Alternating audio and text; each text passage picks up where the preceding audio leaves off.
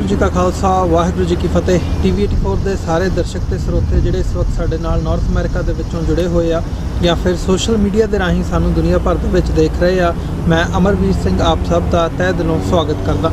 Viewers, ਅੱਜ ਅਸੀਂ Georgia Atlanta ਦੇ ਵਿੱਚ ਸਥਿਤ ਗੁਰਦੁਆਰਾ ਸਿੱਖ ਸਟੱਡੀ ਸਰਕਲ ਦੇ ਵਿੱਚ ਪਹੁੰਚੇ ਹਾਂ। ਇੱਥੇ ਅੱਜ ਗੁਰੂ ਗ੍ਰੰਥ ਸਾਹਿਬ ਜੀ ਮਹਾਰਾਜ ਦੇ ਪਹਿਲੇ ਪ੍ਰਕਾਸ਼ ਦਿਹਾੜੇ ਨੂੰ ਸਮਰਪਿਤ ਜਿਹੜਾ ਆ ਪ੍ਰੋਗਰਾਮ ਇੱਕ ਵਿਸ਼ੇਸ਼ ਸਮਾਗਮ ਰੱਖਿਆ ਗਿਆ ਹੈ, ਜਿੱਥੇ ਪਤਵੰਤੇ ਸੱਜਣ ਜਿਹੜੇ ਇੱਥੇ ਦੀ ਲੋਕਲ ਸੰਗਤ ਹੈ ਉਹਨੇ ਵੱਡੀ ਗਿਣਤੀ ਦੇ ਵਿੱਚ ਹਾਜ਼ਰੀ ਭਰਨੀ ਹੈ। ਉੱਥੇ ਨਾਲ ਹੀ ਨਾਲ ਜਿਹੜੀਆਂ ਪੰਥਕ ਵਿਚਾਰਾਂ ਨੇ ਉਹ ਹੋਣੀਆਂ ਨੇ। ਸੋ ਅੱਜ ਇਸ ਅਟਲਾਂਟਾ ਦੀ ਧਰਤੀ ਤੋਂ ਜਿਹੜਾ ਇਹ ਸਮਾਗਮ ਹੋਣ ਜਾ ਰਿਹਾ ਹੈ, ਇਸ ਦੇ ਵਿੱਚ ਅਸੀਂ TV84 ਦੀ ਟੀਮ ਸ਼ਮੂਲੀਅਤ ਕਰ ਰਹੀ ਹੈ। ਨਾਲ ਡਾਕਟਰ ਅਮਰਜੀਤ ਸਿੰਘ ਹੋਰਾਂ ਨੇ ਵੀ ਸੰਬੋਧਨ ਕਰਨਾ। ਸੋ ਆਓ ਜਿੱਥੇ ਇਸ ਸਮਾਗਮ ਦਾ ਆਨੰਦ ਮਾਣਦੇ ਹਾਂ, ਉੱਥੇ ਜਿਹੜੀਆਂ ਇੱਥੇ ਵਿਚਾਰਾਂ ਹੋਣੀਆਂ ਨੇ ਸਮਾਗਮ ਦੇ ਵਿੱਚ ਉਹ ਵੀ ਤੁਹਾਡੇ ਤੱਕ ਪਹੁੰਚਾਉਣ ਦੀ ਜਿਹੜੀ ਸਾਡੀ ਇਹ ਕੋਸ਼ਿਸ਼ ਹੈ। ਗੁਰੂ ਮਹਾਰਾਜ ਕਿਰਪਾ ਕਰਨ ਇਹ ਪ੍ਰਵਾਨ ਹੋਵੇ ਸੰਗਤ ਦੇ ਚਰਨਾਂ ਦੇ ਵਿੱਚ।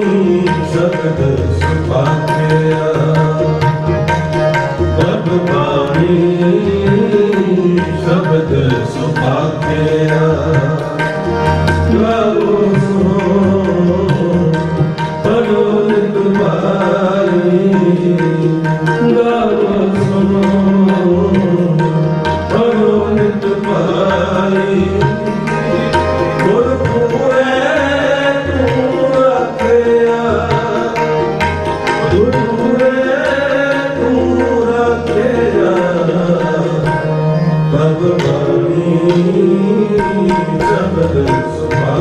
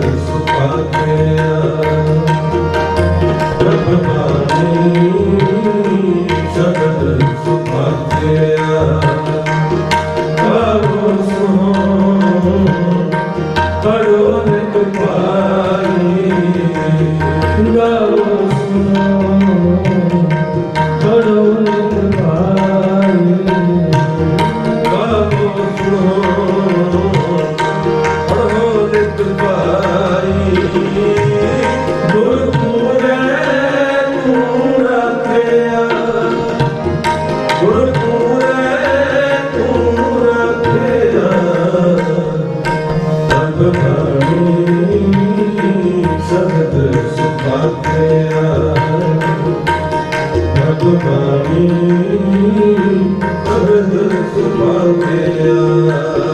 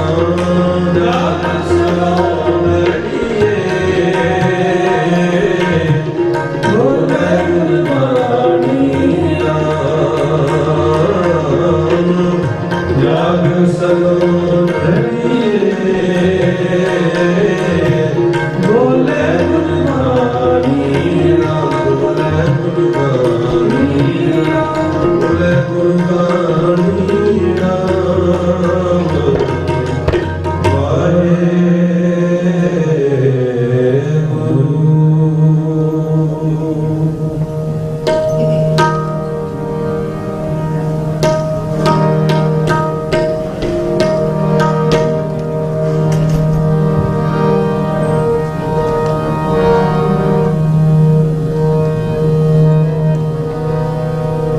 मेरा सतगुर प्यारा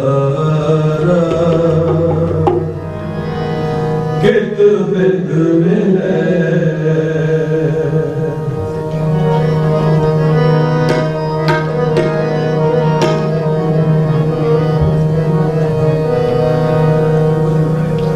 हो खिन खिन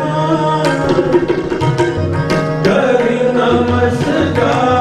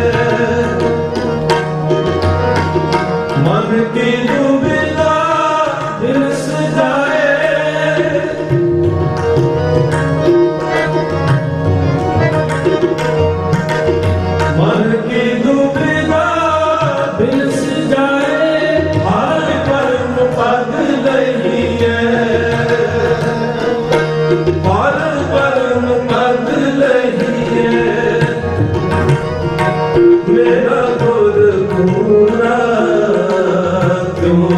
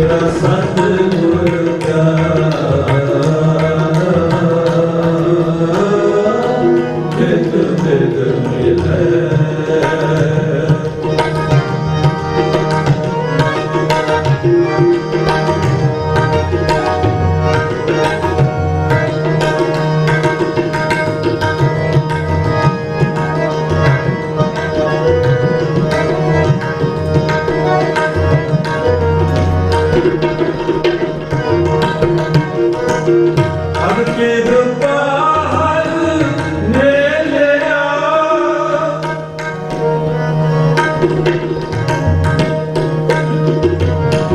ਕਰ ਕਿਰਪਾ ਹਰ ਨੇ ਲਿਆ ਮੇਰਾ ਸਤਿਗੁਰ ਪੂਰਾ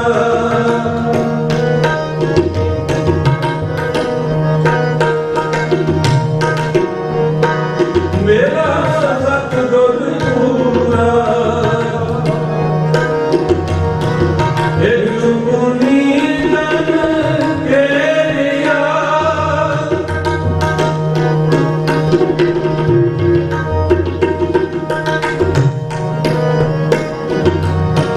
ਇੱਕ ਪੁਨੀਤ ਕੇਰਿਆ ਲੈ ਸਤਿਗੁਰ ਪੂਰਾ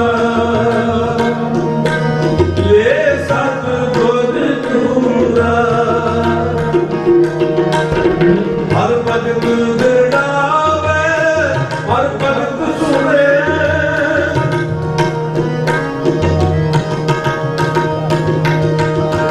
ਹਰ ਭਗਤ ਦਰੜਾਵੇ ਹਰ ਭਗਤ ਸੁਣੇ ਇਸ ਸਤਿਗੁਰ ਮਿਲਿਐ ਇਸ ਸਤਿਗੁਰ ਮਿਲਿਐ ਟੋਟਾ ਮੂਲ ਨਾ ਆਵਈ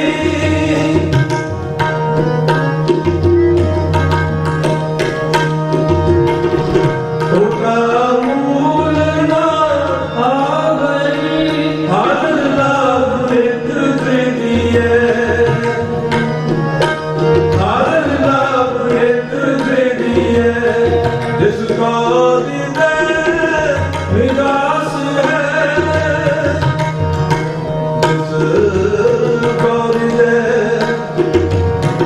ਜਿਸ ਕੋ ਦਿਦੇ ਵਿਗਾਸ ਹੈ ਜਿਸ ਕੋ ਦਿਦੇ ਵਿਗਾਸ ਹੈ ਵਿਗਾਸ ਹੈ ਵਿਗਾਸ ਹੈ ਬਹੁਤ ਜਨਾਨੀ ਨਾਨਕ ਜਿਸ ਗੁਰਮਿਲ ਉਧਰੈ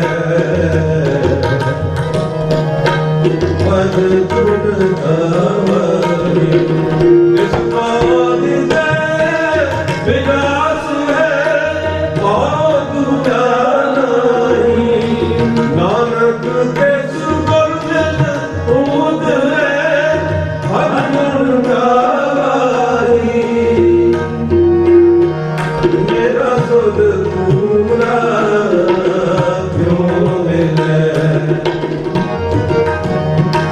ਮੇਰਾ ਸੁਧ ਪੂਰਾ ਕਿਉਂ ਮਿਲੈ ਮੇਰਾ ਸਤਿਗੁਰ ਪਿਆਰਾ ਕਿਤ ਬਿਦ ਮਿਲੈ ਮੇਰਾ ਸਤਿਗੁਰ ਪਿਆਰਾ ਕਿਤ ਬਿਦ ਮਿਲੈ ਓ ਖਿਨ ਖਿਨ ਕਰੀ ਨਮਸਕਾਰ ਓ ਖਿਨ ਖਿਨ ਕਰੀ ਨਮਸਕਾਰ ਮੇਰਾ ਦੁਰ ਪੂਰਾ ਜੋ ਮਿਲੈ ਮੇਰਾ ਦੁਰ ਪੂਰਾ ਜੋ ਮਿਲੈ ਮੇਰਾ ਸਤਿਗੁਰ ਪਿਆਰਾ ਕਿਤ ਬਿਦ ਮਿਲੈ ਜਿਨਾ ਸਤਿਗੁਰ ਪਿਆਰਾ ਕਿਤ ਬਿਦ ਮਿਲੈ ਕਿਤ ਬਿਦ ਮਿਲੈ ਕਿਤ ਬਿਦ ਮਿਲੈ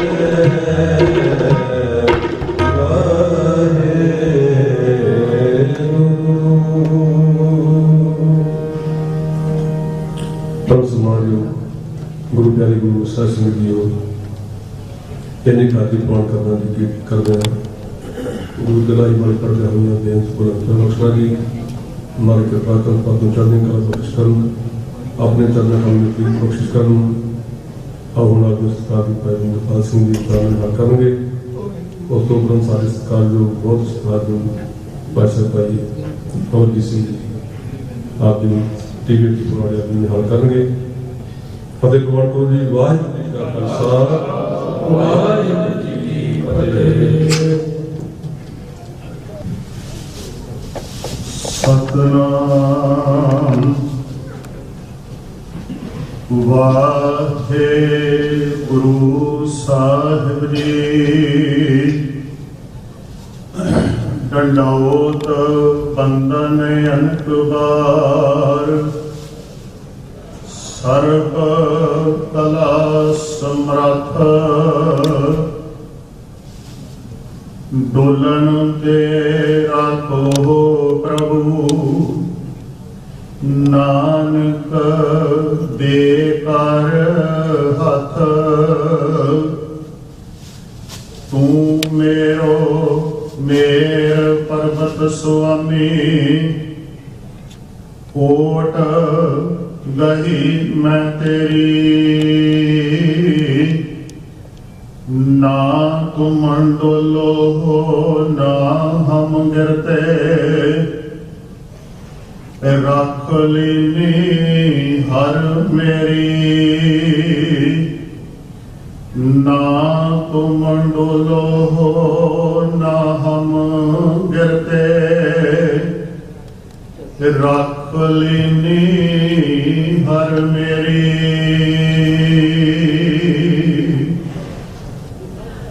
ਧੰਨ ਧੰਨ ਸਤਿਗੁਰੂ ਸ੍ਰੀ ਗੁਰੂ ਗ੍ਰੰਥ ਸਾਹਿਬ ਸੱਚੇ ਪਾਤਸ਼ਾਹ ਜੀ ਦੀ ਪਾਵਨ ਪਵਿੱਤਰ ਹਜ਼ੂਰੀ ਅੰਦਰ ਸੁਭਾਏਮਾਨ ਗੁਰੂ ਪਿਆਰੀ ਸਾਧ ਸੰਗਤ ਜੀਓ। ਬੜੇ ਪਿਆਰ ਅਦਬ ਸਹਿਤ ਆਪ ਜੀ ਨੇ ਭਾਈ ਸਾਹਿਬ ਹੁਣਾਂ ਤੋਂ ਗੁਰੂ ਕੀ ਇਲਾਹੀ ਬਾਣੀ ਦਾ ਕੀਰਤਨ ਸਰਵਣ ਕੀਤਾ ਹੈ। ਆਓ ਇਸੇ ਤਰ੍ਹਾਂ ਇਕਾਗਰਤਾ ਬਖਸ਼ਦੇ ਹੋਏ ਕੁਝ ਸਮੇਂ ਵਾਸਤੇ ਪਾਵਨ ਸ਼ਬਦ ਵਿਚਾਰ ਨਾਲ ਜੁੜਨ ਦਾ ਯਤਨ ਕਰੀਏ। ਸ਼ਬਦ ਵਿਚਾਰ ਆਰੰਭਤਾ ਤੋਂ ਪਹਿਲਾਂ ਬੜੇ ਪਿਆਰ ਦੇ ਵਿੱਚ ਫਤਿਹ ਬੁਲਾਓ। ਗੱਜ ਕੇ ਆਖੋ ਜੀ ਵਾਹਿਗੁਰੂ ਜੀ ਕਾ ਖਾਲਸਾ, ਵਾਹਿਗੁਰੂ ਜੀ ਕੀ ਫਤਿਹ। ਅੱਸੂ ਦੇ ਮਹੀਨੇ ਦੀ ਆਰੰਭਤਾ ਹੋਈ ਹੈ, ਜਿਸ ਦੇ ਵਿੱਚ ਗੁਰੂ ਪਾਤਸ਼ਾਹ ਜੀ ਨੇ ਬਾਹਰ ਦੀਆਂ ਬਦਲਦੀਆਂ ਹੋਈਆਂ ਰੁੱਤਾਂ ਦੀ ਉਦਾਹਰਨ ਦੇ ਕੇ ਜੀਵ ਦੇ ਅੰਦਰ ਦੀ ਰੁੱਤ ਕਿਵੇਂ ਬਦਲੇ। ਹਾਲਾਂਕਿ ਜਦੋਂ ਪਿਛਲੇ ਮਹੀਨਿਆਂ ਦਾ ਜ਼ਿਕਰ ਕੀਤਾ,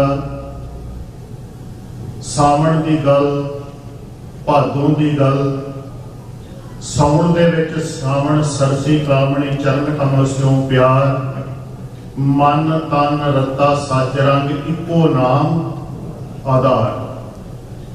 ਜਿਨ੍ਹਾਂ ਦਾ ਆਸਰਾ ਇੱਕ ਪਰਮਾਤਮਾ ਦਾ ਨਾਮ ਹੈ, ਜਿਨ੍ਹਾਂ ਦਾ ਮਨ ਉਸ ਸਾਈਂ ਦੇ ਰੰਗ ਦੇ ਵਿੱਚ ਰਤਿਆ ਗਿਆ। ਫਿਰ ਭਾਦੋਏ ਜਿੱਥੇ ਜਾ ਕੇ ਦੂਜਾ ਭਾਵ ਬਣੇ। ਜਦੋਂ ਜੀਵ ਭਰਮ ਦੇ ਵਿੱਚ ਪੈ ਜਾਵੇ, ਦੂਜੇ ਨਾਲ ਪਿਆਰ ਬਣ ਜਾਵੇ, ਭਾਦੋਏ ਭਰਮ ਭੁਲਾਣੀਆਂ ਦੂਜੇ ਲੱਗਾ ਹੇਤ। ਤੇ ਬਾਹਰੀ ਤੌਰ ਤੇ ਜਿੰਨੇ ਮਰਜ਼ੀ ਫਿਰ ਭੇਖ ਬਣਾਏ ਜਾਣ, ਉਹ ਉਸ ਸਾਈਂ ਨੂੰ ਭਾਉਂਦੇ ਨਹੀਂ। ਲੱਖ ਸਿੰਗਾਰ ਬਣਾਇਆ ਕਾਰਜ ਨਾਹੀ ਕਿ ਉਹ ਕਿਸੇ ਕੰਮ ਨਹੀਂ। ਹੁਣ ਇੱਥੇ ਭਾਦੋਂ ਦੇ ਮਹੀਨੇ ਦੇ ਵਿੱਚ ਗਰਮੀ ਦੀ ਰੁੱਤ ਤੋਂ ਸਰਦੀ ਦੀ ਰੁੱਤ ਇਸਨੇ ਬਦਲਣਾ ਸ਼ੁਰੂ ਕੀਤਾ ਹੈ। ਅੱਸੂ ਦੇ ਮਹੀਨੇ ਨੂੰ ਜਦੋਂ ਜੀਵ ਨੇ ਆਪਣੇ ਅੰਦਰ ਨੂੰ ਬਦਲਣਾ ਹੈ ਤੇ ਗੁਰੂ ਪਾਤਸ਼ਾਹ ਕਹਿੰਦੇ ਆਤਸ਼ ਦੁਨੀਆ ਖੁਨਕ ਨਾਮ ਖੁਦਾਇਆ।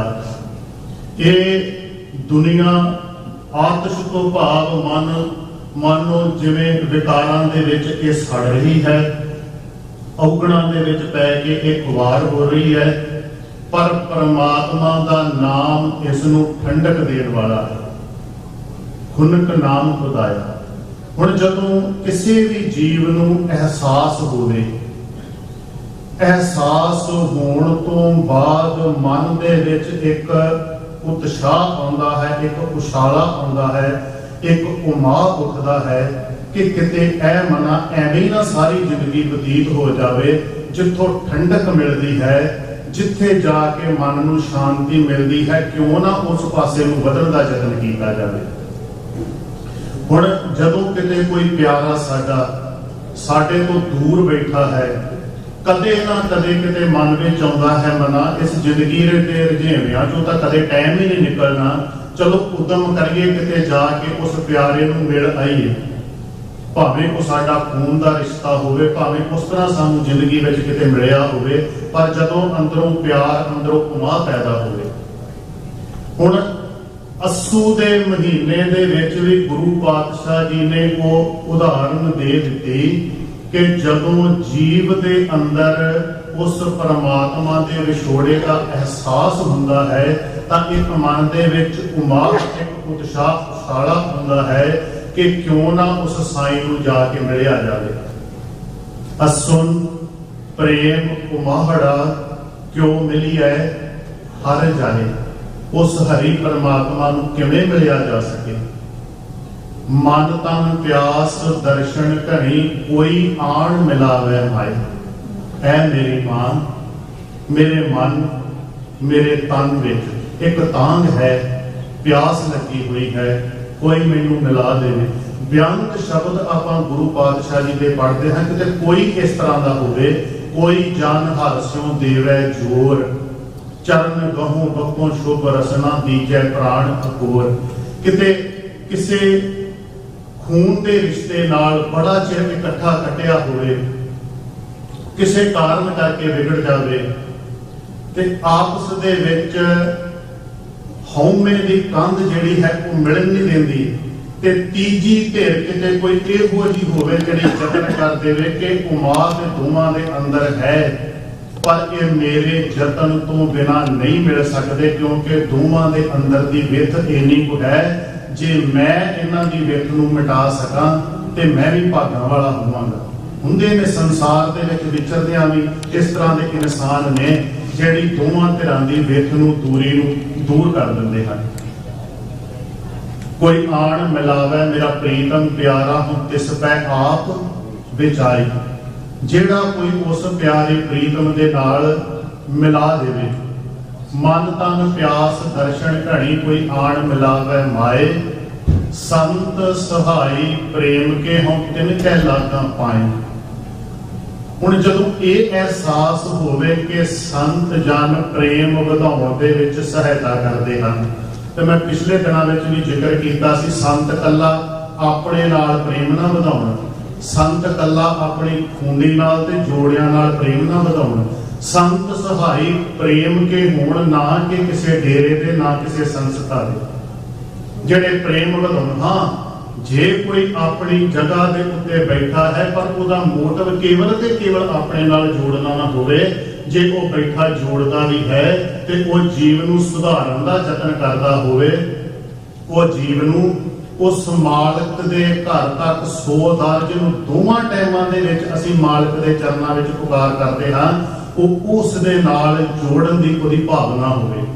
ਇਸ ਤਰ੍ਹਾਂ ਦਾ ਕੋਈ ਹੋਵੇ ਸੰਤ ਸਹਾਈ ਪ੍ਰੇਮ ਕੇ, ਜੇ ਇਹੋ ਜਿਹੇ ਪ੍ਰੇਮ ਵਧਾਉਣ ਵਾਲੇ ਹੋਣ ਤਾਂ ਤਿਨ ਕਹਿ ਲਾਗਾ ਪਾਏ। ਵੇਣ ਪ੍ਰਭ ਕਿਉਂ ਸੁਖ ਪਾਈਐ ਦੂਜੀ ਨਾਹੀ ਜਾਏ। ਪ੍ਰਭੂ ਤੋਂ ਬਿਨਾ ਕਿਤੇ ਸੁਖ ਨਹੀਂ ਤੇ ਹੋਰ ਕੋਈ ਦੂਜੀ ਥਾਂ ਨਹੀਂ।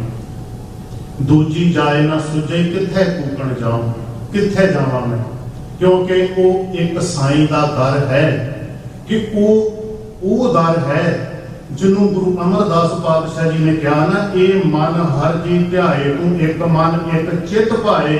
ਹਰ ਕੀਨਾ ਸਦਾ ਸਦਾ ਵਡਿਆਈਆਂ ਦੇ ਨਾ ਪਛੋ ਤਾਏ। ਦੁਨੀਆ ਦਾ ਕੋਈ ਬੰਦਾ ਦੇਵੇਗਾ ਵਕਤ ਆਉਣ ਤੇ ਜਿਸ ਨੂੰ ਦਿੱਤਾ ਹੈ, ਕਿਤੇ ਥੋੜਾ ਜਿਹਾ ਉਹ ਪਾਸਾ ਵੱਟੇ, ਬੰਦਾ ਕਹਿੰਦਾ ਮੈਂ ਇਹ ਕੰਮ ਨਾ ਕਰਦਾ ਤੇ ਇਸ ਤਰ੍ਹਾਂ ਨਹੀਂ ਸੀ ਹੋ ਸਕਦਾ, ਪਛਤਾਵਾ ਮਨ ਵਿੱਚ ਪੈਦਾ ਹੁੰਦਾ ਹੈ। ਗੁਰੂ ਅਮਰਦਾਸ ਪਾਤਸ਼ਾਹ ਕਹਿੰਦੇ ਤੂੰ ਉਸ ਮਾਲਕ ਦੇ ਨਾਲ ਜੁੜ, ਉਹਦੇ ਤੋਂ ਬਿਨਾ ਹੋਰ ਕੋਈ ਦੂਜੀ ਥਾਂ ਨਹੀਂ, ਜਿਹੜਾ ਦੇ ਕੇ ਕਦੇ ਪਛਤਾਉਂਦਾ ਨਹੀਂ।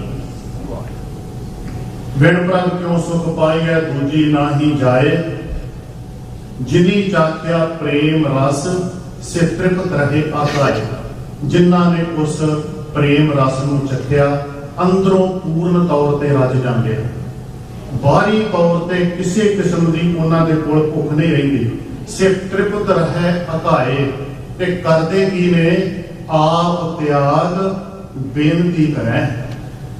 ਹਉਮੈ ਭਾਵ ਆਪਾ ਭਾਵ ਛੱਡ ਦਿੰਦੇ ਹਨ ਤੇ ਉਸ ਅਕਾਲ ਪੁਰਖ ਦੇ ਚਰਨਾਂ ਦੇ ਵਿੱਚ ਬੇਨਤੀ ਕਰਦੇ ਹਨ, ਲੇਹੋ ਪ੍ਰਭੂ ਲੜ ਲਾਏ, ਕਿਰਪਾ ਕਰੋ ਆਪਣੇ ਲੜ ਦੇ ਨਾਲ ਲਾ ਲਓ, ਆਪਣੇ ਚਰਨਾਂ ਦੇ ਨਾਲ ਜੋੜ ਲਓ।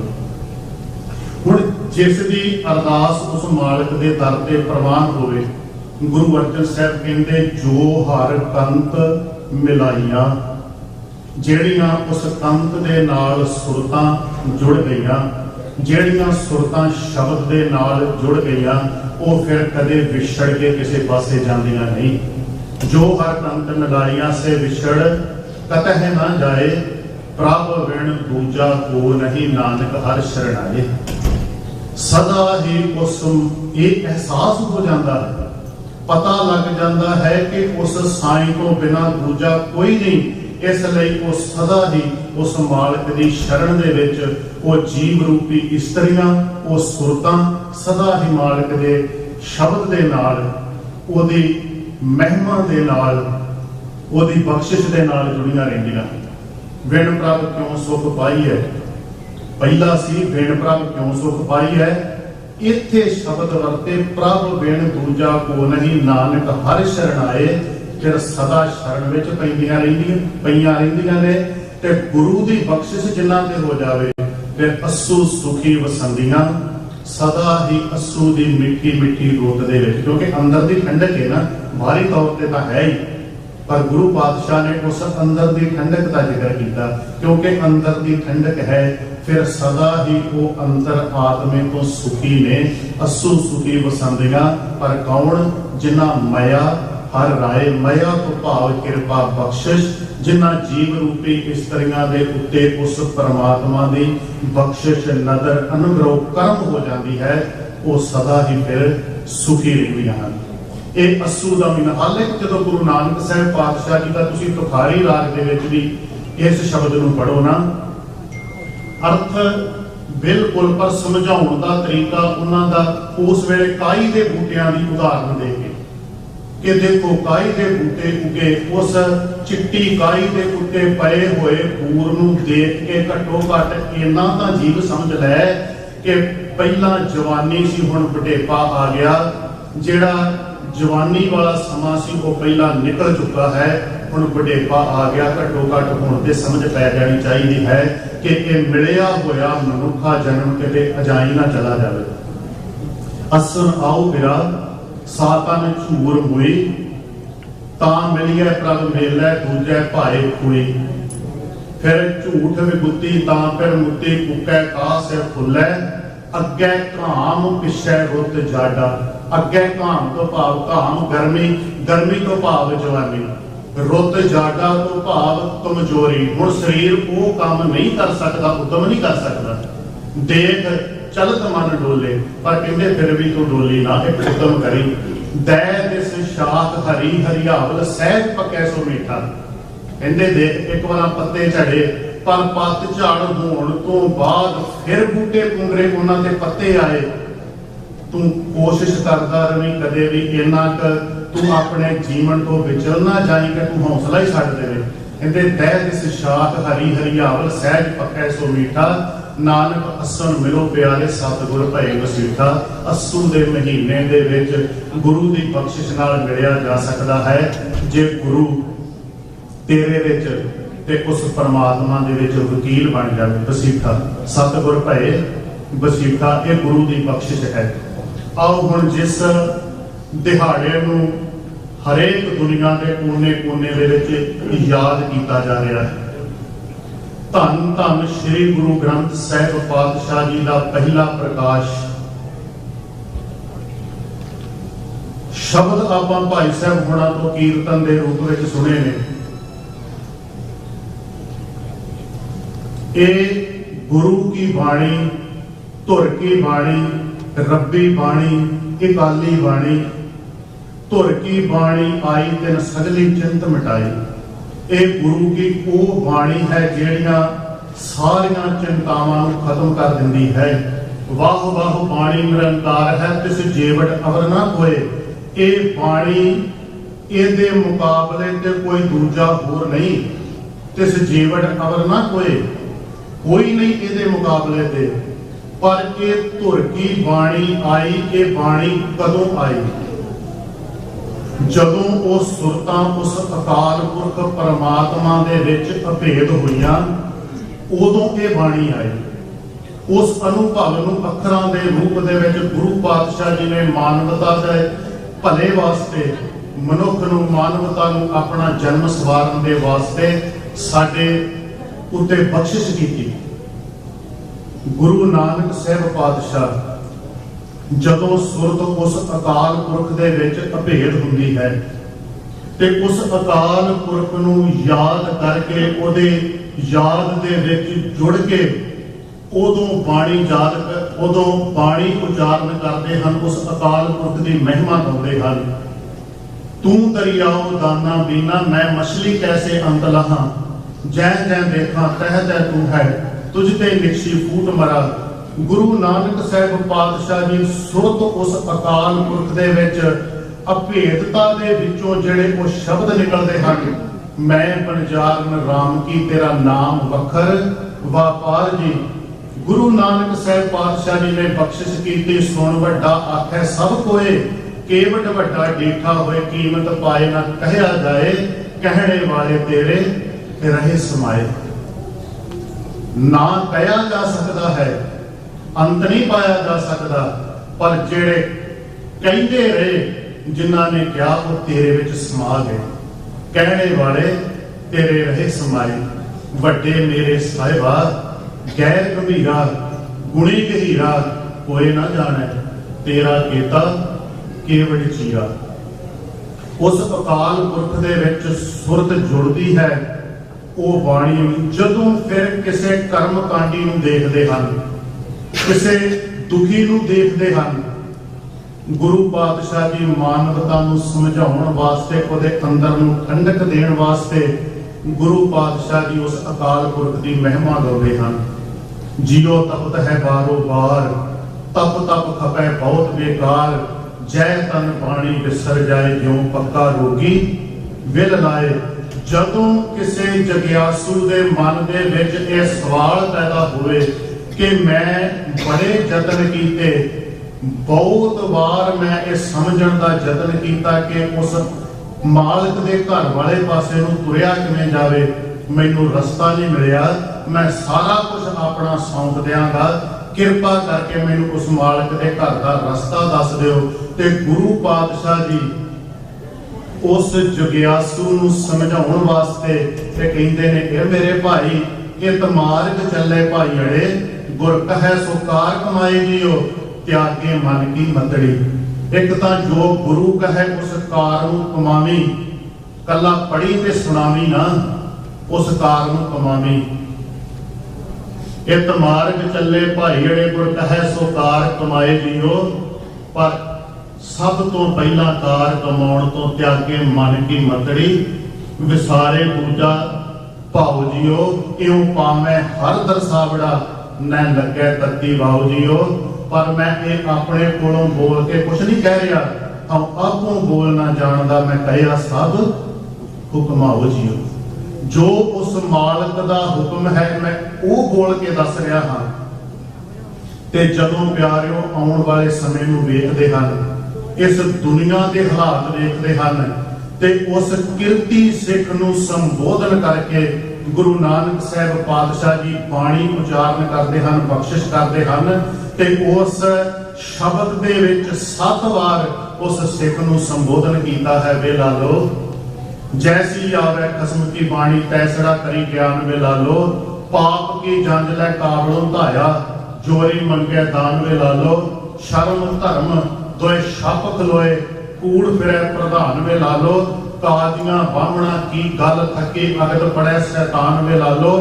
ਤੇ ਅਖੀਰ ਦੇ ਵਿੱਚ ਸ਼ਬਦ ਕਹੇ, ਆਮਣ 78 ਜਾਣ 97, ਹੋਰ ਵੀ ਉੱਠ ਸੀ ਮਰਦ ਕਾ ਚੇਲਾ। ਸੱਚ ਕੀ ਬਾਣੀ ਨਾਨਕ ਆਖੈ, कोई दुनिया की लिखी हुई किताब नहीं।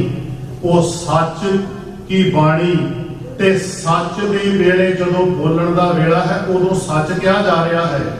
ये नहीं कि खल बचाउण वास्ते कोई नहीं, अज मेरे मन दे विच खतरा है, जदों किते समा सही होवेगा फिर कह दवांगे।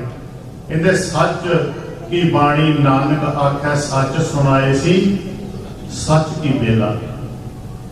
गुरु पातशाह जदों किसी कर्मकांडी नूं देखते हैं, भावें बाहरी तौर पर कोई चिट्ट कपड़िया दिसे, भावें बाहरी तौर पर कोई लगे कि बड़े बेदाग चिट्टे कपड़े पाए ने, भावें पातशाही चौथी दे सरलेख हेठ गौड़ी राग विच शब्द कहण नूं भावें वो तपा सी, पर जदों इहो जे तपे दे ਜਿਹੜੇ ਬਾਹਰੋਂ ਭੇਖ ਬਣਾ ਕੇ ਬੈਠੇ ਉਹਦੇ ਅੰਦਰ ਦੇ ਪਾਜ ਨੂੰ ਉਘੇੜਦੇ ਨੇ, ਉਦੋਂ ਉਹ ਬਾਣੀ ਆਈ।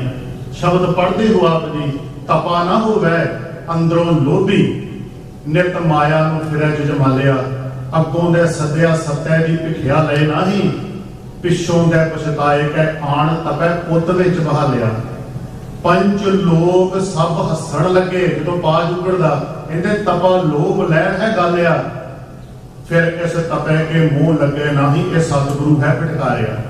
गुरु पातशाह जी ने ते अखीर ते शब्द वरते, कहंदे ए मैं नहीं कह रहा, हर कै दर वरत्या सो नानक आख सुनाया, सो बुझै जो दई सवारिया। ये बुझेगा वही जेड़ा उस मालिक दे दर तो सवारिया जावेगा। गुरु नानक साहब पातशाह जी ने ये धुर की बाणी जदों मानवता नूं किसी दे मन दे विच शंका पैदा होया, जदों वक्त दे हुक्मरान नूं जुल्म करदा वेखदे हन, उदों गुरु नानक साहब पातशाह जी बाणी उचारते हन। राजे शीं मुकद्दम कुत्ते जाए जुतायन बैठे सुते, चाकर नैंदा पायन घाओ, रत पित कुत्तिओ चट जाओ। गुरु नानक साहब पातशाह जी ने यह बख्शिश की थी। ते जदों समा आया गुरु अंगद साहब पातशाह जी का, इतिहास कहता है 100 पोथी गुर अंगद जोग मिली। गुरु नानक साहब पातशाह जी ने वो बाणी भगत साहबान की बाणी सारी को एकत्र की। ਜਿਹੜਾ ਸ਼ਬਦ ਆਪਾਂ ਗੁਰੂ ਅਰਜਨ ਸਾਹਿਬ ਪਾਤਸ਼ਾਹ ਜੀ ਦੀ ਰਚਨਾ ਤੋਂ ਉਚਾਰਨ ਕੀਤਾ ਹੋਇਆ ਪੜ੍ਹਦੇ ਹਾਂ ਨਾ, ਹਮ ਤਨਵੰਤ ਭਾਗਟ ਸੱਚ ਨਾਏ, ਅਸੀਂ ਭਾਗਾਂ ਵਾਲੇ ਬਣ ਗਏ। ਦੁਨਿਆਵੀ ਤੌਰ ਤੇ ਸਾਨੂੰ ਕੋਈ ਜਾਇਦਾਦ ਮਿਲੇ ਤੇ ਅਸੀਂ ਕਹਿ ਦਿੰਨੇ ਬੜਾ ਭਾਗਾਂ ਵਾਲਾ, ਇਹਨੇ ਇਹ ਪ੍ਰਾਪਤੀ ਕੀਤੀ। ਗੁਰੂ ਅਰਜਨ ਸਾਹਿਬ ਪਾਤਸ਼ਾਹ ਕਹਿੰਦੇ ਅਸੀਂ ਭਾਗਾਂ ਵਾਲੇ ਬਣ ਗਏ ਜਦੋਂ ਉਸ ਪਰਮਾਤਮਾ ਦੀ ਬਖਸ਼ਿਸ਼ ਨਾਮ ਦਾ ਧਨ ਸਾਨੂੰ ਪ੍ਰਾਪਤ ਹੋਇਆ। हम तनवंत भागट सच नाए, सच्चे नाम की बख्शिश दे नाल हर गुण गावे सहज सुभाए। सहज अवस्था दे विच टिक के उस मालिक दे गुण गाए जाते हैं। फिर अगला शब्द पढ़ियो तुसी, पियू दादे का खोल डिठा खजाना। वो खजाना ये नहीं क्या पियू दादे का, गुरु अर्जन साहब पातशाह जी ने इकट्ठा किया खजाना, खोल डिठा, क्योंकि वो सारा खजाना गुरु अर्जन साहब पातशाह जी के कोल गुरु रामदास पातशाह जी ने जो बख्शिश की, वो पोथी के रूप में गुरु अर्जन साहब पातशाह जी के कोल सारा खजाना पहुंच गया।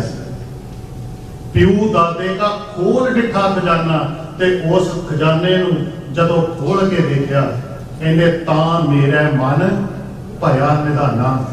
उस परमात्मा की बख्शिश नाल उस खजाने आत्मक रस की बख्शिश के नाल मन सरासर भर गया। तां मेरा मन भया निधाना, ओ बख्शिश रतन लाल जाका कशू ना मूल।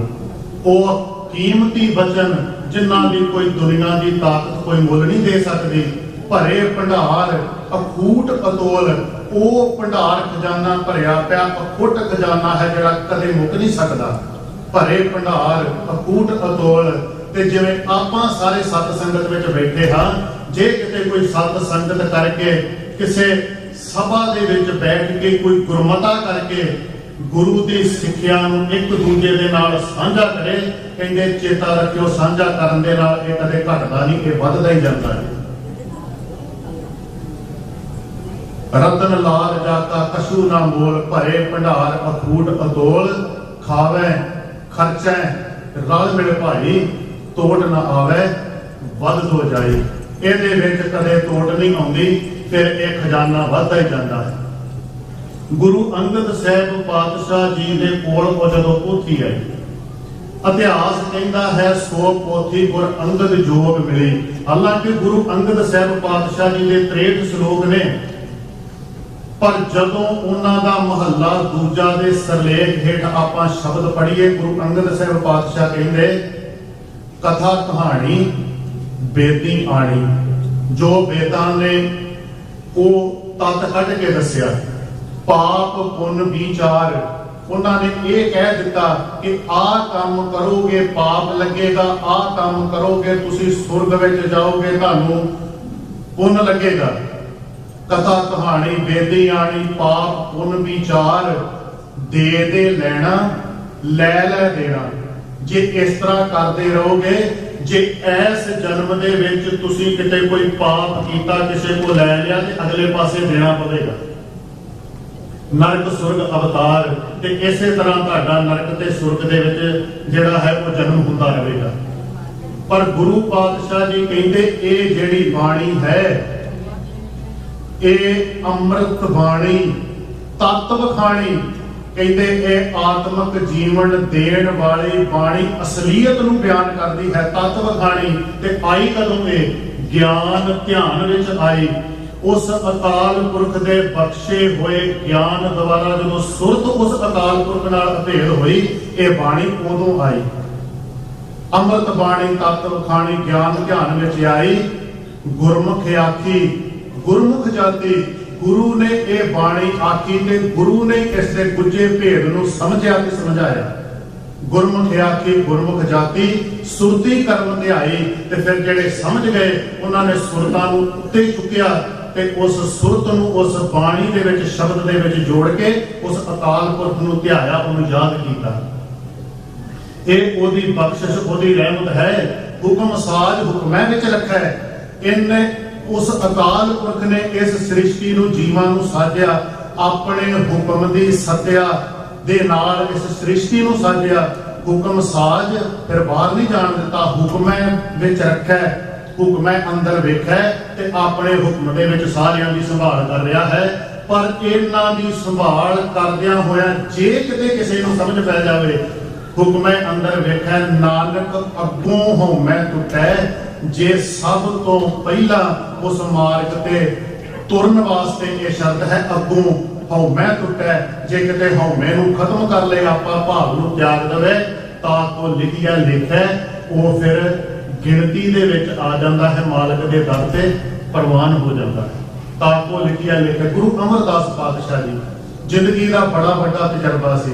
ਅਸੀਂ ਸਾਰਾ ਇਤਿਹਾਸ ਉਹਨਾਂ ਦਾ ਸੁਣਦੇ ਹਾਂ, ਕਿਵੇਂ ਕਿਵੇਂ ਉਹ ਆਪਣੇ ਜੀਵਨ ਦੇ ਵਿੱਚ, ਚਲੋ ਗੰਗਾ ਦੇ ਉੱਤੇ ਇਸ਼ਨਾਨ ਕਰਨ ਜਾਂਦੇ ਰਹੇ, ਪਰ ਜਿਸ ਵਾਰ-ਵਾਰ ਹੋਕਾ ਦੇ ਕੇ ਉਹਨਾਂ ਨੇ ਸ਼ਬਦ ਦੇ ਰਾਹੀਂ ਜੀਵ ਨੂੰ ਸਮਝਾਉਣ ਦਾ ਯਤਨ ਕੀਤਾ ਹੈ, ਜਿਹੜਾ ਸਿਧਾਂਤ ਗੁਰੂ ਨਾਨਕ ਸਾਹਿਬ ਪਾਤਸ਼ਾਹ ਜੀ ਨੇ ਬਖਸ਼ਿਸ਼ ਕੀਤੀ ਸਾਡੇ ਤੇ, ਕੀਤਾ ਪਸਾਓ ਏਕੋ ਪਵਾਓ, ਉਤਪਤ ਪਰਲੋ ਸ਼ਬਦੈ ਹੋਵੇ, ਸ਼ਬਦੈ ਹੀ ਫਿਰ ਉਪਤ ਹੋਵੇ।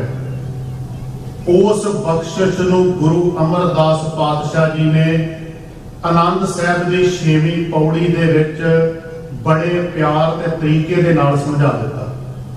ਹੁਣ ਆਰਥਿਕ ਤੌਰ ਤੇ, ਧਾਰਮਿਕ ਤੌਰ ਤੇ, ਸਮਾਜਿਕ ਤੌਰ ਤੇ, ਪਰਿਵਾਰਕ ਤੌਰ ਤੇ ਸਾਰਾ ਹੀ ਜ਼ਿਕਰ ਕੀਤਾ ਨਾ। ਚਲੋ 2-3 ਦਾ ਆਪਾਂ ਜ਼ਿਕਰ ਕਰ ਲਿਆ। ਹੁਣ ਪਰਿਵਾਰਕ ਤੌਰ ਤੇ ਗੁਰੂ ਪਾਤਸ਼ਾਹ ਜੀ ਨੇ ਜ਼ਿਕਰ ਕੀਤਾ, ਰੰਨਾ ਹੋਈਆਂ ਬੋਧੀਆਂ ਪੁਰਖ ਹੋਏ ਸਯਾਦ, ਸੀਲ ਸੰਜਮ ਸੁਚ ਭੰਨੀ ਖਾਣਾ ਕਾਜ ਅਹਾਜ, ਸ਼ਰਮ ਗਿਆ ਘਰ ਆਪਣੇ ਪੱਤ ਉੱਠ ਚੱਲੀ, ਨਾਲ ਨਾਨਕ ਸੱਚਾ ਏਕ ਹੈ ਔਰ ਨਾ ਦੂਜਾ ਭਾਲ। ਪਰਿਵਾਰਕ ਤੌਰ ਤੇ ਜੇ ਪਰਿਵਾਰਾਂ ਦੇ ਵਿੱਚ ਊਣਤਾਈਆਂ ਆਈਆਂ, ਗੁਰੂ ਪਾਤਸ਼ਾਹ ਜੀ ਨੇ ਉਸ ਨੂੰ ਵੀ ਦੁਨੀਆ ਦੇ ਸਾਹਮਣੇ ਕੀ ਕਰ ਰਹੇ ਤੁਸੀਂ, ਉਸ ਸੱਚ ਦੇ ਮਾਰਗ ਤੇ ਤੁਰਨਾ ਹੈ ਤੇ ਇਹਨਾਂ ਚੀਜ਼ਾਂ ਨੂੰ ਸਮਝਣਾ ਪਵੇਗਾ। ਗੁਰੂ ਅਮਰਦਾਸ ਪਾਤਸ਼ਾਹ ਕਿ ਜੇ ਕਿਤੇ ਇਹਨਾਂ ਸਾਰੇ ਪੱਖਾਂ ਤੋਂ ਊਣਤਾਈਆਂ ਆਉਣ, ਇਸ ਦੇਹ ਦੇ ਵਿੱਚ ਕਿਸੇ ਪੱਖ ਤੋਂ ਕੋਈ ਕਮਜ਼ੋਰੀ ਹੈ ਤੇ ਜਿਸ ਦੀ ਉਤਪਤੀ ਉਸ ਮਾਲਕ ਦੇ ਸ਼ਬਦ ਨਾਲ ਹੋਈ ਹੈ, ਗੁਰੂ ਪਾਤਸ਼ਾਹ ਕਹਿੰਦੇ ਫਿਰ ਜਿਹੜੀ ਚੀਜ਼ ਜਿਸ ਤੋਂ ਬਣੀ ਹੋਵੇ ਉਹਨੂੰ ਸਵਾਰਿਆ ਵੀ ਉਸੇ ਦੇ ਨਾਲ ਹੀ ਜਾਂਦਾ। ਜੇ ਕਿਤੇ ਉਹ ਜ਼ਿੰਦਗੀ ਦੇ ਕਿਸੇ ਮੋੜ ਦੇ ਉੱਤੇ ਆ ਕੇ ਉਹ ਡਿਫੈਕਟਿਵ ਹੋ ਜਾਵੇ, ਉਹਨੂੰ ਉਸੇ ਚੀਜ਼ ਨਾਲ ਸਵਾਰਿਆ ਜਾਂਦਾ ਹੈ। ਗੁਰੂ ਅਮਰਦਾਸ ਪਾਤਸ਼ਾਹ ਕਹਿੰਦੇ ਸਾਚੀ ਲਿਵੈ ਬਿਨ ਦੇ ਨਿਮਾਣੀ ਲਿਵੈ ਬਾਜੋਂ, ਦੇ ਨਿਮਾਣੀ ਲਿਵੈ ਬਾਜੋਂ, ਕਿਆ ਕਰੇ ਵਿਚਾਰੀਆ ਤੁਧ ਬਾਜ ਸਮਰੱਥ ਕੋਇ ਨਾਹੀ, ਕਿਰਪਾ ਕਰ ਬਨਵਾਰੀਆ ਇਸ ਨੋ ਹੋਰ ਥਾਉ ਨਾਹੀ। ਕਿਉਂ ਨਹੀਂ ਇਹ ਸੁਧਰ ਸਕਦੀ? ਗੁਰੂ ਪਾਤਸ਼ਾਹ ਜੀ ਕਿਵੇਂ ਸੁਧਰ ਸਕਦੇ ਹਾਂ? ਕਹਿੰਦੇ ਸ਼ਬਦ ਲਾਗ ਸਵਾਰੀਆ, ਜਦੋਂ ਇਹ ਸ਼ਬਦ ਦੇ ਨਾਲ ਜੁੜ ਜਾਵੇ, ਇਹ ਲੱਗ ਜਾਵੇ, ਉਦੋਂ ਇਹ ਸਵਾਰੀ ਜਾਵੇ। ਗੁਰੂ ਰਾਮਦਾਸ ਪਾਤਸ਼ਾਹ ਜੀ ਨੇ ਇਸ ਪੱਖ ਨੂੰ ਮਜ਼ਬੂਤੀ ਨਾਲ ਰੱਖਿਆ। ਬਾਣੀ ਗੁਰੂ ਹੈ ਬਾਣੀ, ਵਿੱਚ ਬਾਣੀ ਅੰਮ੍ਰਿਤ ਸਾਰੇ, ਗੁਰਬਾਣੀ ਕਹੈ ਸੇਵਕ ਜਨ ਮਾਨੈ ਪ੍ਰਤੱਖ, ਗੁਰੂ ਨਿਸਤਾਰੇ। ਪਰ ਜਿੱਥੇ ਆਨੰਦ ਸਾਹਿਬ ਦੇ ਵਿੱਚ ਗੁਰੂ ਅਮਰਦਾਸ ਪਾਤਸ਼ਾਹ ਜੀ ਦੀਆਂ ਆਪਾਂ 2 ਪੌੜੀਆਂ ਪੜ੍ਹਦੇ ਹਾਂ, ਪਹਿਲਾਂ ਆਵਾਜ਼ ਮਾਰ ਕੇ ਕਹਿੰਦੇ ਹਨ, ਆਵੋ ਸਿੱਖ ਸਤਿਗੁਰੂ ਕੇ ਪਿਆਰਿਓ ਗਾਵੋ ਸੱਚੀ ਬਾਣੀ।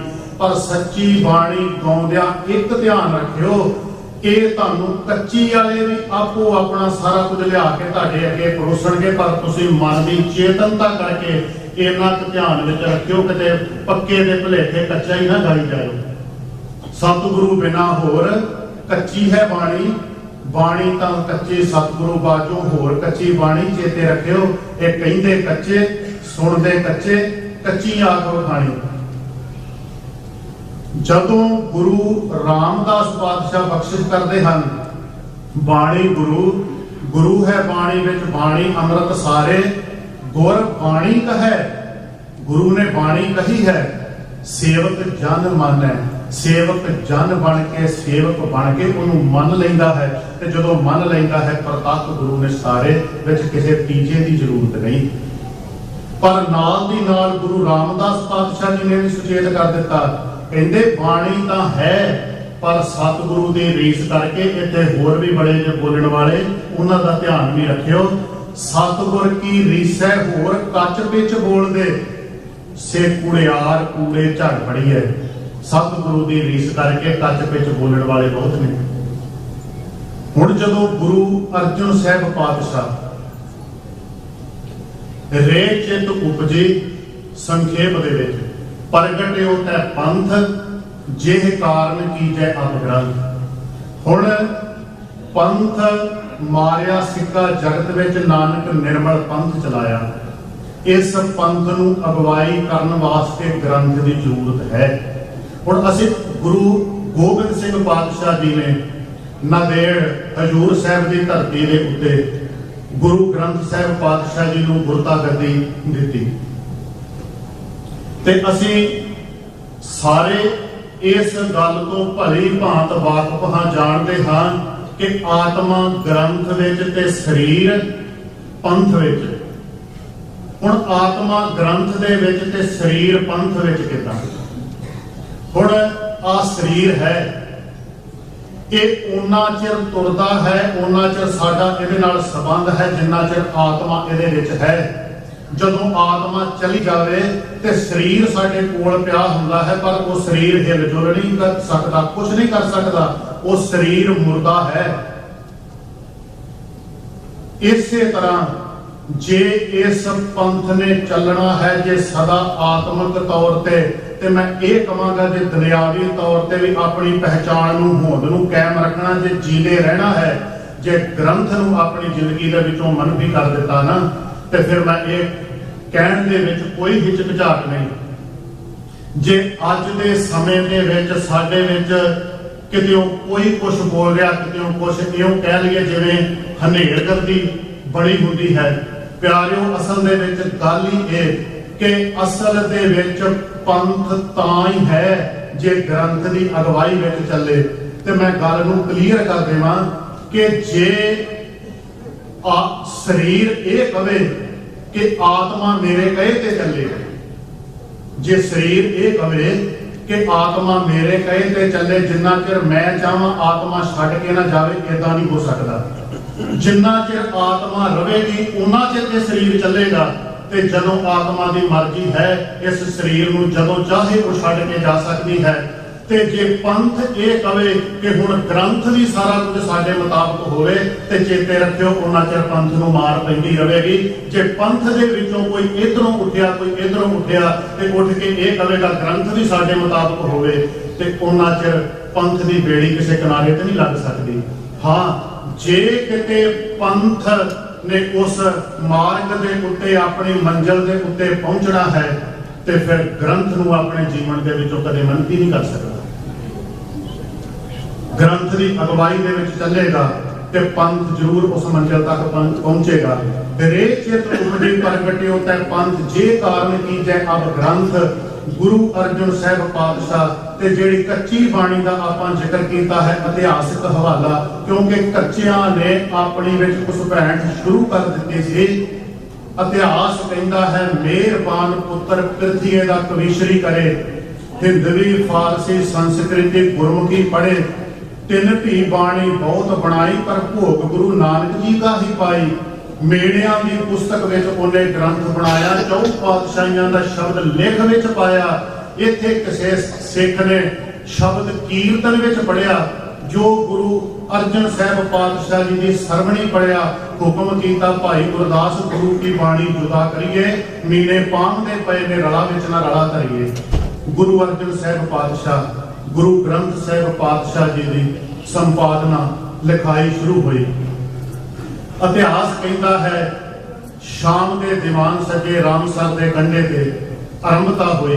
ਹੁਣ ਜਦੋਂ ਗੁਰੂ ਅਰਜਨ ਸਾਹਿਬ ਪਾਤਸ਼ਾਹ ਜੀ ਲਿਖਾਉਣਾ ਹੈ, ਭਾਈ ਗੁਰਦਾਸ ਜੀ ਨੇ ਉਸ ਸੇਵਾ ਨੂੰ ਨਿਭਾਉਣਾ ਹੈ, ਪਰ ਉਸ ਤੋਂ ਪਹਿਲਾਂ ਦਰਬਾਰ ਸਾਹਿਬ ਤਿਆਰ ਨੇ ਜਿੱਥੇ ਗੁਰੂ ਗ੍ਰੰਥ ਸਾਹਿਬ ਪਾਤਸ਼ਾਹ ਦੇ ਪ੍ਰਕਾਸ਼ ਹੋਣੇ ਨੇ, ਜਿੱਥੇ ਗੁਰੂ ਅਰਜਨ ਸਾਹਿਬ ਪਾਤਸ਼ਾਹ ਸੰਗਤਾਂ ਨੂੰ ਸੰਬੋਧਨ ਕਰਦੇ ਹਨ।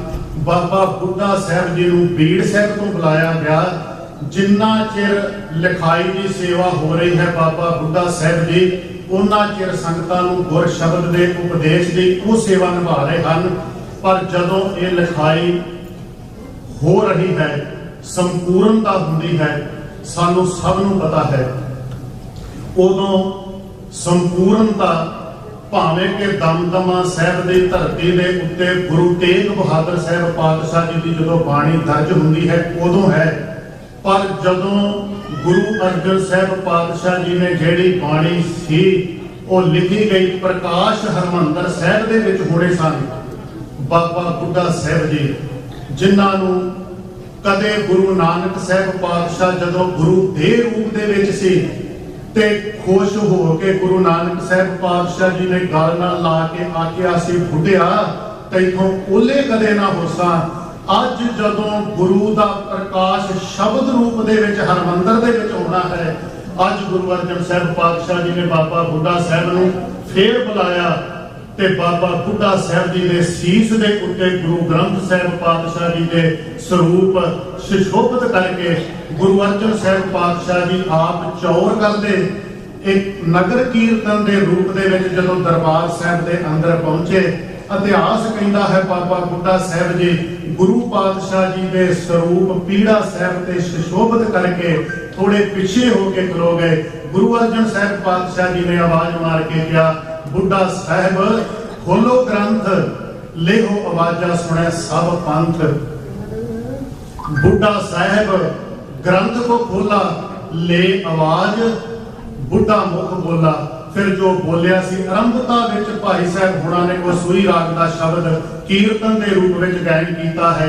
संतां के कारज आप खलोया हर कम करावन आया राम। धरत सुहावी ताल सुहावा विच अमृत जल छाया राम।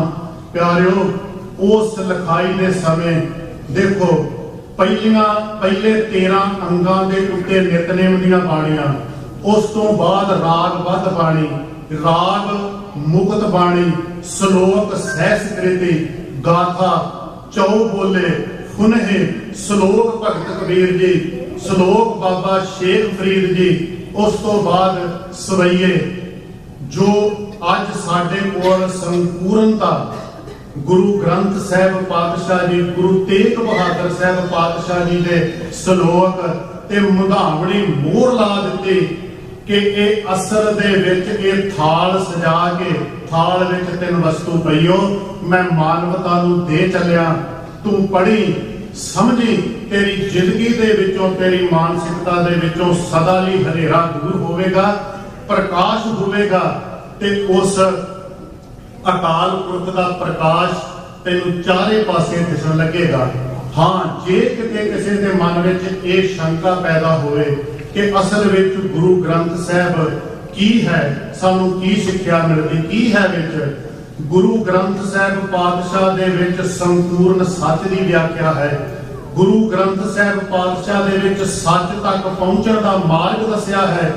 गुरु ग्रंथ साहिब पातशाह दे विच ਜਿਹੜੇ उस सच तक पहुंच गए जुड़िया होइया सुरतां दा उन्हां दा जिक्र कीता है।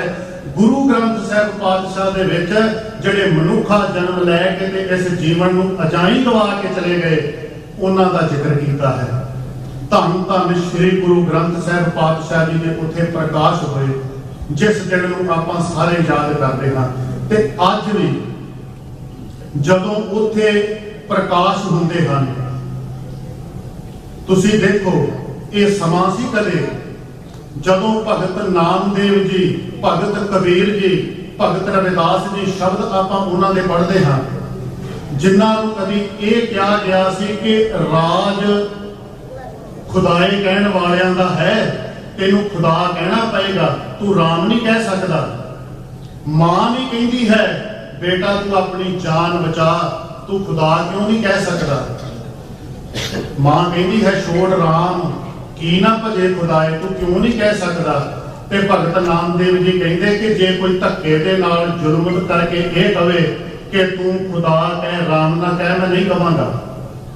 तुसी देखो जदों उस सच जेड़ी आवाज नूं, जिस सच नूं दबाउण वास्ते यतन कीते गए, गुरु नानक साहिब पातशाह जी दे घर ने उस आवाज नूं कदे भी दबण नहीं दिता, कदे उस आवाज नूं दुनिया की ताकत बंद नहीं कर सकी। वो कहंदे सी असीं मंदिर विच नहीं जाण देना, ते गुरु नानक साहिब पातशाह दे घर ने किरपा कीती, प्रकाश हर मंदिर विच करवा दिते, ते जिस आवाज नूं उदों वो बंद करदे सी अज वो आवाज दोवें टाइम दुनिया के कोने कोने तक पहुंचती है। जे शाम नूं सोदर दी चौंकी लगदी है ते वो छंत पढ़िया जाता है, हर जुग जुग भगत को पाया पैज रखदा आया राम राजे, हरनाथ दुष्ट हर मारिया प्रहलाद तराया, अहंकारियां निंदकां पिठ दे नाम दियो मुख लाया, जन नानक ऐसा हर सेविया अंत लय छडाया। मैं कहना जे गुरु नानक दे घर ने ਜਿਹੜੀਆਂ आवाजां ਨੂੰ ਉਦੋਂ ਬੰਦ ਕਰਨ ਦਾ ਯਤਨ ਕੀਤਾ, ਉਹ ਆਵਾਜ਼ गुरु ग्रंथ साहिब पातशाह दे विच दर्ज करके ते दुनिया के कोने कोने तक पहुंचा दी। आवाज बंद नहीं हुई, वो गुरु ते भरोसा करके तुरीए। जे अज असीं अपनी आवाज नूं दुनिया दे किते अपने हकां वास्ते, अपने कौमी घर वास्ते बुलंद करते रहांगे ना, ते चेते रखियो बड़ियां हवावां आउणगियां, बड़ियां हनेरियां झुलणगियां ते कहण दे यतन कीते जाणगे कि आवाज बंद हो जाएगी। मैं कहना जे असीं गुरु ते भरोसा रख के इस आवाज नूं सदा ही बुलंद करते रहांगे ते एक ना एक दिन असीं जिस घर की गल करते हाँ उस मंजिल तक जरूर पहुंचांगे। कदे गुरु ते भरोसा करके तां तुरीए। ते अज भी जदों गुरु ग्रंथ साहिब पातशाह जी का प्रकाश हुंदा है, सब तो पहला दरबार साहिब के कवाड़ खुलते हैं, उस तो 1 घंटा बाद अकाल तख्त साहिब के कवाड़ खुलते हैं। फिर उत्थे जेड़े अकाल तख्त साहिब के मुख ग्रंथी हैं, जेड़े गुरु ग्रंथ साहिब पातशाह के स्वरूप दरबार साहिब विच प्रकाश होने हैं, उन्हां दे उत्ते चौर साहिब करते हैं। संगतां सुखमनी साहिब के पाठ करदियां हैं। फिर जदों नगारे ते चोट लगती है, हाले रण सिंगा नहीं बजता, वाहिगुरु नर सिंगा साज उही है। जदों किसी राजे की पालकी जाती सी, जिवें अज गुरु ग्रंथ साहिब पातशाह पालकी विच सुशोभित होके जाते हैं, वो उदों बजाया जाता है, उदों वो नर सिंगा है। ते किसी जंग के मैदान में बजाया जाए तो उदों वो रण सिंगा है। वो नर सिंगा वजन तो पहला ਦਰਬਾਰ ਸਾਹਿਬ ਦੇ ਗ੍ਰੰਥੀ ਸਿੰਘ ਤੇ ਚੌਰ ਬਰਦਾਰ ਉਹ ਉੱਥੇ ਪਹੁੰਚਦੇ ਹਨ। ਪਰ ਅੰਦਰ ਜਾਣ ਵੇਲੇ ਜਦੋਂ ਦਰਬਾਰ ਸਾਹਿਬ ਦੇ ਗ੍ਰੰਥੀ ਸਾਹਿਬਾਨ ਅੰਦਰ ਜਾਂਦੇ ਹਨ, ਛੋਟੀ ਅਰਦਾਸ ਹੁੰਦੀ ਹੈ, ਕਿਉਂਕਿ ਧਿਆਨ ਲੈ ਚੱਲ ਕੇ ਗੁਰੂ ਰਾਮਦਾਸ ਪਾਤਸ਼ਾਹ ਜੀ ਦੇ ਅਸਥਾਨ ਤੇ ਛੋਟੀ ਅਰਦਾਸ ਹੁੰਦੀ ਹੈ। ਪਰ ਉਦੋਂ ਵੀ ਚੌਰ ਅਕਾਲ ਤਖਤ ਸਾਹਿਬ ਦੇ ਗ੍ਰੰਥੀ ਸਾਹਿਬਾਨ ਕਰ ਰਹੇ ਹਨ। ਅਰਦਾਸ ਤੋਂ ਬਾਅਦ ਜਦੋਂ ਜੈਕਾਰਾ ਲੱਗਦਾ ਹੈ, ਦਰਬਾਰ ਸਾਹਿਬ ਦੇ ਗ੍ਰੰਥੀ ਸਾਹਿਬਾਨ ਗੁਰੂ ਗ੍ਰੰਥ ਸਾਹਿਬ ਪਾਤਸ਼ਾਹ ਜੀ ਦੇ ਸਰੂਪ ਆਪਣੇ ਸੀਸ ਤੇ ਲੈਂਦੇ ਹਨ। ਫਿਰ ਅਕਾਲ ਤਖਤ ਸਾਹਿਬ ਦੇ ਗ੍ਰੰਥੀ ਜਿਹੜਾ ਚੌਰ ਬਰਦਾਰ ਦਰਬਾਰ ਸਾਹਿਬ ਤੋਂ ਗ੍ਰੰਥੀ ਸਾਹਿਬਾਨ ਸਿੰਘ ਸਾਹਿਬਾਨ ਦੇ ਨਾਲ ਆਇਆ ਹੁੰਦਾ ਹੈ, ਉਹ ਚੌਰ ਸਾਹਿਬ ਉਹਨਾਂ ਦੇ ਹੱਥ ਵਿੱਚ ਦੇ ਦਿੰਦਾ ਹੈ। ਫਿਰ ਗੁਰੂ ਗ੍ਰੰਥ ਸਾਹਿਬ ਪਾਤਸ਼ਾਹ ਜੀ ਦੇ ਪਾਵਨ ਸਰੂਪ ਪਾਲਕੀ ਦੇ ਵਿੱਚ ਸੁਸ਼ੋਭਿਤ ਕਰਕੇ ਤੇ ਦਰਬਾਰ ਸਾਹਿਬ ਦੇ ਅੰਦਰ ਸੰਗਤਾਂ ਸਤਿਨਾਮ ਵਾਹਿਗੁਰੂ ਦਾ ਜਾਪ ਕਰਦੀਆਂ ਗੁਰੂ ਗ੍ਰੰਥ ਸਾਹਿਬ ਪਾਤਸ਼ਾਹ ਜੀ ਦੇ ਸਰੂਪ ਦਰਬਾਰ ਸਾਹਿਬ ਦੇ ਅੰਦਰ ਪਹੁੰਚਦੇ ਹਨ। ਤੇ ਫਿਰ ਗੁਰੂ ਗ੍ਰੰਥ ਸਾਹਿਬ ਪਾਤਸ਼ਾਹ ਜੀ ਦਾ ਪਾਵਨ ਹੁਕਮ ਲਿਆ ਜਾਂਦਾ ਹੈ।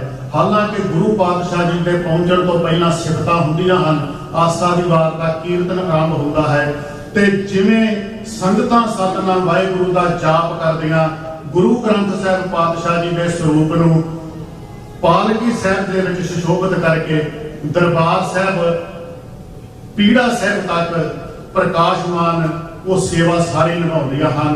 ਆਓ ਦੋ ਮਿੰਟ ਉਸ ਸਤਿਨਾਮ ਵਾਹਿਗੁਰੂ ਦੇ ਜਾਪ ਨੂੰ ਸਾਰੇ ਬੋਲਿਓ, ਕੋਈ ਸੰਗ ਨਹੀਂ ਇਹਦੇ ਵਿੱਚ, ਸਾਰੇ ਉਸ ਜਾਪ ਨੂੰ ਕਰੀਏ ਆਪਾਂ। ਸਤਿਨਾਮ ਸ੍ਰੀ ਵਾਹਿਗੁਰੂ ਸਾਹਿਬ ਜੀ, ਸਤਿਨਾਮ ਸ੍ਰੀ ਵਾਹਿਗੁਰੂ ਸਾਹਿਬ ਜੀ, ਸਤਿਨਾਮ ਸ੍ਰੀ ਵਾਹਿਗੁਰੂ ਸਾਹਿਬ ਜੀ, ਸਤਿਨਾਮ ਸ੍ਰੀ ਵਾਹਿਗੁਰੂ ਸਾਹਿਬ ਜੀ, ਸਤਿਨਾਮ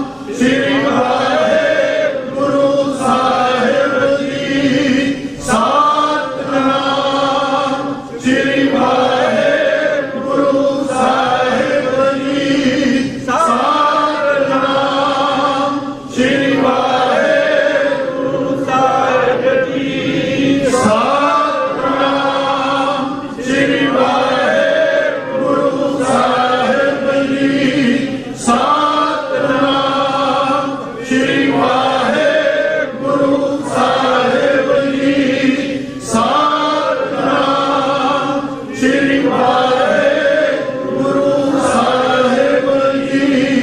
ਬਹੁਤ ਬਹੁਤ ਧੰਨਵਾਦ ਸਭ ਨੂੰ ਗੁਰੂ ਗ੍ਰੰਥ ਸਾਹਿਬ ਪਾਤਸ਼ਾਹ ਜੀ ਦੇ ਪਹਿਲੇ ਪ੍ਰਕਾਸ਼ ਦੀਆਂ ਬਹੁਤ ਬਹੁਤ ਵਧਾਈਆਂ। ਆਓ ਹੁਣ ਸਾਡੇ ਕੋਲ ਸਤਿਕਾਰਯੋਗ ਡਾਕਟਰ ਅਮਰਜੀਤ ਸਿੰਘ ਜੀ ਟੀਵੀ 84 ਵਾਲੇ ਪਹੁੰਚੇ ਹਨ। ਸਮੂਹ ਸੰਗਤ ਵੱਲੋਂ ਉਹਨਾਂ ਦਾ ਬਹੁਤ ਬਹੁਤ ਧੰਨਵਾਦ ਜੀ ਆਇਆ ਹੈ। ਆਪ ਸੰਗਤ ਦੇ ਨਾਲ ਵਿਚਾਰ ਉਹਨਾਂ ਨੇ ਸਾਂਝੇ ਕਰਨੇ ਹਨ।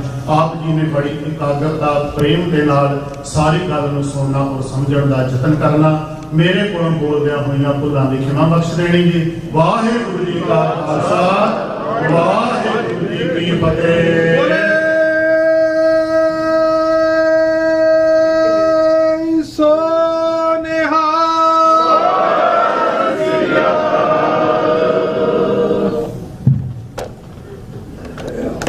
ਗੁਰੂ ਮਹਾਰਾਜ ਦੀ ਪਾਵਨ ਹਜ਼ੂਰੀ ਵਿੱਚ ਜੁੜ ਬੈਠੇ ਗੁਰੂ ਪਿਆਰੀ ਸਾਧ ਸੰਗਤ ਜੀ, ਵਾਹਿਗੁਰੂ ਜੀ ਕਾ ਖਾਲਸਾ, ਵਾਹਿਗੁਰੂ ਜੀ ਕੀ ਫਤਿਹ।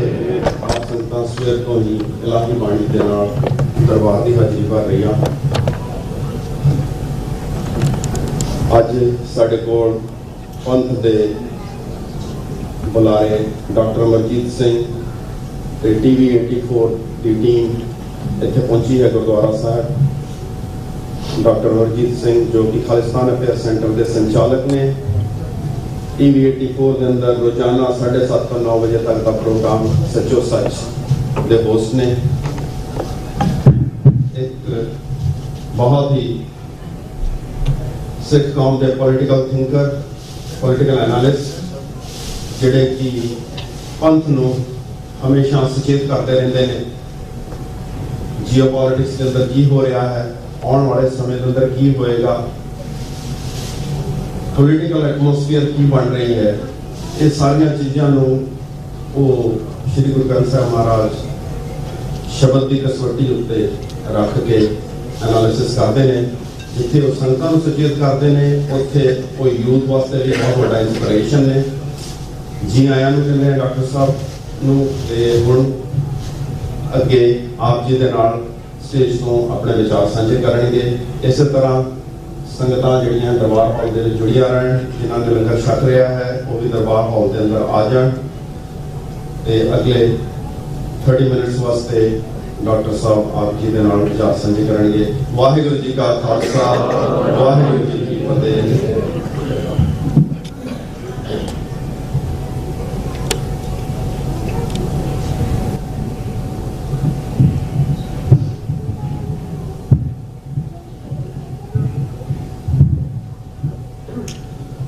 परमेश्वर दत्ता बना, दुख रोग का डेरा पना, आनंद करे नर नारी, हर हर प्रभु कृपा तारी, संतो सुख हुआ सब थाई, पार ब्रह्म पूर्ण परमेश्वर, रब रहा सबनी जाई, तुरकी बाणी आई, तिन सगली चिंत मिटाई, दयाल पुरख मेहरबाना, हर नानक साच वखाना। वाहिगुरू जी का खालसा, वाहिगुरू जी की फतेह। साहिब श्री गुरु ग्रंथ साहिब जी की हजूरी में जुड़े बैठे सतगुरु जी का अपना आपा गुरु खालसा साध संगत जीओ, अज का ये विशेष दीवान साहिब श्री गुरु ग्रंथ साहिब जी की आद भीड़ दे पहले प्रकाश श्री हरमंदिर साहिब विखे उस याद ਨੂੰ समर्पित है।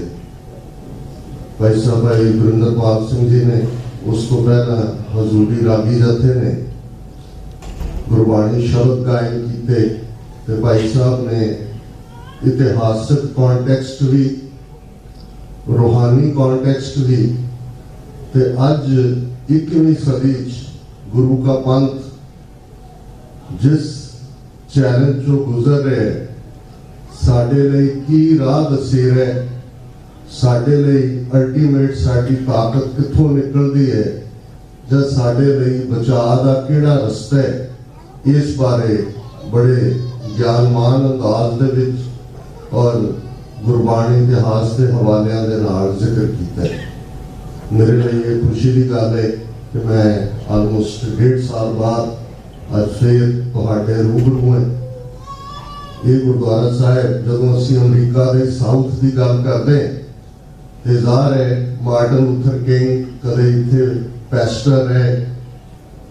असीं देखते हैं कि सिविल लिबर्टी मूवमेंट के विच बहुत बड़ा योगदान पीच स्टेट के तौर पर जाने जाते जिमी कार्टर फाउंडेशन, जिन्हें दुनिया दे विच कन्फ्लिक्ट रेजोल्यूशन के थले जिहड़ा पहला इजराइलियां दे नाल एग्रीमेंट साइन होया, उस ब्रोकर कार्टर फाउंडेशन ने कीता सी। वक्री कहानी है कि अज भी वो एक वीपिंग वूंड वांग इजराइल फलस्तीनी कन्फ्लिक्ट अगे वध रहा है। तो इस धरती के उत्ते जिन्हों कदे एक्सट्रीम रेडनेक दे नाल जोड़िया जाता सी, गुरु नानक गुरु गोबिंद सिंह साहब दे पंथ दे निशान झूलने और ये गुरुद्वारा साहब जिवें पंथक पिंड दे विच भी सब तो मोहरी रोल अदा करता है, ये साडे लई फखर वाली गल है। मैं कल दोपहरे आ गया सी, कल शाम नौजवान भी बच्चे बच्चियां मिलने आए, परिवार भी आए, भाई सुरेंद्र सिंह जी और साथी दूसरे। और मैनू इस गल की खुशी है कि जिथे तुसीं जिवें दस्सिया गया है कि एक बहुत चंगी परंपरा तुसीं शुरू की है कि जिहड़े भी महीने दे विच जां हफ्ते दे बीते सिंह शहीद ਸਿੰਘਣੀਆਂ ने इस दौर दे उन्हां दी याद नूं समर्पित भी जिहड़ी है विचार हुंदी है। और सिख यूथ वालों जिवें बच्ची हरमन कौर, बेटा जगरूप सिंह जिहड़े कल आए, तुसीं किस कदर पेन महसूस करते हो कि जे साउथ कैरोलाइना दे विच कुछ इस किस्म की घटना वापरदी है जिथे शहीदां दे अपमान की गल है ते तुहाडे नौजवान उत्थे पहुंचते हैं। ये तां ही संभव हुंदा है। गुरुद्वारा साहबान साडे लई सब कुछ है, बहुत बार एक थॉट ਜਿਹੜਾ ਨੈਗੇਟਿਵਿਟੀ ਦਾ ਹੁੰਦਾ ਹੈ ਕਿ ਝਗੜੇ ਹੁੰਦੇ ਨੇ ਦੂਸਰੇ ਠੀਕ ਹੈ ਕੁਝ ਥਾਵਾਂ ਦੇ ਉੱਤੇ ਇਸ ਕਿਸਮ ਦਾ ਮਾਹੌਲ ਵੀ ਬਣਦਾ ਹੈ ਜਿੱਥੇ ਹਉਮੈ ਦੇ ਮਾਰੇ ਜਾਂ ਇਸ ਕਿਸਮ ਦੇ ਈਗੋਟਿਸਟਿਕ ਲੋਕ ਹੁੰਦੇ ਨੇ ਪਰ ਗੁਰਦੁਆਰਾ ਸਾਹਿਬਾਨ ਸਾਡੀ ਬਹੁਤ ਵੱਡੀ ਇੱਕ ਸੌਫਟ ਪਾਵਰ ਵੀ ਹੈ ਰੂਹਾਨੀ ਤੌਰ ਤੇ ਤਾਂ ਜੇ ਤੁਸੀਂ ਭਾਈ ਸਾਹਿਬ ਭਾਈ ਕਾਨ ਸਿੰਘ ਨਾਭਾ ਨੇ ਗੁਰਦੁਆਰਾ ਸਾਹਿਬ ਨੂੰ ਕਿਵੇਂ ਬਿਆਨੇ ਤਾਂ ਫਿਰ ਤੁਸੀਂ ਦੇਖਦੇ ਹੋ ਕਿ ਇਹ ਆਲ ਐਨਕੰਪਾਸਿੰਗ हर चीज रूहानी खुराक भी है शरीर का भी जो असी लंगर के कॉन्सैप्ट की गल करते हैं बीमार के लिए दवा दारू भी है साडा निशान झूल का ये मैसेज भी है कि ये हर एक के लिए महफूज थां है ये साडे किले भी ने और ये बड़ा इंपॉर्टेंट है समझना जो असी किले के कॉन्सैप्ट की गल करते हैं पिछले दिन पिछले हफ्ते ऐतवार गुरुद्वारा साहब रिचमंड हिल कल्चरल सोसाइटी नगर कीर्तन सी गुरु ग्रंथ साहब जी की प्रकाश इस याद को समर्पित एक नौजवान जिन्हों के पिता जी हैड ग्रंथी सन गुरुद्वारा रकाबगंज बहुत सेवा करता है नौजवान उन्हें अपनी कहानी दसनी शुरू की कि भाई जो मौब आई कमलनाथ को रीड कर रहा सी ते उन्होंने माता जी कहना मैं बहुत छोटा सी वो मेरे केस वाह रहे सी उन्होंने किवें शस्त्र चुक्या किवें बाकी सिंह बाहर निकले हालां गुरुद्वारा रकाबगंज साहब के सामने 3 सिंहां नूं जिउंदे साड़ दिता गया सी ते ये सारा पार्ट भी किवें कंध दे कोल सी किवें असीं उत्थों तैयार हो के गए सो ये जदों असीं ये कहंदे हैं कि साडे गुरुद्वारा साहबान किले ने ते ये हर एक दे लई भी जिहड़ा भी किसी दा सताया होया वो भी साडी पनाह चाहंदा है गुरु दी पनाह चाहंदा है इस सिर्फ अपने लई नहीं है और साडा इतिहास जदों असीं हरमंदर साहब की अहमियत और मर्यादा प्रति भाई साहब ने बड़े वेरवे नाल दस्या पर तुसी इस गल पर देखो कि जदों असी गुरु ग्रंथ और गुरु पंथ की गल करते हैं जिहड़ी आदबीड़ का पहला प्रकाश मूल नानकशाही कैलेंडर मुताबिक 1 सितंबर 1604 ਨੂੰ ਹੁੰਦਾ है उस दा फिर दमदमा साहिब जदों गुरु तेग बहादुर साहब की बाणी उस दे विच शामिल की जाती है और जे भाई गुरदास जी पहले स्क्राइब ने लिखारी ने आद भीड़ दे भाई मनी सिंह जी वो मुकम्मल भीड़ जी दमदमा साहब विखे मुकम्मल होंगी है और जिसनों 10वें पातशाह जिहड़े गुरगद्दी बख्शते हैं और साडे लई जदों असीं अज दे पीरियड च भी गुरु ग्रंथ और गुरु पंथ ये दो वो पिलर ने जिस दे उत्ते सिक्खी मीरी और पीरी लफज गुरबाणी के अंदर जदों असी राज योग जिन माणों की गल करते हैं असी आम लेमैन लैंग्वेज भक्ति शक्ति की गल करते हैं असी मीरी पीरी की गल करते हैं असी संत सिपाही की गल करते हैं तो फिर तुसी लोक बोलियां दे विच जदों गुरु नानक साहब को याद किया गया नानक शाह फकीर सिख का गुरु मुसलमान का पीर हुण शाह लफज जो असीं देखते हैं बादशाह तो असीं वाकफ है शाह अमीर सॉवरन दे लई सी अज भी Iran they which Shah of Iran कहा जाता है ये सॉवरनिटी दा बादशाह दा मेन रूप है ते जाहिर है जो असीं पीर लफज इस्तेमाल करते हैं ते जे इधर शाह फकीर है ते जदों भाई नंद लाल करूं चुकदे ने 10वें पातशाह दे सन्मुख बैठे हुए ते फिर नासरो मंसूर गुरु गोबिंद सिंह बेकसारा यार गुरु गोबिंद सिंह एजदी मंजूर गुरु गोबिंद सिंह बादशाह दरवेश गुरु गोबिंद सिंह हुण ये जिहड़ा राज दे योग दी गल गुरु नानक साहब नूं राज योगी दे तौर ते पट्टा ने संबोधन कीता सी ते भाई बलवंत ते सत्ते दी जदों असीं वार पढ़दे हैं नानक राज चलाया सच कोट सताणी नींद दे ये गुरु नानक साहब ने जिहड़ा राज चलाया राज सिर्फ किसी के हक खोण का नाम नहीं है राज की गल राज के नाल लफज जदों तुसीं सैमेटिक धर्मां दे कॉन्सैप्ट नूं देखदे हो जूडाइज्म क्रिश्चियनिटी इस्लाम ते राज दे नाल लफज अदल जुड़िया होया जिन्हों असीं जस्टिस कहंदे हैं आज की ज़बान न्याय लफज ज्यादा इस्तेमाल हुंदा है हुण अदल और राज क्योंकि अल्टीमेटली जिहड़ा राज है पॉलिटिकल पावर है वो अपने सिटीजनस नूं सेफ्टी दिंदी है सिक्योरिटी दिंदी है और अदल दिंदी है ते जदों ये सारे तो कोई राज शक्ति हट जाती है और क्योंकि ये तीनों ही वैल्यूज अकाल पुरख दी वैल्यूज ने। जो असी रब की गल करते हैं असी कहते जी असी सिख पंथ हक सच इंसाफ के रस्ते ते चलदा है। तुसी क्योंकि बहुत बार सिक्खी के कॉन्सैप्ट को समझने लई तुहानू सैमेटिक इन्हां तिन्नां ही धर्मां दा जिहदे लई कतेब लफज इस्तेमाल हुंदा है। बहुत बार ये कहणगे जी ईसाईयत का हवाला नहीं है गुरु ग्रंथ साहिब च जां जुडाइज़म का नहीं है। हुण जे तुसी बुल्ले शाह नूं देखदे हो कि वो जदों गल करदा है कहंदा भावें फोर किताबां चारे। हुण जदों चार किताबां दी गल हुंदी है उस दे विच ज़ुरैब भी है, उस ओल्ड टेस्टामेंट भी है, उहदे विच न्यू टेस्टामेंट भी है, उहदे विच कुरान मजीद भी है जिहनूं कुरान शरीफ कहा जाता है। ये जिहड़ी सैमेटिक धर्मां दी विजडम है इस नूं कतेब रूप दे विच चारां नूं टुगेदर मन्निया जांदा है क्योंकि ये कंटिन्यूटी है। उन्हां दे पैगंबर भी इक्को ही ने। उत्थे अब्राहम है, इत्थे हजरत इब्राहिम बन जांदे ने। उत्थे डेविड ने, इत्थे हजरत दाऊद बन जांदे ने। उत्थे मोसेस है, इत्थे हजरत मूसा बन जांदे ने। सो ये इन्हां दी कंटिन्यूटी है। और इसे तरह जिहड़े ईस्ट दा थॉट है बेशक वेदां दे नाल इसकी शुरुआत अज कदे सनातन कहन लग जाते हैं, कदे हिंदुत्व कहन लग जाते हैं, कदे होर कहन लग जाते हैं। लेकिन जदों तुसी उस थॉट नूं जिहड़ा कि ड्रैविडियन सिविलाइजेशन तो बाद एग्जिस्ट कीता वेद शास्त्र सिमरतियां और उस तो बाद पुराण मच लेटर है। और अज दा जिहड़ा सारा हिंदुत्व दा आइडियोलॉजी दा बेस जिस दे बेस तो हर एक नूं हिंदू बनाउणा चाहुंदे ने उसका ईवन मूल वैदिक थॉट के नाल कोई दागा देगा नहीं है। तो जिन्होंने ने देखना है कि ये टकराव की है वो स्वामी दयानंद वर्सेस सनातन।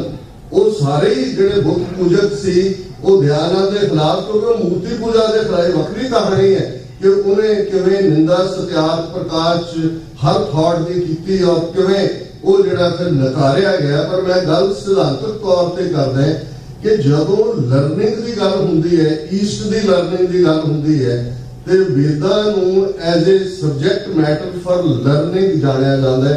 जदों असीं ये पढ़ते हैं अहरण मत वेद हथियार कि हुण जे साडी मत है इंटरैक्ट है और इंटरैक्ट दे भी जदों तुसीं रूप देखदे हो मन दे मत तिथ है घड़ी है सुरत मत मन बुद्ध। जे तुसीं बुद्ध मन मत और सुरत वाल देखोगे तो ये स्टेजेस ने जिहड़ियां तुहाडे इनर बीइंग दे नाल जुड़ियां हुई हैं। कदों बुद्ध कबुद्ध हुंदी है कदों सबुद्धि बनदी है।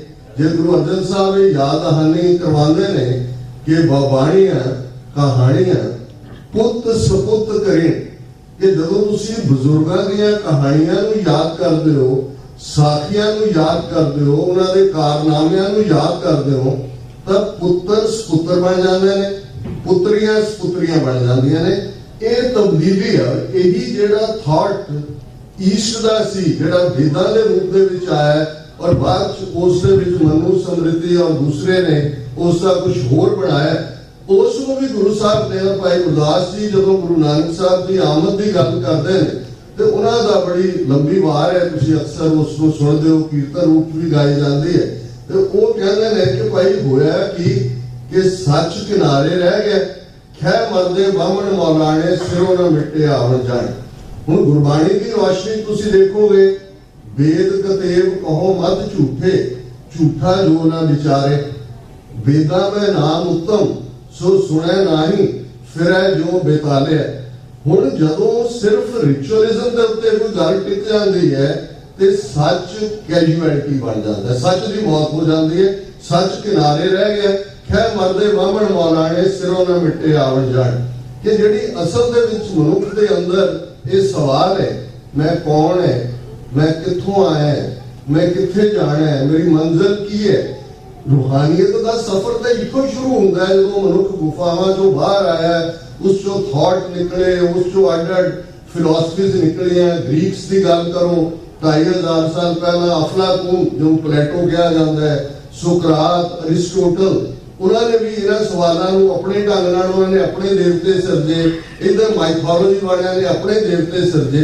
पर अल्टीमेटली जीवन का मुकम्मल होना जीवन के मनोरथ की समझ जिन्हों गुरु साहब ने मन तू जोत स्वरूप है अपना मूल पछाण उस तह तक जाने की गल ਉਹ ਗੁਰੂ ਨਾਨਕ ਸਾਹਿਬ ਦਾ ਥਾਟ ਮੁਕੰਮਲ ਥਾਟ ਮੀਰੀ ਪੀਰੀ। ਔਰ ਤੁਸੀਂ ਜਦੋਂ ਵੀ ਕਿਸੇ ਮੁਲਕ ਦਾ ਕਨਸਟੀਟਿਊਸ਼ਨ ਦੇਖਦੇ ਹੋ, ਇੱਕ ਉਸ ਦੇ ਫੰਡਾਮੈਂਟਲ ਰਾਈਟਸ ਹੁੰਦੇ ਨੇ, ਇੱਕ ਡਾਇਰੈਕਟਿਵ ਪ੍ਰਿੰਸੀਪਲ ਹੁੰਦੇ ਨੇ, ਇੱਕ ਕਿਹਾ ਨਹੀਂ ਜਾਂਦਾ ਕੁਝ ਵੀ, ਪਰ ਉਹ ਡਾਇਰੈਕਟਿਵ ਪ੍ਰਿੰਸੀਪਲਸ ਦੇ ਥੱਲੇ ਤੁਸੀਂ ਉਸ ਨੂੰ ਜਿਹੜਾ ਉਹ ਅੱਗੋਂ ਕਰਦੇ ਹੋ। ਇਸੇ ਤਰ੍ਹਾਂ ਗੁਰੂ ਨਾਨਕ ਸਾਹਿਬ ਦੇ ਥਾਟ ਦੇ ਵਿੱਚ ਹੀ ਰਾਜ ਯੋਗ ਹੈ। ਉੱਥੇ ਹੀ ਨਾਨਕ ਰਾਜ ਚਲਾਇਆ ਸੱਚ ਕੋਟ ਸਤਾਣੀ ਨੀਂਦ ਦੇ, ਕਿ ਜਿਹੜਾ ਰਾਜ ਗੁਰੂ ਨਾਨਕ ਸਾਹਿਬ ਨੇ ਚਲਾਇਆ ਉਹਦਾ ਕਿਲਾ ਸੱਚ ਦੇ ਤੇ ਉਹਦੀ ਨੀਂਹ ਬੜੀ ਪੁਖਤਾ ਹੈ। ਔਰ ਇਹੀ ਰਾਜ ਜੋ ਜਦੋਂ ਮੀਰੀ ਪੀਰੀ ਦੇ ਰੂਪ ਚ ਆਉਂਦਾ ਹੈ, 1604 ਚ ਆਦਬੀੜ ਪ੍ਰਕਾਸ਼ਮਾਨ ਹੁੰਦੀ ਹੈ, ਪੋਥੀ ਪਰਮੇਸ਼ਰ ਦਾ ਥਾਨ। ਬੇਸ਼ੱਕ ਗੁਰਗੱਦੀ 1708 ਦੇ ਵਿੱਚ 10ਵੇਂ ਪਾਤਸ਼ਾਹ ਗੁਰੂ ਗ੍ਰੰਥ ਸਾਹਿਬ ਨੂੰ ਬਖਸ਼ਦੇ ਨੇ, ਲੇਕਿਨ ਇਹ ਉਦੋਂ ਹੀ ਡਿਸਾਈਡ ਹੋ ਜਾਂਦਾ ਹੈ ਕਿ ਪੋਥੀ ਪਰਮੇਸ਼ਰ ਦਾ ਥਾਨ। ਇਹ ਤੁਰਕੀ ਬਾਣੀ ਆਈ, ਹੋ ਆਪੋ ਬੋਲ ਨਾ ਜਾਣਦਾ ਮੈਂ ਕਿਹਾ ਸਭ ਹੁਕਮਾਓ ਜੀਓ। ਔਰ ਇਹ ਇੱਕ ਫੈਕਟ ਹੈ ਹਿਸਟੋਰੀਕਲ, ਜਿੱਥੇ ਭਾਈ ਸਾਹਿਬ ਦੱਸ ਰਹੇ ਸਨ ਕਿ ਅਕਾਲ ਤਖਤ ਸਾਹਿਬ ਜਿੱਥੇ ਕਿ ਸ਼ਾਮ ਨੂੰ ਸੁਭਾਇਮਾਨ ਕੀਤਾ ਜਾਂਦਾ ਹੈ ਸੁਖਾਸਨ ਗੁਰੂ ਗ੍ਰੰਥ ਸਾਹਿਬ ਦਾ, ਅੱਜ ਵੀ ਇੱਕ ਪਰੰਪਰਾ ਹੈ ਕਿ ਥੱਲੇ ਇੱਕ ਚਿੱਟੀ ਚਾਦਰ ਵਿਛਾਈ ਜਾਂਦੀ ਹੈ। ਕਿਉਂਕਿ ਜਦੋਂ ਇੱਕ ਵਾਰ ਇਹ ਬੀੜ ਤਿਆਰ ਹੋਈ, ਗੁਰੂ ਅਰਜਨ ਸਾਹਿਬ ਆਪ ਜ਼ਮੀਨ ਤੇ ਸੌਂਦੇ ਨੇ, ਉਹ ਚਾਦਰ ਵਿਛਾਣਾ ਹੈ। ਅੱਜ ਵੀ ਰਿਮਾਈਂਡਰ ਹੈ ਇਸ ਗੱਲ ਦਾ ਕਿ ਪੋਥੀ ਪਰਮੇਸ਼ਰ ਦਾ ਥਾਨ। ਇਹ ਉਦੋਂ ਹੀ, ਔਰ ਗੁਰੂ ਨਾਨਕ ਸਾਹਿਬ ਨੇ ਜਦੋਂ ਤੁਰਕੀ ਬਾਣੀ ਦਾ ਅਸੀਂ ਗੱਲ ਕਰਦੇ ਜਾਂ ਗੁਰੂ ਨਾਨਕ ਸਾਹਿਬ ਦਾ ਉਹ ਅਗੰਮੀ ਸੁਨੇਹਾ ਜਿਹਦੇ ਬਾਰੇ ਅਕਸਰ ਜਨਮ ਸਾਖੀਆਂ ਦੇ ਵਿੱਚ ਅੱਡ-ਅੱਡ ਅੰਦਾਜ਼ ਦੇ ਵਿੱਚ ਬਿਆਨਿਆ ਹੋਇਆ ਹੈ ਕਿ ਭਾਈ ਮਰਦਾਨੇ ਦੀ ਰਬਾਬ ਹੈ, ਗੁਰੂ ਨਾਨਕ ਸਾਹਿਬ ਦੀ ਬਾਣੀ ਹੈ। ਤੇ ਜਦੋਂ ਗੱਲ ਹੈ ਕਿ ਮਰਦਾਨੇ ਰਬਾਬ ਵਜਾਏ ਕਾਈ ਗੱਲ ਨਿਰੰਕਾਰ ਦੀ ਸਿਫਤ ਸਲਾਹ ਦੀ ਕਰੀਏ। ਹੁਣ ਇਹ ਜਿਹੜੀ ਸਿਫਤ ਸਲਾਹ ਹੈ, ਜਿਹੜਾ ਇਸ ਦੇ ਨਾਲ ਜੁੜਨਾ ਰੱਬ ਦੇ, ਕਿਉਂਕਿ ਗਾਵੇ ਕੋ ਗੁਣ ਵਡਿਆਈਆਂ ਚਾਰ, ਗਾਵੇ ਕੋ ਵਿਦਿਆ ਵਿਖਮ ਵਿਚਾਰ, ਗਾਵੇ ਕੋ ਸਾਜ ਕਰੇ ਤਨਖੇ। ਹੁਣ ਸਾਜ਼ ਦੇ ਨਾਲ ਅਸੀਂ ਕੀਰਤਨ ਕਰਦੇ ਹਾਂ। ਬੜੀ ਚੰਗੀ ਗੱਲ ਹੈ ਕਿ ਪੰਥ ਦੇ ਵਿੱਚ ਪੰਥੀ ਸਾਜ਼ਾਂ ਦੇ ਨਾਲ ਜਿਹੜਾ ਸਾਡਾ ਮੂਲ ਰੂਪ ਜੇ ਗੁਰੂ ਗ੍ਰੰਥ ਸਾਹਿਬ 'ਚ 31 ਰਾਗ ਨੇ, ਰਾਗ ਦੇ ਨਾਲ ਤਾਲ ਵੀ ਜੁੜਿਆ ਹੋਇਆ ਹੈ। ਜਿਹੜਾ ਸਾਡਾ ਕੀਰਤਨ 47 ਤੋਂ ਬਾਅਦ ਜਦੋਂ ਰਬਾਬੀ ਉਧਰ ਚਲੇ ਗਏ, ਅੱਧੀਆਂ ਚੌਂਕੀਆਂ ਕੀਰਤਨ ਦੀਆਂ ਰਬਾਬੀ ਕਰਦੇ ਸੀ ਪ੍ਰੀ 47 ਪੀਰੀਅਡ, ਉਹਨਾਂ ਦੇ ਵਿੱਚ ਵੀ ਕਮਜ਼ੋਰੀ ਆਈ, ਲੇਕਿਨ ਉਹ ਇੱਕ ਵੱਖਰੀ ਕਹਾਣੀ ਹੈ। ਪਰ ਅੱਜ ਅਸੀਂ ਆਪਣੀਆਂ ਜੜ੍ਹਾਂ ਵੱਲ ਪਰਤ ਰਹੇ, ਅਸੀਂ ਆਪਣੀ ਪਰੰਪਰਾ ਨੂੰ ਲੱਭ ਰਹੇ ਹਾਂ, ਅਸੀਂ ਆਪਣੇ ਇਤਿਹਾਸ ਨੂੰ ਲੱਭ ਰਹੇ ਹਾਂ, ਉਹਨੂੰ ਅਸੀਂ ਸਮਝਣ ਦੀ ਕੋਸ਼ਿਸ਼ ਕਰ ਰਹੇ ਹਾਂ ਕਿ ਮੂਲ ਰੂਪ ਦੇ ਵਿੱਚ ਕੀ ਹੈ। ਪਰ ਜਿੱਥੇ ਹਰਮੰਦਰ ਸਾਹਿਬ ਉਸ ਪੀਰੀ ਦੇ ਰੂਪ ਦੇ ਵਿੱਚ, ਔਰ ਹਮੇਸ਼ਾ ਉੱਥੇ ਭਾਵੇਂ ਬਾਅਦ ਦੇ ਵਿੱਚ ਉੱਥੇ ਮੀਆਂ ਦਾ ਕਬਜ਼ਾ ਰਿਹਾ, ਮਿਹਰਬਾਨ ਆ ਗਿਆ, ਉਹ ਹਰਜੀ ਆ ਗਿਆ, ਜਦੋਂ 9ਵੇਂ ਪਾਤਸ਼ਾਹ ਆਏ ਤੇ ਉਹਨਾਂ ਨੇ ਦਰਵਾਜ਼ੇ ਬੰਦ ਕਰ ਲਏ ਕਿਉਂਕਿ ਕਬਜ਼ਾ ਉਹਨਾਂ ਦੇ ਕੋਲ ਸੀ, ਮੀਆਂ ਦੇ ਕੋਲ। ਪਰ ਜਦੋਂ ਫਿਰ ਭਾਈ ਮਨੀ ਸਿੰਘ ਉਹਨਾਂ ਦੀ ਕਮਾਂਡ ਥੱਲੇ ਅਨੰਦਪੁਰ ਸਾਹਿਬ ਤੋਂ ਸਿੰਘਾਂ ਦਾ ਜਥਾ ਆਇਆ ਤੇ ਵਾਪਸ ਜਿਹੜੀ ਆ ਉਹ ਮਰਿਆਦਾ ਉੱਥੇ ਸਥਾਪਿਤ ਹੁੰਦੀ ਹੈ। ਬਹੁਤ ਸਾਰੀ ਮਰਿਆਦਾ ਅੱਜ ਅਸੀਂ ਦੇਖਦੇ ਹਾਂ ਜਿਹੜੀ ਭਾਈ ਮਨੀ ਸਿੰਘ ਸਾਹਿਬ ਦੇ ਵੇਲੇ ਸਥਾਪਿਤ ਕੀਤੀ ਗਈ। ਪਰ 1604 ਤੋਂ 2 ਸਾਲ ਬਾਅਦ 1606 ਗੁਰੂ ਅਰਜਨ ਸਾਹਿਬ ਦੀ ਸ਼ਹਾਦਤ ਹੁੰਦੀ ਔਰ ਆਲਮੋਸਟ ਬਹੁਤ ਜਲਦੀ, ਬੇਸ਼ੱਕ ਇਸ ਦੇ ਉੱਤੇ ਸਾਡੇ ਇਤਿਹਾਸਕਾਰ ਥੋੜੇ ਬਹੁਤ ਵੇਰੀ ਕਰਦੇ ਨੇ ਸਾਲ ਨੂੰ ਲੈ ਕੇ, ਲੇਕਿਨ ਜਦੋਂ ਅਸੀਂ ਅਕਾਲ ਤਖਤ ਦੀ ਗੱਲ ਕਰਦੇ ਹਾਂ, ਬੜਾ ਖੂਬਸੂਰਤ ਇੱਕ ਰਾਈਟਰ ਸਾਡੇ 20ਵੀਂ ਸਦੀ ਦੇ ਮਹਾਨ ਸਿੱਖ ਫਿਲਾਸਫਰ ਸਰ ਕਪੂਰ ਸਿੰਘ ਜੀ ਦਾ ਅੰਗਰੇਜ਼ੀ ਦੇ ਵਿੱਚ ਥਿਓਪੋਲਿਟੀਕਲ ਸਟੇਟਸ ਆਫ ਗੋਲਡਨ ਟੈਂਪਲ, ਇਹ ਜਿਹਨਾਂ ਨੂੰ ਮੌਕਾ ਬਣੇ ਸ਼ਾਇਦ ਗੂਗਲ ਕਰਕੇ ਵੀ ਇਹ ਡਾਕੂਮੈਂਟ ਆਏਗਾ, ਉਸ ਤੁਸੀਂ ਦੇਖੋਗੇ ਜਦੋਂ ਉਹ ਸ੍ਰੀ ਅੰਮ੍ਰਿਤਸਰ ਜਾਂ ਹਰਿਮੰਦਰ ਸਾਹਿਬ ਅਕਾਲ ਤਖਤ ਨੂੰ ਬਿਆਨਦੇ ਨੇ ਤੇ ਉਹ ਇਹ ਕਹਿੰਦੇ ਨੇ ਕਿ it is our Vatican but it is more than that. ਉਹ ਬਿਆਨਦੇ ਨੇ ਵੀ ਕਿਉਂ ਇਹ ਵੈਟੀਕਨ ਤੋਂ ਵੀ ਵੱਧ ਹੈ। It is our Mecca but it is more than that, it is our ਜੈਰੂਸ਼ਲਮ but it is more than that. ਇਹਨਾਂ ਸਾਰਿਆਂ ਤੋਂ ਕਿ ਇਹਨਾਂ ਨੂੰ ਟੁਗੇਦਰ ਕਰੋ ਫਿਰ ਸਾਡਾ ਹਰਿਮੰਦਰ ਅਕਾਲ ਤਖਤ ਬਣਦਾ ਹੈ। ਐਵੇਂ ਨਹੀਂ ਸਾਡੀ ਪਰੰਪਰਾ ਚ ਜਿਹੜੀ ਕਿ ਅੱਜ ਵੀ ਜਦੋਂ ਅਸੀਂ ਅਰਦਾਸ ਕਰਦੇ ਤੇ ਸਭ ਅਕਾਲ ਪੁਰਖ ਤੋਂ ਮੰਗ ਕੇ ਕਲੈਕਟਿਵਲੀ ਖਾਲਸਾ ਪੰਥ ਦੀ ਜਿਹੜੀ ਅਸੀਂ ਹੋਣੀ ਵੀ ਮੰਗਦੇ ਹਾਂ, ਦੇਖ ਤੇ ਫਤਿਹ ਵੀ ਮੰਗਦੇ ਹਾਂ, ਖਾਲਸਾ ਜੀ ਕੇ ਬੋਲਬਾਲੇ ਵੀ ਮੰਗਦੇ ਹਾਂ, ਸਿੱਖੀ ਦੇ ਲਈ ਸਾਰੀਆਂ ਗਿਫਟਸ ਮੰਗਦੇ ਹਾਂ, ਕੇਸਦਾਨ, ਰਹਿਦਾਨ, ਵਿਵੇਕਦਾਨ, ਸ੍ਰੀ ਅੰਮ੍ਰਿਤਸਰ ਜੀ ਕੇ ਇਸ਼ਨਾਨ ਮੰਗਦੇ ਹਾਂ, ਕਿਉਂਕਿ ਅਲਟੀਮੇਟਲੀ ਇਹ ਮਹਿਜ਼ ਇੱਕ ਰਿਚੁਅਲ ਡਿਪ ਨਹੀਂ ਹੈ। ਇਹਦੇ ਤੇ ਡਿਬੇਟ ਤੇ ਜੀ ਤੀਰਥ ਕੀ ਨੇ ਕਿ ਇਹ ਬਿਲਕੁਲ ਇਸ ਕਿਸਮ ਤੇ ਸਿਰਫ ਬੌਧਿਕ ਪੱਧਰ ਦੇ ਉੱਤੇ ਜਿਹੜੀ ਬਹਿਸ ਹੈ, ਬਹਿਸ ਕਦੇ ਕਿਸੇ ਨਤੀਜੇ ਤੇ ਨਹੀਂ ਪਹੁੰਚਦੀ। ਜੇ ਤੁਸੀਂ ਸਮਝਣ ਦੀ ਕਿਸੇ ਨੂੰ ਕੋਸ਼ਿਸ਼ ਕਰੋ, ਇਹ ਸਾਡੇ ਮੀਰੀ ਪੀਰੀ ਦੀ ਉਸ ਲਿਬਰੇਸ਼ਨ ਦੀ ਗੱਲ ਹੈ।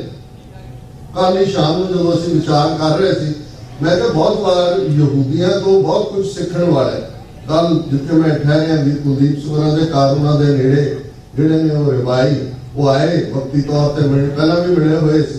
ਮੈਂ ਕਿਹਾ ਵੀ ਸਾਨੂੰ ਇਹਨਾਂ ਤੋਂ ਇਹ ਸਿੱਖਣ ਦੀ ਲੋੜ ਹੈ ਕਿ ਇਹਨਾਂ ਨੇ ਸਰਵਾਈਵ ਕਿਵੇਂ ਕੀਤਾ। 2000 ਤੋਂ ਸਾਲ ਜਦੋਂ ਉਹਨਾਂ ਨੂੰ ਕੱਢ ਦਿੱਤਾ ਗਿਆ, ਇਕਨੋਮਿਕਲੀ ਬੜੇ ਪਾਵਰਫੁਲ ਸੀ, ਯੂਰਪ ਦੀ ਇਕਨੋਮੀ ਇਹਨਾਂ ਦੇ ਕੋਲ ਸੀ, ਵੱਡੇ ਵੱਡੇ ਸਾਇੰਸਦਾਨ ਆਇਨਸਟਾਈਨ, ਨੋਬਲ ਲੌਰੀਏਟ ਇਹਨਾਂ ਦੇ ਸੀ।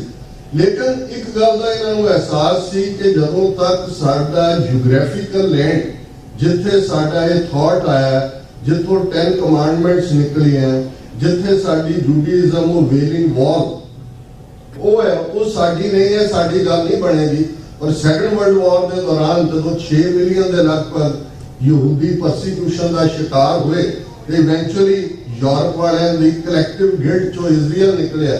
ਪਰ ਜਿਹੜੀ ਗੱਲ ਮੈਂ ਕਹਿਣਾ ਚਾਹੁੰਦਾ ਕਿ ਜਿਹੜਾ ਰਿਮਾਈਂਡਰ ਹੁੰਦਾ ਉਹ ਇਹ ਹੈ ਕਿ ਜਦੋਂ ਵੀ ਦੋ ਯਹੂਦੀ ਆਪਸ ਦੇ ਵਿੱਚ ਮਿਲ ਕੇ ਵਿਛੜਦੇ ਸੀ ਤੇ ਇੱਕ ਦੂਜੇ ਨੂੰ ਕਹਿੰਦੇ ਸੀ ਨੈਕਸਟ ਈਅਰ ਇਨ ਜੈਰੂਸ਼ਲਮ, ਕਿ ਅਗਲੇ ਸਾਲ ਅਸੀਂ ਜੈਰੂਸ਼ਲਮ ਚ ਮਿਲਾਂਗੇ 2000 ਸਾਲ। ਇਵੇਂ ਹੀ ਜਦੋਂ ਕੋਈ ਯਹੂਦੀ ਜੋੜਾ ਵਿਆਹ ਦੇ ਲਈ ਬੈਠਦਾ ਸੀ ਹਿਬਰੂ ਦੇ ਵਿੱਚ ਰਸਮਾਂ ਲਈ, ਤੇ ਉਹਦੇ ਚ ਉਹ ਹਿਬਰੂ ਚ ਪੜ੍ਹਦੇ ਸੀ ਕਿ ਇਹ ਫਲਸਤੀਨ ਫਲਾਂ ਦੇ ਦੇਸ਼, ਮੈਂ ਤੈਨੂੰ ਭੁੱਲਿਆ ਨਹੀਂ। ਔਰ ਹਰ ਯਹੂਦੀ ਮਾਂ ਸੌਣ ਲੱਗੇ ਆਪਣੇ ਬੱਚੀ ਦੇ ਕੰਨ ਰਾਤ ਨੂੰ ਕਹਿੰਦੇ ਸੀ ਕਿ ਪੁੱਤਰ ਪੁੱਤਰੀ ਫਿਕਰ ਨਾ ਕਰ, ਜਦੋਂ ਤੂੰ ਸਵੇਰੇ ਉੱਠੇਗੀ ਤੇਰਾ ਵੀ ਰਾਜ ਹੋਏਗਾ। ਹੁਣ ਇਹ ਗੱਲਾਂ ਸੰਕਲਪ ਨਹੀਂ ਹੈ। ਜਦੋਂ ਅਸੀਂ ਖਾਲਸਾ ਪੰਥ ਦੇ ਹਵਾਲੇ ਨਾਲ ਗੱਲ ਕਰਦੇ ਫਿਰ ਸਾਨੂੰ ਇਹ ਸਮਝਣ ਦੇ ਹਾਲਾਂ ਇਸ ਦਾ ਮਤਲਬ ਇਹ ਨਹੀਂ ਹੈ ਕਿ ਜੋ ਯਹੂਦੀ ਜਾਂ ਇਜ਼ਰਾਈਲ ਅੱਜ ਫਲਸਤੀਨੀਆਂ ਨਾਲ ਕਰਦੇ ਨੇ ਅਸੀਂ ਉਹਨੂੰ ਐਂਡੋਰਸ ਕਰਦੇ, ਅਸੀਂ ਕੰਡੈਮ ਕਰਦੇ। ਪਰ ਮੈਂ ਇੱਕ ਪ੍ਰੈਸੀਡੈਂਟ ਦੀ ਗੱਲ ਕਰਦਾ ਕਿ ਜਿਹੜੀਆਂ ਮਾਈਨੋਰਿਟੀਜ਼ ਨੇ, ਯਹੂਦੀਆਂ ਦੀ ਆਬਾਦੀ 13-14 ਮਿਲੀਅਨ ਹੈ, ਸਾਡੇ ਤੋਂ ਅੱਧੀ ਹੈ, ਲੇਕਿਨ ਉਹਨਾਂ ਨੇ ਕਿਵੇਂ ਸਰਵਾਈਵ ਕੀਤਾ। ਅੱਜ ਜਦੋਂ ਅਸੀਂ ਇਹ ਦੇਖਦੇ ਹਾਂ ਕਿ ਹਮਲਾ ਗੁਰੂ ਗ੍ਰੰਥ ਸਾਹਿਬ ਨੂੰ ਟਾਰਗੇਟ ਤਾਂ ਪਹਿਲੇ ਦਿਨ ਤੋਂ ਹੀ ਕਰ ਲਿਆ। ਮੀਣੇ ਮਸੰਦ ਧੀਰ ਮਲੀਏ ਰਾਮ ਰਾਈਏ ਕੌਣ ਸਨ, ਤੇ ਅੱਜ ਜੇ ਤੁਸੀਂ ਕੰਟੈਕਸਟ ਦੇਖਣਾ ਹੋਵੇ, ਨਰਕਧਾਰੀ, ਰਾਧਾ ਸੁਆਮੀ, ਸੌਦਾ ਸਾਧ, ਭਨਿਆਰਾ, ਇਹ ਸਾਰੇ ਫਰੋਡੀਏ ਜਿਹੜੇ ਨੇ, ਇਹ ਕੌਣ ਨੇ? ਇਹਨਾਂ ਨੂੰ ਕੌਣ ਖੜੇ ਕਰਦਾ? State power. ਕਿਉਂਕਿ ਸਟੇਟ ਨੂੰ ਪਤਾ ਹੁੰਦਾ ਹੈ ਵੀ ਤੁਹਾਡੀ ਇਫੈਕਟ, ਜੇ ਸਾਨੂੰ ਲੱਗਦਾ ਹੈ ਕਿ ਗੁਰੂ ਗ੍ਰੰਥ ਸਾਹਿਬ ਨਾਲ ਜੁੜ ਕੇ ਹੀ ਸਾਡਾ ਕਲਿਆਣ ਹੈ, ਤੇ ਸਾਡਾ ਦੁਸ਼ਮਣ ਵੀ ਇਸ ਗੱਲ ਨੂੰ ਬੜੀ ਚੰਗੀ ਤਰ੍ਹਾਂ ਸਮਝਦਾ। ਤੁਸੀਂ ਅੱਜ ਜਿੰਨੇ ਨਰਕਧਾਰੀਆਂ ਦੇ 47 ਤੋਂ ਬਾਅਦ ਦੇਖ ਲਓ, ਦਿੱਲੀ ਚ ਨਿਰੰਕਾਰੀ ਕਾਲੋਨੀ, ਅੰਮ੍ਰਿਤਸਰ, ਸਭ ਦੇ ਕੋਲ ਰੈੱਡ ਡਿਪਲੋਮੈਟਿਕ ਪਾਸਪੋਰਟ, ਜਿਹੜਾ ਮਰਜ਼ੀ ਜਿੱਥੇ ਮਰਜ਼ੀ, ਏਡੇ ਨਿਰੰਕਾਰੀ ਭਵਨ। ਸਾਨੂੰ ਤਾਂ 13 ਅਪ੍ਰੈਲ 1978 ਨੂੰ ਪਤਾ ਲੱਗਾ ਵੀ ਇਹ ਸਾਰੇ ਪੰਜਾਬ ਕਿਸ ਲੈਵਲ ਤੇ ਆ ਗਏ ਨੇ ਕਿ ਜਦੋਂ ਖਾਲਸਾ ਸਾਜਨਾ ਦਿਵਸ, ਅੰਮ੍ਰਿਤਸਰ ਦਾ ਸ਼ਹਿਰ, ਪੰਜਾਬ ਚ ਅਕਾਲੀਆਂ ਦੀ ਹਕੂਮਤ 13 ਸਿੰਘਾਂ ਨੂੰ ਸ਼ਹੀਦ ਕਰਕੇ ਕਿਵੇਂ ਸੇਫਲੀ ਉਹੀ ਹਕੂਮਤ ਉਹਨੂੰ ਦਿੱਲੀ ਤੱਕ ਪਹੁੰਚਾਉਂਦੀ ਹੈ। ਜਸਟਿਸ ਸਿਸਟਮ ਫੇਲ ਹੀ ਨਹੀਂ ਹੁੰਦਾ। ਉਹ ਸਿੱਖਾਂ ਨੂੰ ਕਹਿੰਦੇ ਨੇ ਜੋ ਉੱਥੇ ਲੈਣ ਕੀ ਗਏ ਸੀ, ਇਹ ਪੀਰੀਅਡ ਸੀ ਜਦੋਂ ਸੰਤ ਜਰਨੈਲ ਸਿੰਘ ਖਾਲਸਾ ਪਿੰਡਾਂ ਵਾਲਿਆਂ ਨੇ ਕਿਹਾ ਤੁਸੀਂ ਇਸ ਦੀ ਹਿਸਟੋਰੀਕਲ ਟਾਈਮਲਾਈਨ ਦੇਖ ਲੈਣਾ, ਕਿਸੇ ਨਰਕਧਾਰੀ ਨੂੰ ਕਿਸੇ ਨੇ ਉਂਗਲ ਨਹੀਂ ਸੀ ਲਾਈ ਜਦੋਂ ਤੱਕ ਜਸਟਿਸ ਸਿਸਟਮ ਉਹਨਾਂ ਦਾ ਬਿਲਕੁਲ ਐਕਸਪੋਜ਼ ਨਹੀਂ ਸੀ ਹੋਇਆ। ਉਹਨਾਂ ਕਿਹਾ ਕਿ ਭਾਈ ਠੀਕ ਹੈ, ਜੇ ਹੁਣ ਇਹਨਾਂ ਨੇ ਇਨਸਾਫ ਨਹੀਂ ਦਿੱਤਾ ਤੇ ਖਾਲਸਾ ਇਨਸਾਫ ਦੇਗਾ। ਔਰ ਕਿਸ ਹੱਦ ਤੱਕ ਕਿ ਜੀ 10ਵੇਂ ਪਾਤਸ਼ਾਹ ਨੇ 5 ਪਿਆਰੇ ਬਣਾਏ ਸੀ, ਮੈਂ 7 ਸਿਤਾਰੇ ਬਣਾਏ ਨੇ, ਉਹ ਫਿਰ ਨਾ ਸਿਤਾਰੇ ਲੱਭੇ ਨਾ ਸਿਤਾਰਿਆਂ ਦਾ ਪਿਓ ਲੱਭੇ, ਇੱਕ ਵੱਖਰੀ ਕਹਾਣੀ ਹੈ। ਲੇਕਿਨ ਸਟੇਟ ਨੇ ਸਿੱਧੇ ਤੌਰ ਦੇ ਉੱਤੇ ਗੁਰੂ ਗ੍ਰੰਥ ਸਾਹਿਬ ਦੇ ਬਰਾਬਰ ਇਸ ਚੈਲੰਜ ਨੂੰ ਖੜਾ ਕੀਤਾ। ਗੁਰੂ ਪੰਥ 10 ਅਕਤੂਬਰ 1947 ਦੇ ਤੁਸੀਂ ਉਸ ਸਰਕੂਲਰ ਤੋਂ ਵਾਕਿਫ ਹੋ, ਜਦੋਂ ਕਿ ਨਹਿਰੂ ਪ੍ਰਾਈਮ ਮਿਨਿਸਟਰ ਹੈ, ਪਟੇਲ ਹੋਮ ਮਿਨਿਸਟਰ ਹੈ, ਚੰਦੂ ਲਾਲ ਤ੍ਰਿਵੇਦੀ ਪੰਜਾਬ ਦਾ ਗਵਰਨਰ ਹੈ। ਉਸ ਵੇਲੇ ਦੇ pre-47 ਪੰਜਾਬ ਦੇ 29 ਜ਼ਿਲ੍ਹੇ ਸਨ। ਪਿਛਲੇ ਦਿਨਾਂ ਇੱਕ ਕਾਂਗਰਸੀ ਪੱਤਰਕਾਰ ਨੇ ਮੈਨੂੰ ਰੋਕ ਕੇ ਕਿਹਾ ਜੀ ਮੈਂ ਇੱਕ ਸਵਾਲ ਪੁੱਛਣਾ। ਮੈਂ ਕਿਹਾ ਜੀ ਜ਼ਰੂਰ ਪੁੱਛੋ। ਕਹਿੰਦੇ ਜੀ ਤੁਸੀਂ ਜਦੋਂ ਵੀ ਕਹਿੰਦੇ ਹੋ ਦਰਿਆਏ ਜਮਨਾ ਤੋਂ ਵਾਘਾ ਤੱਕ ਇੰਡੀਪੈਂਡੈਂਟ ਸੋਵਰਨ ਖਾਲਿਸਤਾਨ ਦੀ ਗੱਲ ਕਰਦੇ ਹੋ। ਮੈਂ ਕਿਹਾ ਜੀ ਬਿਲਕੁਲ ਠੀਕ। ਕਹਿੰਦੇ ਤੁਸੀਂ ਪਾਕਿਸਤਾਨ ਦਾ ਪੰਜਾਬ ਕਿਉਂ ਨਹੀਂ ਮੰਗਦੇ?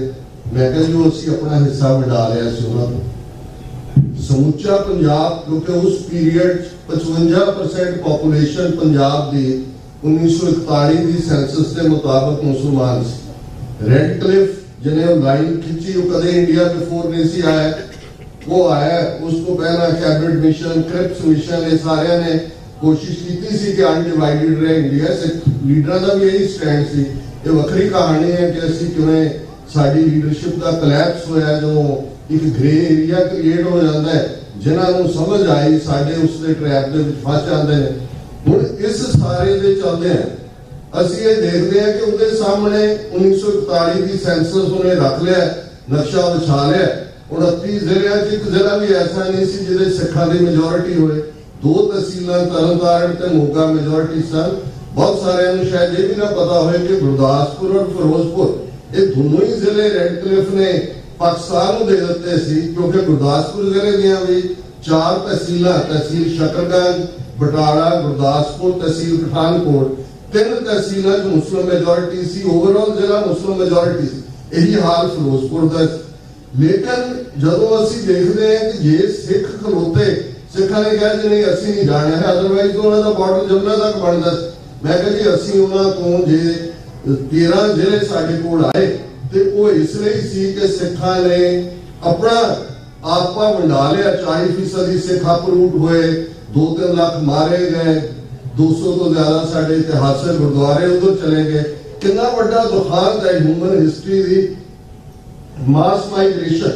ਹੁਣ ਉਸ ਹਾਲਤ ਦੇ ਵਿੱਚ ਤੁਸੀਂ ਜਦੋਂ ਅੱਜ ਦੇ ਚੈਲੰਜ ਦੀ ਗੱਲ ਦੇਖਦੇ ਹੋ ਤਾਂ ਤੁਹਾਨੂੰ ਸਮਝਣਾ ਪਏਗਾ ਕਿ ਤੁਸੀਂ ਮੁਲਕ ਨੂੰ ਬਚਾਇਆ, ਅੱਧਾ ਪੰਜਾਬ ਜਾਂ 12-13 ਜ਼ਿਲ੍ਹੇ ਬਚਾਏ। ਕਦੇ ਇਹ ਨਹੀਂ ਹੈ। ਬੰਗਾਲ ਦੇ ਵਿੱਚ ਮੁਸਲਿਮ ਲੀਗ ਦੀ ਹਕੂਮਤ, ਸਵਰਵਰਦੀ ਚੀਫ ਮਿਨਿਸਟਰ ਸੀ, ਆਲਮੋਸਟ 60% ਦੇ ਨੇੜੇ ਮੁਸਲਮਾਨ ਸੀ। ਜੇ ਪੰਜਾਬ ਦੀ ਵੰਡ ਦੇ ਉੱਤੇ ਸਿੱਖ ਲੀਡਰਸ਼ਿਪ ਨਾ ਇਨਸਿਸਟ ਕਰਦੀ, ਸਾਰਾ ਬੰਗਾਲ ਪਾਕਿਸਤਾਨ ਦੇ ਵਿੱਚ ਜਾ ਰਿਹਾ। ਹੁਣ ਉਹਨਾਂ ਹਾਲਾਤਾਂ ਜਦੋਂ ਅਸੀਂ ਆਏ, 3 ਕੱਪੜਿਆਂ ਕੋਈ ਐਸਾ ਨਹੀਂ ਦੇ ਘਰ ਦਾ ਜੀ ਨਹੀਂ ਮਾਰਿਆ ਗਿਆ ਤੇ ਅਜੇ 2-2.5 ਮਹੀਨੇ ਨਹੀਂ ਗੁਜ਼ਰੇ। ਪਹਿਲਾ ਸਰਕੂਲਰ ਪੰਜਾਬ ਦੀ ਹਕੂਮਤ ਨੇ ਉਸ ਪੀਰੀਅਡ ਦੇ ਵਿੱਚ ਡਿਪਟੀ ਕਮਿਸ਼ਨਰ ਨੂੰ ਭੇਜਿਆ ਕਿ Sikhs are a criminal tribe and a menace to the law abiding Hindus, ਕਿ ਸਿੱਖ ਇੱਕ ਜ਼ਰਾਇਮ ਪੇਸ਼ਾ ਕਬੀਲਾ ਹੈ ਤੇ ਕਾਨੂੰਨ ਮੰਨਣ ਵਾਲੇ ਹਿੰਦੂਆਂ ਲਈ ਵੱਡਾ ਖਤਰਾ ਨੇ। ਉਹ ਜਿਹੜੇ 13 ਜ਼ਿਲ੍ਹੇ ਬਚੇ, ਉਹਨਾਂ ਜ਼ਿਲ੍ਹਾ ਕਾਂਗੜਾ ਉਸ ਵੇਲੇ ਬਹੁਤ ਵੱਡਾ ਜ਼ਿਲ੍ਹਾ ਸੀ। ਉਸ ਕੁੱਲੂ ਵੀ, ਲਾਹੌਰ ਸਪੀਤੀ ਵੀ, ਇਹ ਸਾਰਾ ਉਹਦਾ ਹਿੱਸਾ ਹੀ ਸੀ, ਕਿਉਂਕਿ ਸਿੱਖ ਰਾਜ ਦਾ ਹਿੱਸਾ ਵੀ ਸੀ। ਸਿੱਖ ਰਾਜ ਦੀਆਂ ਹੱਦਾਂ ਚਾਈਨਾ ਦੇ ਨਾਲ ਲੱਗਦੀਆਂ ਸੀ, ਕੱਲੇ ਲਦਾਖ ਵਾਲੇ ਪਾਸਿਓਂ ਨਹੀਂ। ਜੇ ਤੁਸੀਂ ਕੁੱਲੂ ਮਨਾਲੀ ਗਏ ਹੋ, ਮਨਾਲੀ ਤੋਂ ਉੱਪਰ ਰੋਹਤਾਂਗ ਪਾਸ ਹੈ। ਰੋਹਤਾਂਗ ਪਾਸ ਜਾ ਕੇ ਤਿੱਬਤ ਜਿਹੜਾ ਚਾਈਨਾ ਦਾ ਹੁਣ ਹਿੱਸਾ ਹੈ ਉਹਦੇ ਨਾਲ ਲੱਗਦੀਆਂ ਸੀ। ਉੱਥੇ ਵੀ ਅੱਜ ਵੀ ਉਹ ਰੋਹਤਾਂਗ ਪਾਸ ਤੋਂ ਥੱਲੇ ਇੱਕ ਥਾਂ ਹੈ ਜਿਹਨੂੰ ਮੜੀ ਸਿੰਘਾਂ ਕਹਿੰਦੇ ਨੇ, ਕਿਉਂਕਿ ਜਿਹੜਾ ਪਹਿਲਾ ਅਟੈਂਪਟ ਸਿੱਖ ਫੌਜ ਦਾ ਸੀ ਮਹਾਰਾਜਾ ਰਣਜੀਤ ਸਿੰਘ ਦੇ ਵੇਲੇ, ਉਹ ਰੋਹਤਾਂਗ ਪਾਸ ਰਾਹੀਂ ਉਧਰ ਨੂੰ ਜਾਣਦਾ ਸੀ। ਉਹ ਬਰਫ਼ ਬੜੀ ਕੋਵੇਲੇ ਜਿਹੀ ਪੈਂਦੀ ਹੈ, ਉਹ ਸਾਰੇ ਦੇ ਸਾਰੇ ਵਿਚਾਰੇ ਦੱਬ ਗਏ ਸੀ। ਬਾਅਦ ਉਹਨਾਂ ਦੀਆਂ ਬਾਡੀਜ਼ ਰਿਟਰੀਵ ਕਰਕੇ ਉੱਥੇ ਮੜੀ ਸਿੰਘਾਂ ਬਣਾਈ ਗਈ। ਹੁਣ ਸਰ ਕਪੂਰ ਸਿੰਘ ਕਾਂਗੜੇ ਜ਼ਿਲ੍ਹੇ ਦੇ ਡਿਪਟੀ ਕਮਿਸ਼ਨਰ ਨੇ, ਉਹ ਪ੍ਰੋਟੈਸਟ ਕਰਦੇ ਨੇ ਕਿ ਭਾਈ ਤੁਸੀਂ ਸਿੱਖਾਂ ਨੂੰ, ਸਮੁੱਚੀ ਕੌਮ ਨੂੰ ਜ਼ਰਾਇਮ ਪੇਸ਼ਾ ਬਣਾ ਰਹੇ ਹੋ। ਨਤੀਜਾ ਤੁਸੀਂ ਵਾਕਫ ਹੋ, 13-14 ਸਾਲ ਦੀ ਉਹਨਾਂ ਦੀ ICS ਦੀ ਨੌਕਰੀ ਜ਼ਲੀਲ ਕਰਕੇ ਕੱਢਿਆ ਗਿਆ। ਪਹਿਲਾਂ ਸਸਪੈਂਡ ਕੀਤਾ, ਫਿਰ ਜਿਹੜਾ ਉਹਨਾਂ ਨੂੰ ਡਿਸਮਿਸ ਕੀਤਾ ਵਿਦਆਊਟ ਪੈਨਸ਼ਨ। ਉਹ ਸੁਪਰੀਮ ਕੋਰਟ ਤੱਕ ਗਏ। ਹੁਣ ਅੱਜ ਅਸੀਂ ਗੱਲ ਕਰਦੇ ਹਾਂ ਕਿ 39 ਸਾਲ ਹੋ ਗਏ, ਨਵੰਬਰ 84 ਦਾ ਇਨਸਾਫ ਨਹੀਂ ਮਿਲਿਆ, ਦੂਸਰੇ ਦਾ ਨਹੀਂ ਮਿਲਿਆ। ਤੁਸੀਂ ਉਦੋਂ ਹੀ ਜਦੋਂ ਸਰ ਕਪੂਰ ਸਿੰਘ ਹੋਰਾਂ ਨੇ ਉਸ ਕਹਾਣੀ ਨੂੰ ਸੰਤਨ ਕੀ ਸੁਣ ਸਾਚੀ ਸਾਖੀ, ਉਹਨੂੰ ਸਾਚੀ ਸਾਖੀ ਦੇ ਵਿੱਚ ਲਿਖਿਆ ਤੇ ਉਹਨਾਂ ਨੇ ਇੱਕ ਜੁਮਲਾ ਕਿਹਾ, ਮੁਲਕ ਹਿੰਦੂ का राज तिकड़ी का गुरु राखा भाई सिखड़े का। ये नेहरू, पटेल, चंदूलाल त्रिवेदी, ये तिकड़ी। ਹੁਣ ਉਹ ਤਿਕੜੀ ਅੱਜ ਜਿਹੜੀ ਆ ਉਹ ਮੋਦੀ, ਅਮਿਤ ਸ਼ਾਹ ਔਰ ਮੋਹਨ ਭਾਗਵਤ ਦੀ ਹੋਏ ਜਾਂ ਅਜੀਤ ਡੋਭਲ ਦੀ ਹੋਏ। ਸੋ ਇਹਨਾਂ ਸਾਰੇ ਵਰਿਆਂ ਦੀ ਕਹਾਣੀ ਜਿਹੜੇ ਤਾਂ ਸਮਝਣ ਤੋਂ ਇਨਕਾਰੀ ਨੇ, ਉਹਨਾਂ ਨਾਲ ਬਹਿਸ ਦਾ ਫਾਇਦਾ ਨਹੀਂ ਹੈ। ਜਿਹੜੇ ਰਜਿਸਟਰਡ ਬੇਈਮਾਨ ਨੇ, ਜਿਹੜੇ ਉਸ ਜ਼ਮਾਨੇ ਵੀ ਮੀਨੇ ਮਸਾਲ ਧੀਰ ਮਲੀਏ ਔਰ ਦੂਸਰੇ ਸੀ ਅੰਗਰੇਜ਼ਾਂ ਦੇ ਜ਼ਮਾਨੇ, ਰਾਏ ਬਹਾਦਰ, ਸਰਦਾਰ ਬਹਾਦਰ, ਖਾਨ ਬਹਾਦਰ, ਅੰਗਰੇਜ਼ਾਂ ਦੇ ਉਹ ਕਈ ਸਟ੍ਰਾਈਕਾਂ ਵਾਲੇ ਨਾਰੇ ਲਾਉਂਦੇ ਹੁੰਦੇ ਸੀ, ਟੋਡੀ ਕੁੱਤਾ। ਜੋ ਟੋਡੀ ਲਫ਼ਜ਼ ਤੁਸੀਂ ਅੰਗਰੇਜ਼ੀ ਦੇਖੋਗੇ ਉੱਥੋਂ ਹੀ ਆਇਆ ਹੋਇਆ, ਅੰਗਰੇਜ਼ੀ ਦਾ ਲਫ਼ਜ਼ ਹੈ। ਉਹ ਟੋਡੀ ਉਦੋਂ ਵੀ ਸੀ, ਉਹ ਅੱਜ ਵੀ ਨੇ। ਉਹ ਕਿਤੇ ਫੋਟੋਆਂ ਲਵਾ ਦੇਣ, ਕਿਤੇ ਗੁਰਦੁਆਰਿਆਂ 'ਚ ਗੱਲ ਨਾ ਕਰਨ ਦੇਣ, ਜਾਂ ਕਿਤੇ ਤੁਹਾਨੂੰ ਹੀ ਗਲਤ ਸਾਬਤ ਕਰਨ ਕਿ ਨਹੀਂ ਇਹ ਫਲਾਂ ਹੋ ਗਿਆ, ਇਹ ਨਾਲ ਹੀ ਰਹਿਣੇ ਨੇ। ਪਰ ਗੱਲ ਮੁੱਢਲੇ ਤੌਰ ਤੇ ਜਦੋਂ ਹਰਮੰਦਰ ਸਾਹਿਬ ਤੋਂ 84 ਕਦਮਾਂ ਦੀ ਵਿੱਥ ਤੇ ਸਤਿਗੁਰੂ ਸਿੰਘ ਦਾ ਕੋਟ ਹੈ, ਅਕਾਲ ਤਖਤ ਸਾਹਿਬ ਸੁਭਾਇਮਾਨ ਹੁੰਦਾ ਹੈ, ਪ੍ਰਗਟ ਕੀਤਾ ਜਾਂਦਾ ਹੈ। ਦਿੱਲੀ ਤਖਤ ਤੋਂ 2 ਫੁੱਟ ਉੱਚਾ, ਉਸ ਵੇਲੇ ਦਾ ਤਖਤੇ ਤਾਊਸ, ਕਿਉਂਕਿ ਤਾਊਸ ਮੋਰ ਨੂੰ ਕਹਿੰਦੇ ਨੇ, ਉਹਦੇ ਆਕਾਰ ਦਾ। ਅੱਜ ਕੱਲ੍ਹ ਮਸਤਾਨੇ ਫਿਲਮ ਦਾ ਜ਼ਿਕਰ ਹੁੰਦਾ ਹੈ ਤੇ ਬਹੁਤ ਸਾਰਿਆਂ ਨੂੰ ਸ਼ਾਇਦ ਪਤਾ ਹੋਵੇ ਕਿ ਨਾਦਰ ਸ਼ਾਹ ਨੇ ਜਦੋਂ 1739 ਦਿੱਲੀ ਤਬਾਹ ਕੀਤੀ ਤੇ ਉਹ ਕੋਹੇ ਨੂਰ ਵੀ ਲੈ ਗਿਆ। ਕੋਹੇ ਨੂਰ ਲਫ਼ਜ਼ ਵੀ ਉਹਨੇ ਹੀ ਦਿੱਤਾ ਸੀ। ਉਹ ਪਰਸ਼ੀਅਨ ਦੇ ਵਿੱਚ ਪਹਾੜ ਨੂੰ ਕਹਿੰਦੇ ਨੇ। ਜਦੋਂ ਉਹਨੇ ਹੀਰੇ ਨੂੰ ਦੇਖਿਆ, ਉਹਨੇ ਕਿਹਾ ਵਾਹ, ਕੋਹੇ ਨੂਰ, ਨੂਰ ਦਾ ਪਹਾੜ। ਪਰ ਇਹ ਨਾਂ ਉਹਦਾ ਦਿੱਤਾ ਹੋਇਆ ਨਾਦਰ ਸ਼ਾਹ ਦਾ। ਉਹ ਤਖਤੇ ਤਾਊਸ ਵੀ ਲੈ ਗਿਆ ਕਿਉਂਕਿ ਉਹੀ ਬਹੁਤ ਕੀਮਤੀ ਸੀ। ਅੱਜ ਵੀ ਤਹਿਰਾਨ ਦੇ ਇੱਕ ਮਿਊਜ਼ੀਅਮ ਦੇ ਵਿੱਚ ਪਿਆ ਹੋਇਆ।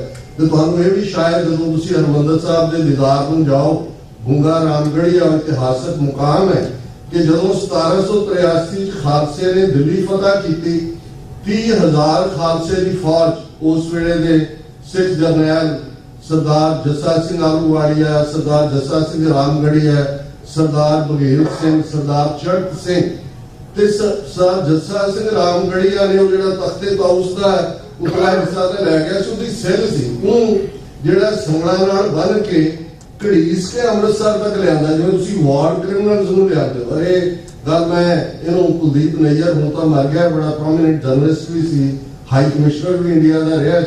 ਔਰ ਸ਼ਿਕਾਗੋ ਦੇ ਵਿੱਚ 1996 ਦੇ ਵਿੱਚ ਇੱਕ ਐਨਕਾਊਂਟਰ ਹੋਇਆ, ਬੈਠਿਆ ਹੀ ਦੀਵਾਨ ਦੇ ਵਿੱਚ ਉਹਨੂੰ ਲਿਆਂਦਾ ਹੋਇਆ ਸੀ। ਉਹਨੂੰ ਵੀ ਸੁਨੀਲ ਦੱਤ ਵੀ, ਇਹ ਕਿਰਨ ਜਿਹੜੀ ਉਹ ਬਾਅਦ ਦੇ ਵਿੱਚ ਹੁਣ ਬੀਜੇਪੀ ਬਣੀ, ਉਹ ਵੀ। ਤੇ ਇਹਨੂੰ ਮੈਂ ਕਿਹਾ ਸੀ ਕੁਲਦੀਪ ਨਈਅਰ ਨੂੰ, ਮੈਂ ਕਿਹਾ ਜਿਹੜੇ ਵਾਰ ਕ੍ਰਿਮੀਨਲ ਨੇ ਨਾ, ਜਿਹਨਾਂ ਨੇ ਸਾਡੇ ਅਗੇਂਸਟ ਕ੍ਰਾਈਮ ਕੀਤੇ ਨੇ, ਅਸੀਂ we will chase them, find them, extradite them, try them and hang them। ਕਿ ਇਹਨਾਂ ਦੇ ਲਈ ਕੋਈ ਮੁਆਫੀ ਨਹੀਂ ਹੈ, ਵਾਰ ਕ੍ਰਿਮੀਨਲ ਨੇ ਸਾਰੇ। ਪਰ ਇਹ ਵੀ ਬੇਸ਼ੱਕ ਦਿੱਲੀ ਤਖਤ ਦੇ ਉੱਤੇ ਕਿੰਨੇ ਬਾਦਸ਼ਾਹ ਆਏ ਚਲੇ ਗਏ ਸੀ, ਜਿਨ੍ਹਾਂ ਪਰ ਖਾਏ ਗੁਰੂ ਨਾਨਕ ਸਾਹਿਬ ਨੇ ਯਾਦ ਦਹਾਨੀ ਕਰਵਾਈ ਸੀ ਕਿ ਇਹਨਾਂ ਦਾ ਕਿਰਦਾਰ ਕੀ ਹੈ। ਰਾਜੇ ਸ਼ੀਂਕ ਮੁਕੱਦਮ ਕੁੱਤੇ, ਜਾਏ ਜਗਾਇਨ ਬੈਠੇ ਸੁੱਤੇ, ਚਾਕਰ ਨਹਿੰਦਾ ਪਾਇਨ ਕਾਓ, ਰੱਤ ਪਿਤ ਕੁੱਤੇ ਉਹ ਚੜ ਜਾਓ। ਹੁਣ ਉਸ ਸਿਰ ਨੂੰ ਡਰੈਗ ਕਰਕੇ ਲਿਆਂਦਾ।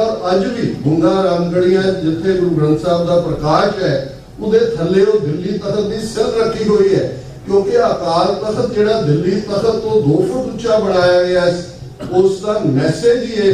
ਅੱਜ ਜਿਨ੍ਹਾਂ ਨੂੰ ਹਥਿਆਰਬੰਦ ਸੰਘਰਸ਼ ਤੋਂ ਸਮੱਸਿਆ ਹੁੰਦੀ ਹੈ ਜਾਂ ਸਾਡੇ ਅਜੋਕੇ ਜੁਝਾਰੂਆਂ ਦੀਆਂ ਕੁਰਬਾਨੀਆਂ ਨੂੰ ਚੁਕਾਉਣ ਦੀ ਕੋਸ਼ਿਸ਼ ਕਰਦੇ ਨੇ, ਉਹ ਇਹ ਭੁੱਲ ਜਾਂਦੇ ਨੇ ਕਿ ਅਕਾਲ ਤਖਤ ਸਾਹਿਬ ਦਾ ਪਹਿਲਾ ਫਰਮਾਨ, ਪਹਿਲਾ ਹੁਕਮਨਾਮਾ ਸੀ ਵਧੀਆ ਜਵਾਨੀ, ਵਧੀਆ ਘੋੜਾ, ਵਧੀਆ ਸ਼ਸਤਰ। ਕਿ ਜਿਹੜਾ ਸਿੱਖ ਖੁਸ਼ੀ ਚਾਹੁੰਦਾ ਗੁਰੂ ਨਾਨਕ ਦੇ ਦਰਬਾਰ ਦੀ, ਵਧੀਆ ਘੋੜਾ ਲਿਆਓ, ਵਧੀਆ ਸ਼ਸਤਰ ਲਿਆਓ। ਔਰ ਪਹਿਲੀ ਸਾਡੀ ਫੌਜ 52 ਸਿੱਖਾਂ ਦੀ, ਜਿਹੜਾ ਪਹਿਲਾ ਨਿਊਕਲੀਅਸ ਫੌਜ ਬਣਦੀ ਹੈ, ਉਹ ਉਹੀ ਸੀ ਜਿਨ੍ਹਾਂ ਨੇ ਆਪਣਾ ਆਪਾ ਕੁਰਬਾਨ। ਐਵੇਂ ਨਹੀਂ, ਭਾਈ ਨੱਥਾ ਤੇ ਅਬਦੁੱਲਾ, ਉਹਨਾਂ ਦੀ ਢੱਡ ਵੱਜੀ ਜਦੋਂ ਗੁਰੂ ਹਰਗੋਬਿੰਦ ਸਾਹਿਬ ਉਸ ਤਖਤ ਤੇ, ਔਰ ਬਾਬਾ ਬੁੱਢਾ ਜੀ। ਹੁਣ ਇੱਕ ਤੁਸੀਂ ਯੂਨੀਕ ਪਾਰਟ ਦੇਖਦੇ ਹੋ ਜਦੋਂ ਅਸੀਂ ਮੀਰੀ ਪੀਰੀ ਦੇ ਸੰਕਲਪ ਦੀ ਗੱਲ ਕਰਦੇ ਹਾਂ, ਉਹੀ ਬਾਬਾ ਬੁੱਢਾ ਜੀ ਸਾਡੇ ਪਹਿਲੇ ਗ੍ਰੰਥੀ ਨੇ, ਜਿਨ੍ਹਾਂ ਨੂੰ ਪੰਜਵੇਂ ਪਾਤਸ਼ਾਹ ਹੁਕਮ ਕਰਦੇ ਨੇ ਕਿ ਬਾਬਾ ਬੁੱਢਾ ਆਵਾਜ਼ਾਂ ਲਾਓ। ਅੱਜ ਅਸੀਂ ਹੁਕਮਨਾਮਾ ਦਾ ਫਰਮਾਨ ਲਫ਼ਜ਼ ਇਸਤੇਮਾਲ ਕਰਦੇ ਹਾਂ, ਪੁਰਾਤਨ ਪੰਜਾਬੀ ਦੇ ਵਿੱਚ ਆਵਾਜ਼ਾਂ ਲੈਣਾ ਕਹਿੰਦੇ ਸੀ, ਔਰ ਇਹ ਭਾਈ ਸਾਹਿਬ ਨੇ ਵੀ ਕੋਟ ਕੀਤਾ। ਔਰ ਉਹੀ ਬਾਬਾ ਬੁੱਢਾ ਜੀ ਗੁਰੂ ਹਰਗੋਬਿੰਦ ਸਾਹਿਬ ਦੇ ਸ਼ਸਤਰ ਵਿਦਿਆ ਦੇ ਉਸਤਾਦ ਵੀ ਨੇ, ਉਹਨਾਂ ਨੂੰ ਗੁਰਮੁਖੀ ਪੜਾਉਣ ਵਾਲੇ ਵੀ ਨੇ, ਗੁਰਮੁਖੀ ਅੱਖਰ ਪਾ ਕੇ ਦੇਣ ਵਾਲੇ ਵੀ, ਮੀਰੀ ਪੀਰੀ ਦੀਆਂ 2 ਤਲਵਾਰਾਂ ਪਹਿਨਾਉਣ ਵਾਲੇ ਵੀ ਨੇ। ਕਿਵੇਂ ਤੁਸੀਂ ਮੀਰੀ ਪੀਰ ਨੂੰ ਜਿਹੜੇ ਬਾਣੀ ਪੜ੍ਹ ਰਹੇ ਨੇ ਗ੍ਰੰਥੀ, ਉਹ ਸ਼ਸਤਰ ਵਿਦਿਆ ਔਰ ਤਖਤ ਦੇ ਉੱਤੇ ਬਿਠਾ ਕੇ ਤੇ ਭਾਈ ਨੱਥਾ ਤੇ ਅਬਦੁੱਲਾ ਦੀ ਢੱਡ ਵੱਜਦੀ ਹੈ ਕਿ ਉਸ 2 ਤਲਵਾਰਾਂ ਬੱਧੀਆਂ, ਇੱਕ ਮੀਰੀ ਦੀ, ਇੱਕ ਪੀਰੀ ਦੀ, ਇੱਕ ਅਜ਼ਮਤ ਦੀ, ਇੱਕ ਰਾਜ ਦੀ, ਇੱਕ ਰਾਖੀ ਕਰੇ ਵਜ਼ੀਰ ਦੀ, ਪੱਗ ਤੇਰੀ ਕੀ ਜਹਾਂਗੀਰ। ਲਾਈਨਸ ਤਾਂ ਉਦੋਂ ਹੀ ਡਰਾ ਹੋ ਗਈਆਂ ਕਿ ਇੱਕ ਪਾਸੇ ਅਕਾਲ ਦਾ ਤਖਤ ਹੈ, ਥਰੋਨ ਆਫ ਦਾ ਇਮੋਰਟਲ, ਇਹ ਨਾਨਕ ਰਾਜ ਚਲਾਇਆ ਦੀ ਗੱਲ ਹੈ। ਇਸ ਤਖਤ ਦੇ ਅੱਗੇ ਕੋਈ ਬ੍ਰਾਹਮਣ ਵੀ ਫਰਿਆਦੀ ਹੋ ਸਕਦਾ ਹੈ, ਜਿਵੇਂ ਕਸੂਰ ਦਾ ਬ੍ਰਾਹਮਣ ਆਇਆ, ਔਰ ਕਿਵੇਂ ਭੰਗੀ ਨਸਲ ਦੇ ਸਰਦਾਰ ਔਰ ਦੂਸਰਿਆਂ ਨੇ ਹਜ਼ਾਰਾਂ ਸਿੱਖ ਮਰਵਾ ਕੇ ਉਸ ਦੀ ਪੜਤਾਣੀ ਛੁਡਾ ਕੇ ਲਿਆ ਕੇ ਦਿੱਤੀ ਸੀ। ਇਹ ਐਵੇਂ ਨਹੀਂ ਹੈ। ਜਦੋਂ ਅਸੀਂ ਇਸ ਧਰਤੀ ਦੇ ਉੱਤੇ ਰਾਜ ਦੀ ਗੱਲ ਕਰਦੇ ਹਾਂ, पिछले दिन G20 का दिल्ली बहुत बड़ा ड्रामा होया। हालां हर 10-11 साल तो समिट होंदे ने, पर उत्थे अज कल ये नहीं है कि इंडियन ठगोक्रेसी है या कास्टोक्रेसी है, इंडियन इवेंटोक्रेसी बन गई। कोई भी इवेंट एवं करी जाओ, बजाय बेची जाओ सौदा दूजे तीजे। हुण रविंदर सिंह रॉबिन की KNI के कॉरस्पॉन्डेंट रहे अमृतसर, बाद च उन्होंने रॉयटर लिए भी काम किया, हुण वो BBC पंजाबी सर्विस लिए काम करते हैं। उन्होंने एक ट्वीट पाया, उन्होंने कहा जी मैं कवरेज वो करन गया सी BBC लिए, तो कहते कि मैं जो वॉक कर रहा सी तो एक बजुर्ग सीनियर जर्नलिस्ट में लगा किसी होर मुल्क का, वो आया, उन्हें मेरा हाथ घुट के फड़ लिया। तो उन्हें कहा कि जी मैं यूक्रेन तो है, सीनियर जर्नलिस्ट है, और मैं जिथे जो किसी सिख को देखदा है मेरा उन्हें थैंक यू करने जी करता है कि भाई असी अज मुसीबत च है, साडे ते बहुत जुल्म हो रहे हैं। You people are the one who have come to our rescue. अज भी जो मैं गल कर रहा है यूनाइटेड सिक्स जिहड़ी ह्यूमैनिटेरियन ऑर्गेनाइजेशन है, उन्होंने वॉलंटियर कल्ला ये नहीं है जो उन्होंने उत्थे लंगर लाया, जो हॉट टेंट या दूजा लाया, और रेस्क्यू ऑपरेशन इस लेवल पे उन्होंने ट्रेनिंग अज भी 1 दर्जन तो ज्यादा वॉलंटियर लै रहे हैं। ये कौम की सॉफ्ट पावर है। मैं बहुत बार कल भी जिक्र हो रहा है, मैं क्या बहुत बार असी नेगेटिविटी देखते हैं। ये ठीक है, 2 लफ्ज अंग्रेजी के ने, एक सेल्फ कंडेमनेशन है, एक सेल्फ एनालिसिस है। सेल्फ एनालिसिस आपा पड़चोड़ बड़ी जरूरी है। असी आपस बैठ के कितने साडियां कमजोरियां ने, किवें असी इंप्रूव, पर जिहड़ी सिर च सवाह पाउण दी गल है सेल्फ कंडेमनेशन, उहदे चों तुसी लूज कर दो। तुसी अपने बच्चे नूं भी क्यों अमरीका च बच्चियां नूं एप्रीशिएट जो किया जाता है, इन्हां दी स्कूलां कॉलेज चीयर टीम्स हुंदियां ने, और चीयर ग्रुप जिहड़े ने जो अपने रेसमे लिखदे ने I was a cheer party leader, क्योंकि चीयरिंग एप्रीशिएशन ये भी उस चढ़दी कला वल तुहानूं लैके जांदा है। हुण गल असीं एक पासे अपनी देग दी जो करदे, हुण गल राजयोग क्यों जे तुसीं पोलिटिकल मैसेज कढना है, असीं देग ते फतेह मंगदे हैं। देग साडा कड़ाह प्रसाद भी है, असी लंगर भी करते हैं, देग इकनॉमिकल प्रॉस्पैरिटी भी है। तो जो गुरु कलगीधर पातशाह ने देग ते जग में दऊ चलिया की गल की, वो देग साडी यूक्रेन दे विच चली ते साडी सॉफ्ट पावर क्रिएट होंदी है। कोविड-19 बेस्ट सिक्खी का ये कहना हो साडे गुरुद्वारियां दा, बहुते लोग नेगेटिविटी करने वाले अज अपने ही तुरे हुए ने, उन्हां दा वो सोशल मीडिया ने होर चीपर कर दिता है। हुण जिहदा जी करदा 2 लाइनां पा के वो जबड़ियां मारन ते आ जांदा है। दुनिया भर दे विच सिखां दी रैकग्निशन, जिथे जिथे सिख सी उन्होंने देखा भी की किया जा सकता है। किसी ने लंगर लाया, आस्ट्रेलिया दे विच वाइल्ड फायर फ्लड्स आंदे ने, और जदों कोविड दे मुकण तो बाद पहला जिहड़ा खालसा साधना दिवस आंदा है, 5 मुल्कां दे head of state America, Canada, Australia, New Zealand, UK उस सिखां नूं बधाई दिंदे ने कि खालसा नेशन दा बर्थ अमरीका उन्होंने as a national Sikh day parade के तौर के उत्ते वाशिंगटन DC जदों असीं इकट्ठे हुंदे हैं। ये कितनी वड्डी गल है, ये साडी देग ने सानूं कित्थे पहुंचा दित्ता है। और उसे कांसैप्ट जो तेग की गल करिए, असीं एक सदी लड़े, 4 पातशाहियां दे नाल लड़े, मुगलों के नाल भी, अफगानों के नाल भी, इधर मराठियां के नाल भी, बाद अंग्रेजों के नाल भी, पर साडी तेग जुल्म के खिलाफ कदे म्यान च नहीं पई। जे इन्हां ने जिहड़ा 39 साल पहले टैंकां तोपां नाल दरबार साहब ते हमला किया, किहड़ा दिन गुजरदा है जदों तुसीं बेअंत सिंह, सतवंत सिंह अपने जिंदियां सुखियां, दिलावर सिंह हवारियां की गाथा नहीं गाते। ये अजोके पीरियड के वो योधे जिन्हां ने, और वो सतपाल मलिक जम्मू कश्मीर का गवर्नर रहा, उन्हें कहा जी अरुण नेहरू जिहड़ा इहदा कजन सी नेहरू दा, उन्हें कहा जो इंदिरा गांधी ने हमला कर लिया और वो बड़ी डर च रहिंदी सी। उन्हें खुद भी लिखा है कि मैं नाइटमेयर्स हुंदे सी, मैनूं डर लगदा सी। ते कहंदे भी उन्हें वड्डे ब्राह्मण नूं एक नूं सद्दिया कि की करा, उन्हें कहा जी मृत्युंजय यज्ञ करा। मृत्युंजय यज्ञ कोई शिव जी नाल जुड़िया होया कि मृत्यु नहीं होंदी। कहंदे इंदिरा गांधी भावें वो कहंदे सी मैं नहीं मानदी, उन्हें मृत्युंजय यज्ञ भी कराया। कहंदे मैं अरुण नेहरू नूं कहा तूं मृत्युंजय यज्ञ कराया, भावें उन्हें कुछ कराया, पर सिखां ने छड्डना नहीं है इसको। और यही गल उन्हें मोदी नूं भी कही, किसान मोर्चा 19 महीने चलिया, उन्हें कहा ये इन्हां दे नाल पंगा ना लै। ये 21 साल बाद सिख ने जाकर उन्होंने माइक्रो वायर नूं मारिया सी। इंदिरा गांधी ने मृत्युंजय यज्ञ भी कराया। जाली भी 6 किस्म दी 6 इंदिरा गांधी बनिया होंदियां सी, अगली गड्डी ਪਿੱਛੇ ਚਲੀ ਗਈ, ਬੇਅੰਤ ਸਿੰਘ ਸਦਾਮ ਸਿੰਘ ਨੇ ਅਸਲੀ ਨੂੰ ਹੀ ਮਾਰਿਆ, ਉਹਨਾਂ ਨੇ ਪਛਾਣ ਲਿਆ ਸੀ ਕਿ ਅਸਲੀ ਕਿਹੜੀ ਹੈ। ਸੋ ਇਹ ਜਦੋਂ ਸਾਡੀ ਤੇਗ ਦੀ ਗੱਲ ਹੁੰਦੀ ਆ, ਪਿਛਲੇ ਦਿਨਾਂ 'ਚ ਤੁਸੀਂ ਦੇਖਿਆ ਕਿ ਕਿਵੇਂ ਨੈਸ਼ਨਲ ਫੁੱਟਬਾਲ ਲੀਗ ਦੀ ਕਾਊਬॉयਜ਼ ਟੀਮ ਡਾਲਸ ਦੀ 500 ਕਰੋੜ ਦਾ ਬਜਟ 1922-23 ਇਹ ਨੈਸ਼ਨਲ ਫੁੱਟਬਾਲ ਲੀਗ ਬਣਦੀ ਹੈ। 2 ਵਾਰ ਜਿਹੜੇ ਫਰਵਰੀ ਮਾਰਚ ਉਹਨਾਂ ਦੇ ਮੈਚ ਹੁੰਦੇ ਨੇ, hundreds of millions of people, ਸਭ ਤੋਂ ਜ਼ਿਆਦਾ ਵਾਚਡ ਇਵੈਂਟ ਹੁੰਦੀ ਹੈ। ਹੁਣ ਨੈਸ਼ਨਲ ਫੁੱਟਬਾਲ ਲੀਗ ਆਪਣਾ ਥੀਮ ਆਫ ਦਾ ਈਅਰ ਓਮਨੀ ਕਾਰਟੇ ਸੀਜ਼ ਐਵਰੀਥਿੰਗ ਹੁੰਦੀ ਅੰਗਰੇਜ਼ੀ ਨਾਲ, ਹਰ ਮੈਦਾਨ ਫਤਿਹ ਤੇ ਹਰੀ ਸਿੰਘ ਨਰੂਆ। ਹੁਣ ਇਹ ਛੋਟੀ ਚੀਜ਼ ਹੈ ਜਦੋਂ ਤੁਸੀਂ ਆਪਣੀ ਤਾਕਤ, ਇਹਦੇ ਬਾਵਜੂਦ ਕਿ ਸਾਡੀ ਪੱਤਾ ਵੈਰੀ ਹੈ, ਹਕੂਮਤ ਨੇ ਸਾਨੂੰ ਬਦਨਾਮ ਕਰਨ ਲਈ ਆਤੰਕਵਾਦੀ, ਅਲਗਾਵਵਾਦੀ, ਉਗਰਵਾਦੀ, ਪਤਾ ਨਹੀਂ ਕੀ ਵਾਦੀ ਬਣਾਇਆ ਹੋਇਆ। ਜੇ ਇਹਦੇ ਬਾਵਜੂਦ ਖਾਲਸਾ ਪੰਥ ਹਿਊਮਨ ਹਿਸਟਰੀ ਦੇ ਵਿੱਚ ਉਹ ਕੁਝ ਕ੍ਰੀਏਟ ਕਰ ਰਿਹਾ ਹੈ। ਅੱਜ ਸਾਡਾ ਸਿੰਬੋਲਿਜ਼ਮ, ਅੱਜ ਸਾਡਾ ਇਤਿਹਾਸ, ਓਹਾਇਓ ਸਟੇਟ ਨੇ ਅਜੇ 3-4 ਦਿਨ ਪਹਿਲਾਂ ਉਹ ਪੁਲਿਸ ਭਰਤੀ ਚਾਹੁੰਦੇ ਨੇ ਤੇ ਸਿੱਖ ਨੂੰ ਐਜ਼ ਏ ਪੋਸਟਰ ਬॉय ਬਣਾਇਆ ਕਿ ਕਮ ਇਟ ਸਰਵ ਦਾ ਥਿੰਗ। ਇਹ ਐਵੇਂ ਨਹੀਂ ਹੈ ਔਰ ਇਸ ਗੱਲ ਦੇ ਉੱਤੇ ਸਾਡਾ ਫੇਥ ਹੋਣਾ ਚਾਹੀਦਾ ਹੈ। ਔਰ ਮੈਂ ਕੰਕਲੂਡ ਕਰਾਂ, ਨੈਰੇਟਿਵ ਬੜਾ ਇੰਪੋਰਟੈਂਟ ਹੈ।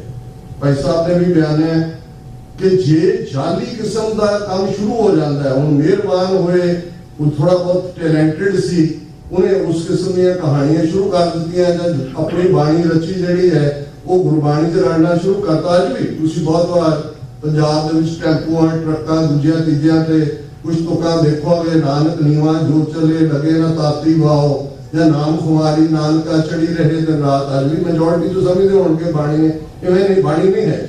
ਲੇਕਿਨ ਜਦੋਂ ਤੁਸੀਂ ਪਪੂਲਰ ਕਰ ਦਿੰਦੇ ਹੋ, ਇੱਕ ਨੈਰੇਟਿਵ ਚੱਲ ਪੈਂਦਾ ਹੈ, ਉਸ ਨੈਰੇਟਿਵ ਨੂੰ ਰੋਕਣਾ ਬਹੁਤ ਔਖਾ ਹੁੰਦਾ ਹੈ।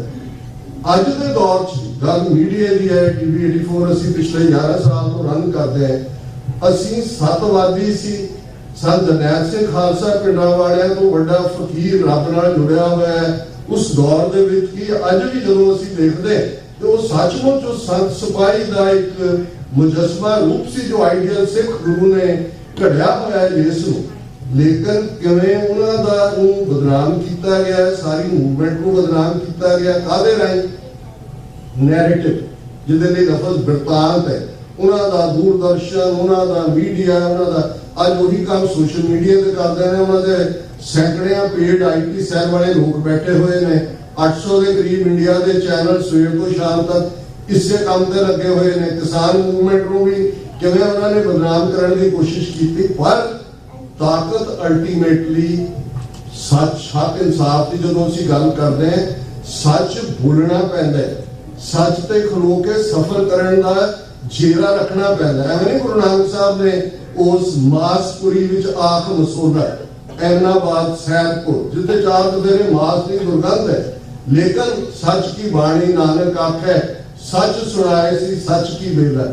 ਸੱਚ ਉਦੋਂ ਕਹੋ ਜਦੋਂ ਸੱਚ ਕਹਿਣ ਦਾ ਵੇੜਾ ਵਿਹਾ ਕੇ ਬੋਲਿਆ। ਸੱਚ ਜਿਹੜਾ ਜਿਹੜੇ ਬਹੁਤ ਸਾਰੇ ਬਾਅਦ ਦੇ ਵਿੱਚ ਗੱਲਾਂ, ਉਹਦਾ ਕੋਈ ਮਤਲਬ ਨਹੀਂ ਹੁੰਦਾ। ਬਿਰਤਾਂਤ ਨੇ ਹੀ ਸਾਡੀ ਸੱਤਵਾਦੀ ਮੂਵਮੈਂਟ ਨੂੰ ਕਿਸ ਲਿਆ ਕਦਰ ਤੇ ਲਿਆ ਕੇ ਖੜਾ ਕੀਤਾ। ਔਰ ਅੱਜ ਇੰਡੀਅਨ ਸਟੇਟ ਇਸ ਕਦਰ, ਜਿਹਨੂੰ ਅੰਗਰੇਜ਼ੀ ਦੇ ਲਫ਼ਜ਼ ਮਿਫਟ ਕਹਿੰਦੇ ਨੇ, ਕਿ ਉਹਨਾਂ ਨੇ ਹੁਣ ਡਾਇਰੈਕਟਡ ਟਾਰਗੇਟ ਕਿਲਿੰਗ ਸ਼ੁਰੂ ਕਰ ਦਿੱਤੀਆਂ ਨੇ। ਉਹਨਾਂ ਨੂੰ ਲੱਗਾ ਕਿ ਉਹਨਾਂ ਨੇ ਝੂਠ ਵੇਚਿਆ। ਏਅਰ ਇੰਡੀਆ ਦਾ ਹਾਦਸਾ ਕੈਨੇਡਾ 'ਚ ਕਰਵਾਇਆ, ਕਨਿਸ਼ਕਾ ਜਹਾਜ਼ ਦਾ 329 ਬੇਗੁਨਾਹ ਮੁਸਾਫਰ ਮਾਰੇ ਗਏ, ਸਿੱਖਾਂ ਦੇ ਸਿਰ ਮੜਿਆ। ਇਸ ਸਭ ਦੇ ਬਾਵਜੂਦ ਉਹਨਾਂ ਨੂੰ ਲੱਗਾ ਕਿ ਇਹ ਡਾਇਸਪੋਰਾ ਸਿੱਖਾਂ ਦੀ ਪਾਵਰ, ਉਹ ਅੱਜ ਤੁਸੀਂ ਖਾਲਸਾ ਰੈਫਰੈਂਡਮ ਦੀ ਗੱਲ ਦੇਖੋ ਕਿ ਕਿਸ ਲੈਵਲ ਤੇ ਜਾ ਕੇ ਇਹੀ ਲੋਕ ਕਹਿੰਦੇ ਸੀ ਇਹ 2.5 ਟੋਟਲੂ ਨੇ, ਐਵੇਂ ਖਾਲਿਸਤਾਨ ਦੀਆਂ ਗੱਲਾਂ ਹੱਟੀਆਂ ਖੋਲੀਆਂ ਹੋਈਆਂ, ਇਹਨਾਂ ਨੂੰ ਹੋਰ ਕੋਈ ਹੈ ਨਹੀਂ, ਖਾਣ ਪੀਣ ਦਾ ਇਹਨਾਂ ਦੀ ਪ੍ਰੋਬਲਮ ਹੈ। ਹੁਣ 1,35,000 ਬੰਦਾ 10 ਸਤੰਬਰ ਵਾਲੇ ਦਿਨ ਉਸ ਸਰੀ ਦੇ ਮੁਕਾਮ ਤੇ ਵੋਟ ਲਈ ਨਿਕਲਦਾ ਹੈ, ਜਿਸ ਗੁਰਦੁਆਰਾ ਸਾਹਿਬ ਦੇ ਪ੍ਰਧਾਨ ਹਰਦੀਪ ਸਿੰਘ ਨਿੱਜਰ ਨੂੰ ਗੁਰਦੁਆਰਾ ਕੰਪਲੈਕਸ ਦੇ ਵਿੱਚ ਉਹਨਾਂ ਦੇ ਜਿਹੜੀ ਟਾਰਗੇਟ ਕਿਲਿੰਗ ਰਾਹ ਵਾਲਿਆਂ ਨੇ ਅਜੀਤ ਡੋਵਲ ਦੇ ਥੱਲੇ ਕੀਤਾ। ਖੌਫ, ਹਕੂਮਤ ਦੋ ਚੀਜ਼ਾਂ ਸਮਝਦੀ ਹੁੰਦੀ ਹੈ ਕਿ ਕਿਸੇ ਆਵਾਜ਼ ਨੂੰ ਤੁਸੀਂ ਬੰਦ ਕਰ ਸਕਦੇ ਹੋ ਕਿ ਖੌਫ ਪੈਦਾ ਕਰੋ, ਡਰ ਪੈਦਾ ਕਰੋ। ਇਹ ਤੈਮੂਰ ਲੇਮ ਜਾਂ ਚੰਗੇਜ਼ ਖਾਨ ਇਹ ਜਦੋਂ ਜਾਂਦੇ ਸੀ ਮਾਰ ਕੇ ਜਿਹੜਾ ਉਹ ਖੋਪੜੀਆਂ ਦੇ ਮੀਨਾਰ ਬਣਾ ਦਿੰਦੇ ਸੀ। ਹੁਣ ਮੀਨਾਰ ਕਿਉਂ? ਖੋਪੜੀ ਕੈਲਸ਼ੀਅਮ ਫਾਸਫੋਰਸ ਹੁੰਦੀ ਹੈ, ਜਦੋਂ ਰਾਤ ਦਾ ਹਨੇਰਾ ਹੁੰਦਾ ਤੇ ਮੀਨਾਰ ਨੀਲਾ ਤੋਂ ਨਜ਼ਰ ਆਉਂਦਾ ਵੀ ਖੋਪੜੀਆਂ ਜਿਹੜੀਆਂ ਨੇ ਆ ਰਹੀਆਂ ਨੇ। ਖੌਫ, ਅੰਗਰੇਜ਼ ਕਿਸੇ ਜ਼ਮਾਨੇ 'ਚ ਵੀ ਅੱਜ ਜਦੋਂ ਅਸੀਂ ਸਬ ਕੰਟੀਨੈਂਟ ਦੀ ਗੱਲ ਕਰਦੇ ਹਾਂ, ਇੰਡੀਆ, ਪਾਕਿਸਤਾਨ, ਬੰਗਲਾदेश, ਬਰਮਾ, ਨੇਪਾਲ, ਇਹ ਸਾਰੇ ਜਿਹੜੇ ਨੇ ਕਿਸੇ ਪੀਰੀਅਡ 'ਚ ਵੀ ਅੰਗਰੇਜ਼ 20,000 ਜਾਂ 25,000 ਤੋਂ ਜ਼ਿਆਦਾ ਨਹੀਂ ਸੀ।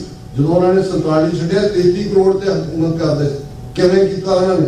ਇੱਕ ਖੌਫ, ਇੱਕ ਡਰ, ਪੂਰੇ ਟ੍ਰੇਟਰਸ ਦੀ ਫੌਜ ਖੜੀ ਕੀਤੀ ਹੋਈ ਸੀ। ਸਾਰੇ ਜੈਲਦਾਰ ਔਰ ਨੰਬਰਦਾਰ, ਉਹ ਸਾਰੀਆਂ ਇੰਸਟੀਟਿਊਸ਼ਨ ਜਿਹੜੀਆਂ ਜਾਣ ਲੱਗੇ ਇਹਨਾਂ ਨੂੰ ਦੇ ਗਏ ਜਿਹੜੇ ਨਵੇਂ ਜਿਹੜੇ ਹਾਕਮ ਆਏ। ਹੁਣ ਇਹ ਡਰ ਹੈ। ਔਰ ਉਹਨਾਂ ਨੇ ਜਦੋਂ ਦਰਬਾਰ ਸਾਹਿਬ ਤੇ ਹਮਲਾ ਕੀਤਾ, ਟੈਂਕਾਂ ਤੋਪਾਂ ਨਾਲ ਪੰਜਾਬ ਕੱਟ ਆਫ ਕੀਤਾ, ਕਤਲੋਗਾਰ ਕੀਤਾ, 1.5 ਲੱਖ ਤੋਂ ਜ਼ਿਆਦਾ ਸਿੰਘ ਸਿੰਘਣੀਆਂ 84 ਤੋਂ 95 ਤੱਕ, ਜਿਹੜਾ ਅਣਪਛਾਤੀਆਂ ਨੂੰ ਪਛਾਣ ਦੇਣ ਵਾਲਾ ਲਾਸ਼ਾਂ ਨੂੰ ਜਸਵੰਤ ਸਿੰਘ ਖਾਲੜਾ ਹੈ, ਉਹਨੂੰ ਵੀ ਅਣਪਛਾਤੀ ਲਾਸ਼ ਬਣਾ ਦਿੱਤਾ ਗਿਆ। ਪਰ ਕੀ ਖਾਲਸਾ ਖੌਫਜ਼ਦਾ ਹੋਇਆ? ਨਹੀਂ। ਗੁਰੂ ਅਰਜਨ ਸਾਹਿਬ ਦੀ ਸ਼ਹਾਦਤ ਕਿਉਂ ਸੀ ਖੌਫਜ਼ਦਾ ਕਰਕੇ ਕਿ ਦੁਕਾਨੇ ਬਾਤਲ, ਇਹ ਝੂਠ ਦੀ ਦੁਕਾਨ ਜਿਹਨੂੰ ਜਹਾਂਗੀਰ ਤੋਲ ਕੇ ਜਹਾਂਗੀਰੀ ਚ ਕਹਿੰਦਾ ਬੰਦ ਕਰਵਾ ਦਈਏ, ਪਰ ਇੱਥੇ ਤਾਂ 2 ਫੁੱਟ ਉੱਚਾ ਤਖਤ ਬਣਾਇਆ ਔਰ 4 ਜੰਗਾਂ ਲੜੀਆਂ ਗੁਰੂ ਹਰਗੋਬਿੰਦ ਸਾਹਿਬ ਨੇ ਸ਼ਾਹ ਜਹਾਨ ਦੀਆਂ ਫੌਜਾਂ ਦੇ ਖਿਲਾਫ, ਉਹਨੂੰ ਡਿਫੀਟ ਕੀਤਾ। ਸੋ ਅੱਜ ਵੀ ਇਸ ਗੱਲ ਨੂੰ ਸਾਡੀ ਬਹੁਤ ਵੱਡੀ ਤਾਕਤ ਹੈ। ਗੁਰੂ ਦਾ ਹੱਥ ਸਾਡੇ ਸਿਰ ਤੇ ਹੋਣਾ ਚਾਹੀਦਾ ਹੈ ਔਰ ਗੁਰੂ ਦੇ ਰਸਤੇ ਤੇ ਤੁਰਨ ਦੀ ਗੱਲ। ਪਰ ਪੰਥ ਦੀ ਜਿੱਥੇ ਅਸੀਂ ਗੁਰੂ ਗ੍ਰੰਥ ਸਾਹਿਬ ਦੀ ਰੋਸ਼ਨੀ ਦੇ ਵਿੱਚ ਆਪਣੇ ਜੀਵਨ ਨੂੰ ਜਿਉਣਾ ਹੈ, ਪ੍ਰਕਾਸ਼ ਲਾਈਟ ਨੂੰ ਕਹਿੰਦੇ ਨੇ, ਨੂਰ ਨੂੰ ਕਹਿੰਦੇ ਨੇ, ਰੋਸ਼ਨੀ ਨੂੰ ਕਹਿੰਦੇ ਨੇ, ਉੱਥੇ ਇਸ ਗੱਲ ਦਾ ਵੀ ਧਿਆਨ ਰਹੇ ਕਿ ਸਾਡੀ ਮੁਕਤੀ ਦਾ ਰਸਤਾ ਇੰਡੀਵਿਜੂਅਲਿਸਟਿਕ ਨਹੀਂ। ਇਸ ਲਈ ਸਾਡੀ ਰਹਿਣੀ 'ਚ ਵੀ ਅਸੀਂ ਸ਼ਖਸੀ ਰਹਿਣੀ, ਪੰਥਕ ਰਹਿਣੀ, 2 ਲਫ਼ਜ਼ਾਂ ਥੱਲੇ ਜਿਉਂਦੇ ਹਾਂ। ਪੰਥ ਦੇ ਨਾਲ ਸਾਡੀ ਹੋਣੀ ਹੈ, ਪੰਥ ਦੇ ਨਾਲ ਸਾਡੀ ਡੈਸਟੀਨੀ। ਭਾਈ ਸੁਬੇਗ ਸਿੰਘ ਜਿਨ੍ਹਾਂ ਦਾ ਇੱਕੋ ਇੱਕ ਲੜਕਾ ਸ਼ਾਹਬਾਜ਼ ਸਿੰਘ ਹੈ, ਕਾਜ਼ੀ ਕਹਿੰਦਾ ਤੁਹਾਡੀ ਇੱਕੋ ਔਲਾਦ ਹੈ, ਤੁਹਾਡੀ ਕੁੱਲ ਤਾਂ ਰਹਿ ਗਈ, ਤੁਸੀਂ ਇਹਨੂੰ ਕਹੋ ਵੀ ਇਹ ਮੁਸਲਮਾਨ ਹੋ ਜਾਏ, ਤੁਹਾਡਾ ਕੁੱਲ ਬਚ ਜਾਏਗੀ। ਤੇ ਜਿਹੜਾ ਜਵਾਬ ਉਹਨਾਂ ਨੇ ਦਿੱਤਾ ਸਾਡੇ ਇਤਿਹਾਸ ਦੇ ਪੰਨਿਆਂ ਨੇ ਸਾਂਭਿਆ ਹੋਇਆ, ਹਮ ਕਾਰਨ ਗੁਰ ਕੁਲ ਹੈ ਗਵਾਈ, ਹਮ ਕੁਲ ਰਾਖੇ ਕਵਨ ਵਡਾਈ, ਕਿ ਸਾਡੀ ਖਾਤਰ गुरु ने अपनी कुल अपना सर्वंश कुर्बान किया। इन पुत्रन के शीश पर वार दिए सुत चार मुए तो क्या हुआ जीवत के ही 1000। आज सिक्खी दी परख है कि ਅਸੀਂ ਕੁੱਲ ਦਾ ਫਿਕਰ ਕਰੀਏ, ਇਵੇਂ ਨਹੀਂ। ਜੇ ਉਹ ਸਾਡੇ ਸਾਹਮਣੇ ਆਈਡੀਅਲ ਸੀ, ਅੱਜ ਦੇਖੋ ਬਾਬਾ ਗੁਰਬਚਨ ਸਿੰਘ ਮਾਨੋਚਾਰ ਹੋਏ, ਪਰਮਜੀਤ ਸਿੰਘ ਪੰਜਵੜ ਹੋਏ, ਐਸੀਆਂ ਮਾਵਾਂ ਵੀ ਨੇ ਜਿਨ੍ਹਾਂ ਦੇ 4 ਦੇ 4 ਪੁੱਤ ਸ਼ਹੀਦ ਕੀਤੇ ਹੋਏ ਨੇ। ਬਾਬਾ ਬਾਲੂਚਾਰ ਦੇ ਪਰਿਵਾਰ ਦੇ 14 ਜੀ ਸ਼ਹੀਦ ਕੀਤੇ। ਜਦੋਂ ਜਸਵੰਤ ਸਿੰਘ ਖਾਲੜਾ ਨੇ ਅਣਪਛਾਤੀਆਂ ਲਾਸ਼ਾਂ ਲੱਭੀਆਂ ਤੇ ਭਾਈ ਪਰਮਜੀਤ ਸਿੰਘ ਪੰਜਵੜ ਦੀ ਮਾਤਾ ਗੁਰਮੇਜ ਕੌਰ, ਬਾਬਾ ਗੁਰਬਚਨ ਸਿੰਘ ਮਾਨੋਚਾਰ ਦੀ ਮਾਤਾ ਮਹਿੰਦਰ ਕੌਰ, ਉਹ ਵੀ ਅਣਪਛਾਤੀ ਲਾਸ਼ ਬਣਾ ਦਿੱਤੇ ਗਏ। ਹੁਣ ਇਹ ਸਾਡੇ ਸਾਹਮਣੇ ਚੈਲੰਜ ਨੇ ਜੇ ਅਸੀਂ ਉਹਨੂੰ ਦੇਖਣਾ ਚਾਹੁੰਦੇ। ਜੇ ਤਾਂ ਕਬੂਤਰ ਵਾਂਗੂ ਅੱਖਾਂ ਬੰਦ ਕਰਨੀਆਂ, ਪੁਰਾਤਨ ਸਿੰਘਾਂ ਨੂੰ ਕਦੇ ਕੋਈ ਭੁਲੇਖਾ ਨਹੀਂ ਸੀ ਕਿ ਜੇ ਅਸੀਂ ਗੁਰੂ ਗ੍ਰੰਥ ਸਾਹਿਬ ਦਾ ਮਾਨਵ ਕਲਿਆਣਕਾਰੀ ਸਰਬੱਤ ਦੇ ਭਲੇ ਦਾ ਸੁਨੇਹਾ ਦੁਨੀਆ ਤੱਕ ਲੈ ਕੇ ਜਾਣਾ ਤੇ ਪੰਥ ਦਾ ਸੋਵਰਨ ਹੋਣਾ ਬੜਾ ਇੰਪੋਰਟੈਂਟ ਹੈ। ਉਹ ਅਰਦਾਸ ਵੀ ਸਾਡੇ ਇਤਿਹਾਸ ਦੇ ਪੰਨਿਆਂ ਨੇ ਸਾਂਭੀ ਹੋਈ ਹੈ। ਵੱਡਾ ਘੱਲੂਘਾਰਾ ਹੈ, ਇੱਕ ਦਿਨ 30 ਤੋਂ 40,000 ਸਿੰਘ ਸਿੰਘਣੀਆਂ ਬੱਚੇ ਸ਼ਹੀਦ ਹੁੰਦੇ ਨੇ। ਕੋਈ ਸਿੱਖ ਐਸਾ ਨਹੀਂ ਜਿਹੜਾ ਜ਼ਖਮੀ ਨਾ ਹੋਏ, ਨੁਚੜੇ ਹੋਏ ਨੇ ਉਹਨਾਂ ਦੇ ਕੱਪੜੇ ਖੂਨ ਨਾਲ। ਸਰਦਾਰ ਜੱਸਾ ਸਿੰਘ ਆਲੂਵਾਲੀਆ ਦਲ ਖਾਲਸਾ ਦੇ ਆਗੂ 22 ਉਹਨਾਂ ਦੇ ਸਰੀਰ ਤੇ ਫੱਟ ਨੇ। ਤੇ ਉਸ ਸ਼ਾਮ ਇੱਕ ਬਿਰਧ ਨਿਹੰਗ ਸਿੰਘ ਜਿਹੜਾ ਵੈਟਰਨ ਹੈ ਕਈ ਜੰਗਾਂ ਦਾ, ਉਹ ਜਦੋਂ ਅਰਦਾਸ ਲਈ ਖਲੋਂਦਾ ਤੇ ਉਹ ਗੁਰੂ ਦੇ ਅਗਾੜੀ ਅਕਾਲ ਪੁਰਖ ਦੇ ਅੱਗੇ ਅਰਦਾਸ ਕਰਦਾ ਹੈ, ਪੰਥ ਕੀ ਰਾਖੋਗੇ तो ग्रंथ की रहेगी नाथ, पंथ ना रहा तो तेरा ग्रंथ कौन मानेगा। कि हे अकाल पुरख बॉडी करो, पंथ दी रखिया करो। जे पंथ दी रखिया होएगी तां गुरु ग्रंथ साहिब दा सरबत दे भले दा सुनेहा कुल लोकाई तक जाएगा। जे पंथ ही ना रहा ते गुरु ग्रंथ साहिब दी गल कौन दुनिया नूं समझाएगा। नवंबर 84 पहला टारगेट उन्हां दा गुरुद्वारे से किवें गुरु ग्रंथ साहिब दी बीड़ा बेअदब करने की कोशिश की। ये अज तक लगातारता नाल जारी है। 2015 तो असीं देखदे हां बरगाड़ी की हुंदा है, बहबल कला की हुंदा है, कोट कपूरे की हुंदा है। किहड़ा दिन गुजरदा है जदों बेअदबी ना हो रही होए, कौन नहीं रोकदा। वही डीप स्टेट, वही एजेंसियां जिन्हां ने तुहानूं क्रिमिनल ट्राई बनाया, जिन्हां ने देहधारी गुरुडम खड़ा कीता सी। ते इहनूं चैलेंज कौन, साडे बहादुर जुझारू सिंह अज भी वो चैलेंज बराबर कायम है। कोई सानू कौमी इंसाफ मोर्चा चल रहा है, ਕਿਵੇਂ ਜਗਤਾਰ ਸਿੰਘ ਹਵਾਰਾ ਨੂੰ ਗੂੰਜਦੇ ਨੇ, ਉਹਨਾਂ ਨੂੰ ਤਿਹਾੜ ਤੋਂ ਵੀ ਚੁੱਕ ਕੇ ਗਾਜ਼ੀਆਬਾਦ ਦੀ ਜੇਲ੍ਹ 'ਚ ਲੈ ਗਏ, ਕਹਿੰਦੇ ਇੱਥੋਂ ਵੀ ਇਹ ਡਰਾਈ ਜਾਂਦਾ ਬੈਠਾ ਹੈ। ਇਹ ਜਿਹੜੀ ਡਿਫਾਈਂਸ ਹੁੰਦੀ ਹੈ, ਇਹ ਕੋਈ ਡਰ ਤੁਹਾਡੇ ਅੰਦਰ ਜਿਹਦੀ ਤੁਹਾਡਾ ਜਿੰਦੇ ਸੁੱਕੇ ਦੀਆਂ ਚਿੱਟੀਆਂ ਜੱਜ ਨੂੰ ਵੀ ਉਹ ਕਹਿ ਰਹੇ ਨੇ ਕਿ ਬਈ ਅਸੀਂ ਤੈਨੂੰ ਜਿਹੜਾ ਉਹ ਰੱਡੂ ਖਵਾੜੇ ਨੇ, ਜਲਾਲ ਨਾਲ ਕਰੋਨਾ ਕਰ ਰਹੇ ਨੇ ਕਿ ਯਾਰ ਤੂੰ ਵਿਆਹ ਕਰਾ ਰਿਹਾ ਸਾਡਾ ਮੌਤ ਰਾਣੀ ਨਾਲ, ਅਸੀਂ ਤੈਨੂੰ ਰੱਡੂ ਖਵਾਉਣੇ ਨੇ, ਅਸੀਂ ਆਪਣੇ ਗਲ 'ਚ ਜਿਹੜਾ ਰੱਸਾ ਆਪ ਪਾਵਾਂਗੇ। ਡਰ ਜਾਣਾ ਹੋਰ ਹੁੰਦਾ ਹੈ, ਹਾਰ ਮੰਨ ਲੈਣੀ ਹੋਰ ਹੁੰਦੀ ਹੈ। ਹਾਰ ਜਾਣ ਤੇ ਹਾਰ ਮੰਨ ਲੈਣ 'ਚ ਬੜਾ ਫਰਕ ਹੁੰਦਾ ਹੈ। ਖਾਲਸੇ ਦੀ ਡਿਫਾਈਂਸ ਉਹੀ ਜਿਹੜੀ ਹੈ ਸਾਡੀ ਸਟਰੈਂਥ ਹੈ। ਔਰ ਅੱਜ ਵੀ ਜਿਹੜਾ ਵੀ ਜਿਸ ਫੀਲਡ ਦੇ ਵਿੱਚ ਕੰਮ ਕਰ ਰਿਹਾ, ਤੁਸੀਂ ਬਹੁਤ ਚੰਗਾ ਕੰਮ ਕਰਦੇ ਹੋ। ਨੌਜਵਾਨ ਨੂੰ ਦੱਸਿਆ ਗਿਆ ਵੀ ਮਹੀਨੇ ਦੇ ਵਿੱਚ ਕੈਂਪ ਵੀ ਹੁੰਦਾ ਹੈ ਜਿਹਦੇ ਵਿੱਚ ਬੱਚੇ ਬੱਚਿਆਂ ਨੂੰ ਇਤਿਹਾਸ ਨਾਲ ਜੋੜਦੇ ਹੋ। ਜਿਹੜਾ ਕੋਈ ਸੇਵਾ ਦੇ ਪਿੰਡ 'ਚ ਹੈ, ਇਸ ਵੇਲੇ ਇੱਕ ਦੂਜੇ ਨੂੰ ਕੱਟਣ ਦੀ ਲੋੜ ਨਹੀਂ ਹੈ। ਕ੍ਰਿਟਿਸਿਜ਼ਮ ਦੇ ਵਿੱਚ ਵਕਤ ਜ਼ਾਇਆ ਨਾ ਕਰੋ। ਇਹ ਅਨੰਦਪੁਰ ਦੀ ਪੁਰੀ ਹੈ, ਸਾਰੇ ਦਸਵੇਂ ਪਿਤਾ ਨੂੰ ਰੁਝਾ ਰਹੇ ਨੇ। ਭਾਈ ਕਨਈਆ ਦੀ ਪਾਣੀ ਦੀ ਮਸ਼ਕ ਹੈ, ਭਾਈ ਨੰਦ ਲਾਲ ਦੀ ਕਲਮ ਚੱਲ ਰਹੀ ਹੈ, ਭਾਈ ਬਚਿੱਤਰ ਸਿੰਘ ਦਾ ਨਾਗਣੀ ਬਖਸ਼ਾ ਗੁਲਾਮੀ ਦੇ ਸੰਗਲ ਕੱਟ ਰਿਹਾ। ਸਾਰੇ ਉਸ ਸਿਟੀ ਆਫ ਬ੍ਰਿਸ ਅਨੰਦਪੁਰੀ ਦੇ ਵਾਸੀ ਨੇ। ਸਾਡਾ ਵੀ ਇੱਕ ਨਮਾਇਆ ਜਿਹਾ ਯਤਨ ਹੈ, ਟੀਵੀ 84 ਅਦਾਰਾ 11 ਵਰੇ ਪਹਿਲਾਂ ਇਸ ਲਈ ਸ਼ੁਰੂ ਕੀਤਾ ਹੈ ਕਿਉਂਕਿ ਸਾਨੂੰ ਲੱਗਦਾ ਸੀ ਕਿ ਅੱਜ ਬਹੁਤ ਸਾਰਾ ਨੈਰੇਟਿਵ ਬ੍ਰਿਤਾਂਤ ਉਹ ਇਲੈਕਟ੍ਰੋਨਿਕ ਮੀਡੀਆ 'ਚ, ਡਿਜੀਟਲ ਮੀਡੀਆ 'ਚ ਆ ਗਿਆ ਔਰ ਇਹ ਹੀ ਸਰਕਾਰੀ ਨੈਰੇਟਿਵ ਚੱਲ ਰਿਹਾ ਹੈ। ਸਾਡਾ ਆਪਣਾ ਨੈਰੇਟਿਵ ਹੋਣਾ ਚਾਹੀਦਾ ਹੈ ਔਰ ਮਹਾਰਾਜ ਦੀ ਕਿਰਪਾ ਦੇ ਨਾਲ, ਤੁਹਾਡੇ ਸਭ ਦੇ ਸਹਿਯੋਗ ਦੇ ਨਾਲ, ਇਹਦੇ ਬਾਵਜੂਦ ਇਹ ਹੈਵੀ ਬਜਟ ਪ੍ਰੋਜੈਕਟ ਹੁੰਦਾ, ਆਲਮੋਸਟ $30,000 ਮਹੀਨੇ ਦਾ ਐਕਸਪੈਂਸ ਹੈ। ਅਸੀਂ ਨਿਊਯਾਰਕ ਦੇ ਵਿੱਚ ਸਾਡਾ state of the art studio ਹੈ, ਪੰਜਾਬ ਦੇ ਵਿੱਚ ਸਾਡੀ ਹਾਲਾ ਇੰਡੀਆ ਸਾਡੇ ਪੇਜ ਨੂੰ 2 ਸਾਲ ਪਹਿਲਾਂ ਮੁਕੰਮਲ ਬੈਨ ਕੀਤਾ ਹੋਇਆ, ਪਰ ਇਹਦੇ ਬਾਵਜੂਦ ਡਿਜੀਟਲ ਮੀਡੀਆ ਤੇ ਲਗਭਗ 2 ਲੱਖ ਸਬਸਕ੍ਰਾਈਬਰ ਸਾਡੇ YouTube ਦੇ ਉੱਤੇ ਨੇ, ਇੰਨੇ Facebook ਤੇ ਨੇ। ਔਰ ਤੁਹਾਡੇ ਵੀ ਮੈਂ ਇਹ ਦੇਖਦਾ ਕਿ ਜਿੰਨੀ ਕਿ ਇਨਪੁਟ ਸਾਨੂੰ ਮਿਲਦੀ ਹੈ ਜਦੋਂ ਮੈਂ ਟਰੈਵਲ ਕਰਦਾ ਹਾਂ ਅਰਾਊਂਡ, ਸਾਨੂੰ ਲੱਗਦਾ ਵੀ ਸਾਡਾ ਯਤਨ ਤਾਂ ਕਿ ਪਹਿਲਾਂ ਸਾਡੀ ਕੌਮ ਨੂੰ ਆਪਣਾ ਨੈਰੇਟਿਵ ਦੀ ਸਮਝ ਹੋਏ ਔਰ ਇਸ ਦੇ ਨਾਲ ਨਾਲ ਜਿਹੜੀ ਪੰਜਾਬ ਦੀ ਆਵਾਜ਼ ਹੈ, ਸਾਡੀ ਕੌਮ ਦੀ ਆਵਾਜ਼ ਹੈ, ਸਾਡਾ ਮੀਰੀ ਪੀਰੀ ਦਾ ਕਨਸੈਪਟ, ਸਾਡਾ ਰਾਜ ਸ਼ਕਤੀ ਦਾ ਨਾਮ ਜਿਹੜਾ ਉਸ ਦੇ ਲਈ ਸਾਡਾ ਸੰਘਰਸ਼, ਉਸ ਦੇ ਲਈ ਇੱਕ ਭਰੋਸੇਮੰਦ ਨੈਰੇਟਿਵ ਦੀ ਜ਼ਰੂਰਤ ਹੈ। ਸਤਿਗੁਰੂ ਰਹਿਮਤ ਕਰਨ, ਸਤਿਗੁਰੂ ਨੇ ਕੌਮ ਨੂੰ ਬੇਘਰੇ ਨਹੀਂ ਰਹਿਣ ਦੇਣਾ। ਮੈਂ ਅਕਸਰ 10ਵੇਂ ਪਾਤਸ਼ਾਹ ਦੇ ਅਲਫਾਜ਼ ਜਿਹੜੇ ਸਰਦਾਰ ਕਪੂਰ ਸਿੰਘ ਦੁਹਰਾਉਂਦੇ ਰਹਿੰਦੇ ਸਨ ਕਿ ਉਹਨਾਂ ਦਾ ਇਕਰਾਰਨਾਮਾ ਹੈ ਪੰਥ ਦੇ ਨਾਲ, ਪੰਥ ਖਾਲਸਾ ਖੇਤੀ ਮੇਰੀ, ਹੌ ਸੰਭਾਲ ਕਰੋ ਤਿਸ ਕੇਰੀ। ਸਾਡਾ ਈਮਾਨ ਹੋਣਾ ਚਾਹੀਦਾ ਹੈ, ਸਾਡਾ ਵਿਸ਼ਵਾਸ ਹੋਣਾ ਚਾਹੀਦਾ ਹੈ। ਇਹ ਤਾਂ ਯਹੂਦੀਆਂ ਨੇ ਤਾਂ ਯੂ ਵਿਲ ਇਟ 19ਵੀਂ ਸਦੀ 'ਚ ਘੜਿਆ ਸੀ। ਸਾਡੇ ਤਾਂ 10ਵੇਂ ਪਾਤਸ਼ਾਹ ਨੇ ਨਿਸ਼ਚੈ ਕਰ ਆਪਣੀ ਜੀਤ ਕਰੋ। ਇਸ ਗੱਲ ਦੇ ਉੱਤੇ ਵਿਸ਼ਵਾਸ ਅਸੀਂ ਜਿਤਨਾ ਹੀ ਜਿਤਨਾ ਹੈ। ਖਾਲਸਾ ਵਾਹਿਗੁਰੂ ਦਾ ਤੇ ਫਤਿਹ ਵਾਹਿਗੁਰੂ ਦੀ ਹੈ, ਵਾਹਿਗੁਰੂ ਨੇ ਦੇਣੀ ਹੈ ਫਤਿਹ। ਇਹਨਾਂ ਸ਼ਬਦਾਂ ਨਾਲ ਕਿਸੇ ਵੀ ਭੁੱਲ ਚੁੱਕ ਲਈ ਮਾਫੀ। ਸਮੁੱਚੀ ਗੁਰਦੁਆਰਾ ਪ੍ਰਬੰਧਕ ਕਮੇਟੀ ਔਰ ਆਪ ਸਮੂਹ ਸਿੱਖ ਸੰਗਤਾਂ ਦਾ ਬਹੁਤ ਬਹੁਤ ਧੰਨਵਾਦ। ਭਾਈ ਸੁਰਿੰਦਰ ਸਿੰਘ ਜੀ ਕੱਲ ਪਰਿਵਾਰ ਸਾਹਿਬ ਆਏ, ਚੰਗਾ ਲੱਗਦਾ ਹੈ ਕਿ ਭਾਈ ਜਿੱਥੇ ਪੰਥ ਦੀ ਗੱਲ ਹੋਏ, ਸਾਡੀ ਸਾਂਝ ਪੰਥਕ ਹੈ, ਇੰਡੀਵਿਜੂਅਲ ਦੇ ਨਾਲ ਨਹੀਂ ਹੈ। ਉਹੀ ਜਿਹੜੇ ਇਸ ਰਸਤੇ ਤੇ ਤੁਰੇ ਹੋਏ ਸਾਡੇ ਗੁਰੂ ਭਾਈ ਨੇ, ਪੰਥ ਦਾ ਇੱਕੋ ਹੀ ਡੈਸਟਨੀ ਹੈ, ਇੱਕੋ ਹੀ ਹੋਣੀ ਹੈ, ਇੱਕੋ ਹੀ ਸੱਚ ਹੱਕ ਇਨਸਾਫ ਦਾ ਰਸਤਾ ਹੈ। ਆਪ ਨੂੰ ਸਿੱਖ ਸੰਗਤਾਂ ਦਾ ਬਹੁਤ ਬਹੁਤ ਧੰਨਵਾਦ। ਵਾਹਿਗੁਰੂ ਜੀ ਕਾ ਖਾਲਸਾ, ਵਾਹਿਗੁਰੂ ਜੀ ਕੀ ਫਤਿਹ।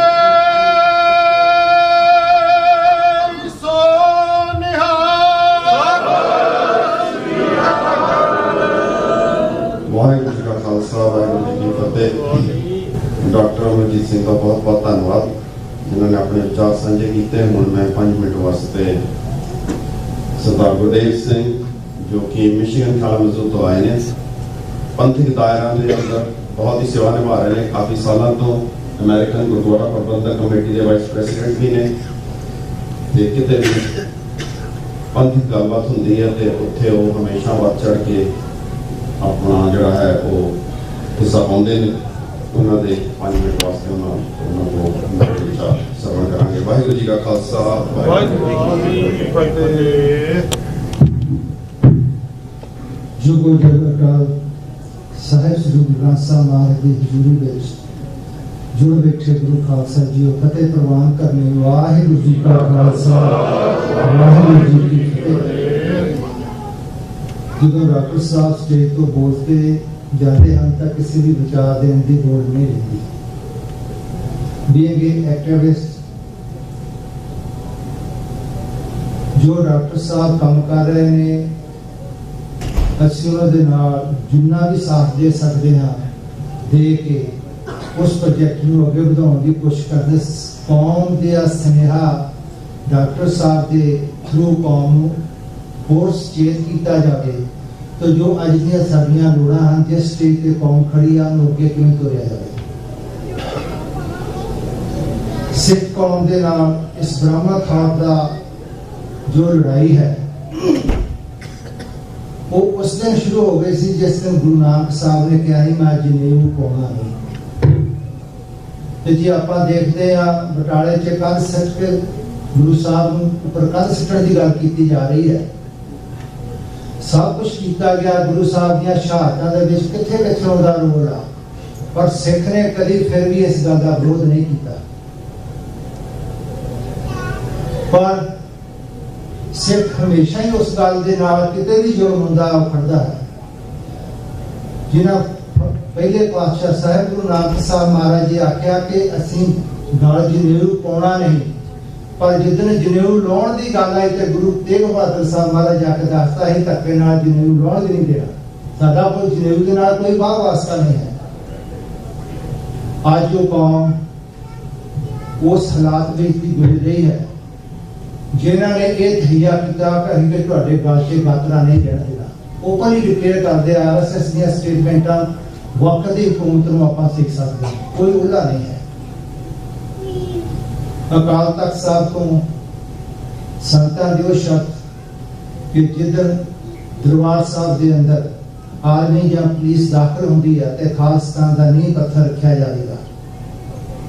ਉਹ ਨੀਂਹ ਪੱਥਰ ਸੰਤਾਂ ਦੇ ਬੋਲ, ਕੌਮ ਦਾ ਇਕੱਠ, ਉਸ ਅਕਾਲ ਤਖਤ ਤੋਂ ਉਹ ਖਾਲਸਤਾਨ ਦਾ ਐਲਾਨਨਾਮਾ, ਉਹ ਸਾਡਾ ਜਿਹੜਾ ਅਸੀਂ ਐਲਾਨ ਕੀਤਾ ਹੋਇਆ, ਅਸੀਂ ਹੁਣ ਉਸ ਨੂੰ ਪ੍ਰਾਪਤ ਕਿਵੇਂ ਕਰਨਾ ਹੈ।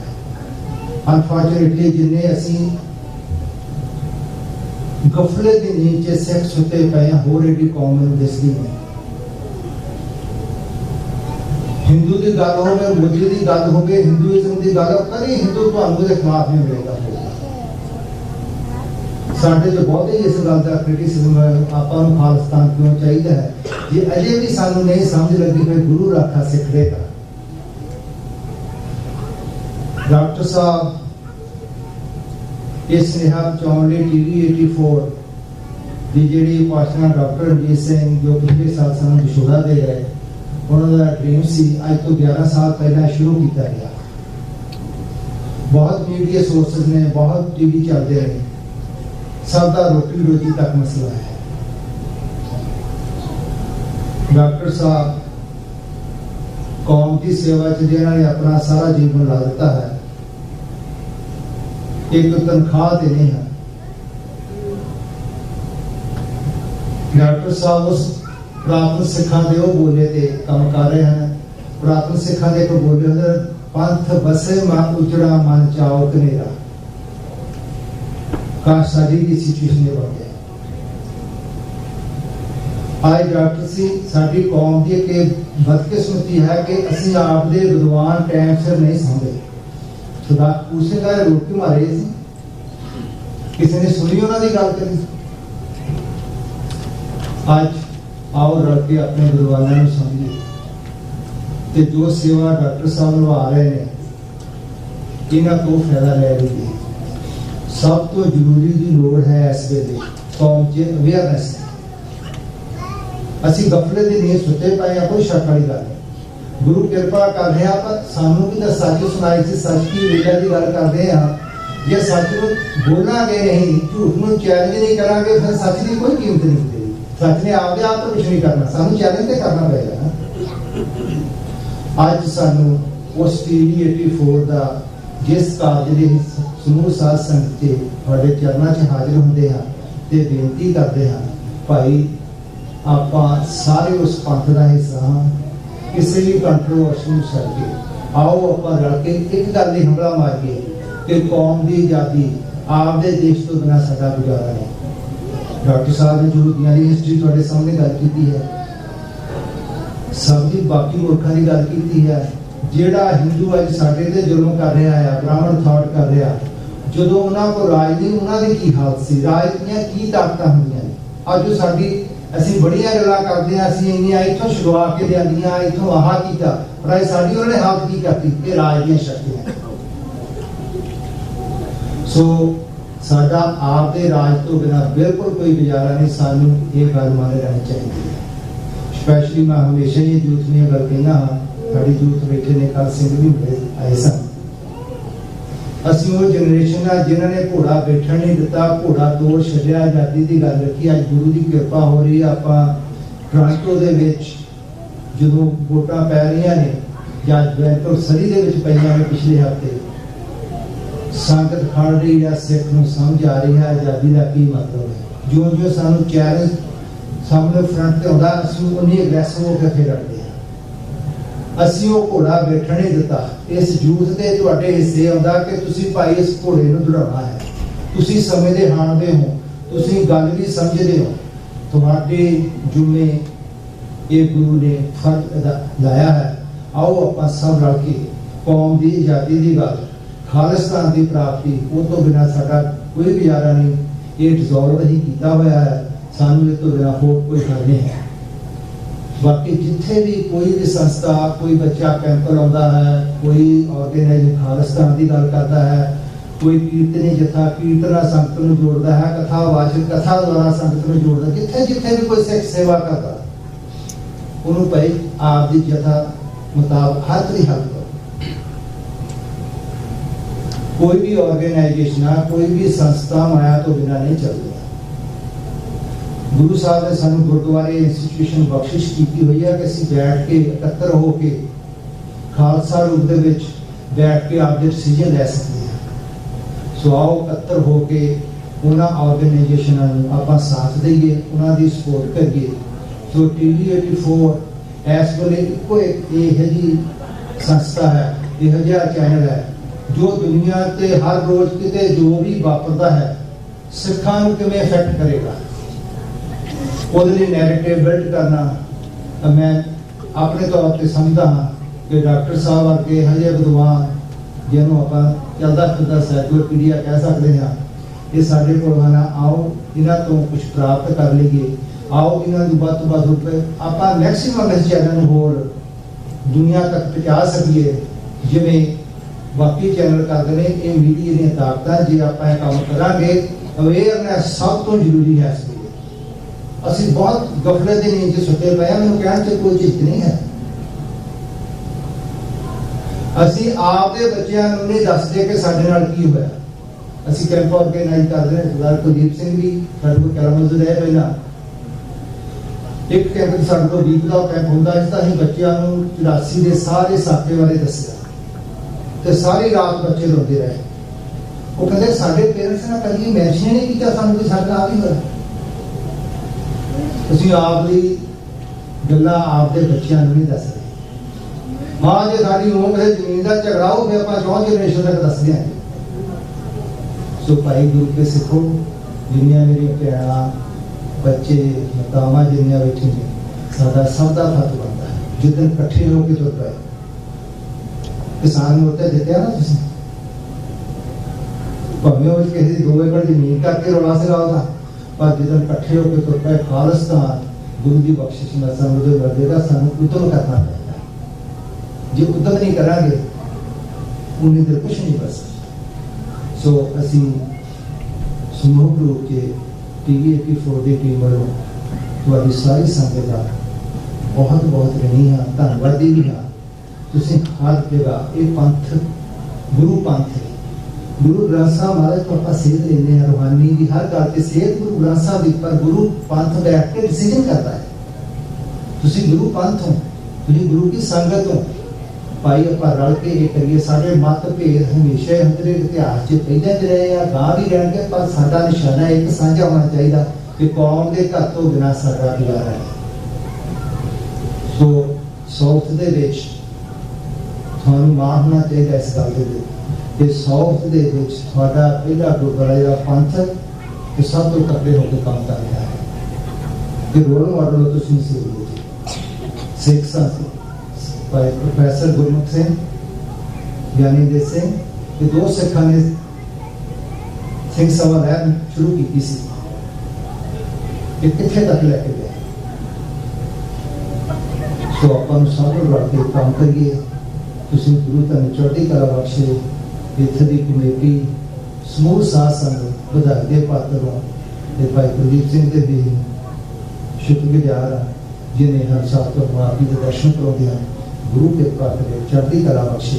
ਆਪਾਂ ਆਪਦੀ ਕੌਮ ਦੀ ਆਜ਼ਾਦੀ, ਖਾਲਿਸਤਾਨ ਦੀ ਪ੍ਰਾਪਤੀ ਲਈ ਡਟ ਕੇ ਸੰਘਰਸ਼ ਕਰੀਏ। ਸਮਾਂ ਬੜੀ ਜਲਦੀ ਆ ਰਿਹਾ, ਬਹੁਤ ਚੇਂਜਸ ਤੇ ਚੀਜ਼ਾਂ ਹੋ ਰਹੀਆਂ, ਸਾਨੂੰ ਸਮੇਂ ਦੇ ਹਾਣਦੇ ਹੋਈਏ ਤੇ ਬਹੁਤ ਚੀਜ਼ਾਂ ਸਮਾਂ ਚੇਂਜ ਹੋ ਰਿਹਾ। ਜੋ ਚੇਂਜ ਹੋ ਰਿਹਾ, ਤੁਸੀਂ ਸਮੂਹ ਏਸ਼ੀਆ ਦੀ ਸਿਚੁਏਸ਼ਨ ਦੇਖਦੇ ਹੋ ਤੇ ਅਸੀਂ ਉਹਦੇ ਲਈ ਪ੍ਰਪੇਅਰ ਹੋਈਏ ਕਿ ਸਾਨੂੰ ਆਉਣ ਸਮੇਂ ਗੁਰੂ ਸਾਹਿਬ ਸਮਾਂ ਆਵੇ, ਅਸੀਂ ਫਿਰ 47 ਵਾਲੀ ਗਲਤੀ ਹੈ। ਗੁਰੂ ਚੜ੍ਹਦੀ ਕਲਾ ਬਖਸ਼ੇ। ਅਖੀਰ ਦੇ ਵਿੱਚ ਕਿਸੇ ਵੀ ਭੁੱਲ ਚੁੱਕ ਲਈ ਕਿ ਮੈਂ ਨਾ ਲੱਭਿਆ ਨਾ ਤੋਂ ਮਾਫੀ ਮੰਗਦਾ ਹੈ। ਸਰਦਾਰ ਨੇ ਪ੍ਰੋਫੈਸਰ ਹਰਿੰਦਰ ਸਿੰਘ ਨਹਿਰੂ ਦੇ ਸ਼ਬਦ ਨੇ, ਬੇਪਤ ਹੋਈਆਂ ਕੌਮਾਂ ਦੇ ਘਰ ਦੂਰ ਫਰੇਬੀ ਧਰਤੇ, ਵੱਧ ਨਸੀਬ ਪੈਰਾਂ ਦੇ ਹੇਠਾਂ ਖਾਕ ਵਿਸ਼ੈਲੀ ਕਰਕੇ, ਨੂੰ ਜੋ ਸਮਾਂ ਨਾ ਕੌਮੇ ਮੇਟ ਸਕੇਗਾ ਤੈਨੂੰ, ਆਪਣੀ ਪਤ ਪਛਾਣ ਲਵੇਂ ਜੇ ਲੜ ਮਾਹੀ ਦਾ ਫਰਕ ਕਿਸੇ ਵੀ ਪੁੱਛ ਕੇ। ਵਾਹਿਗੁਰੂ ਜੀ ਕਾ ਖਾਲਸਾ, ਵਾਹਿਗੁਰੂ ਜੀ ਕੀ ਫਤਿਹ।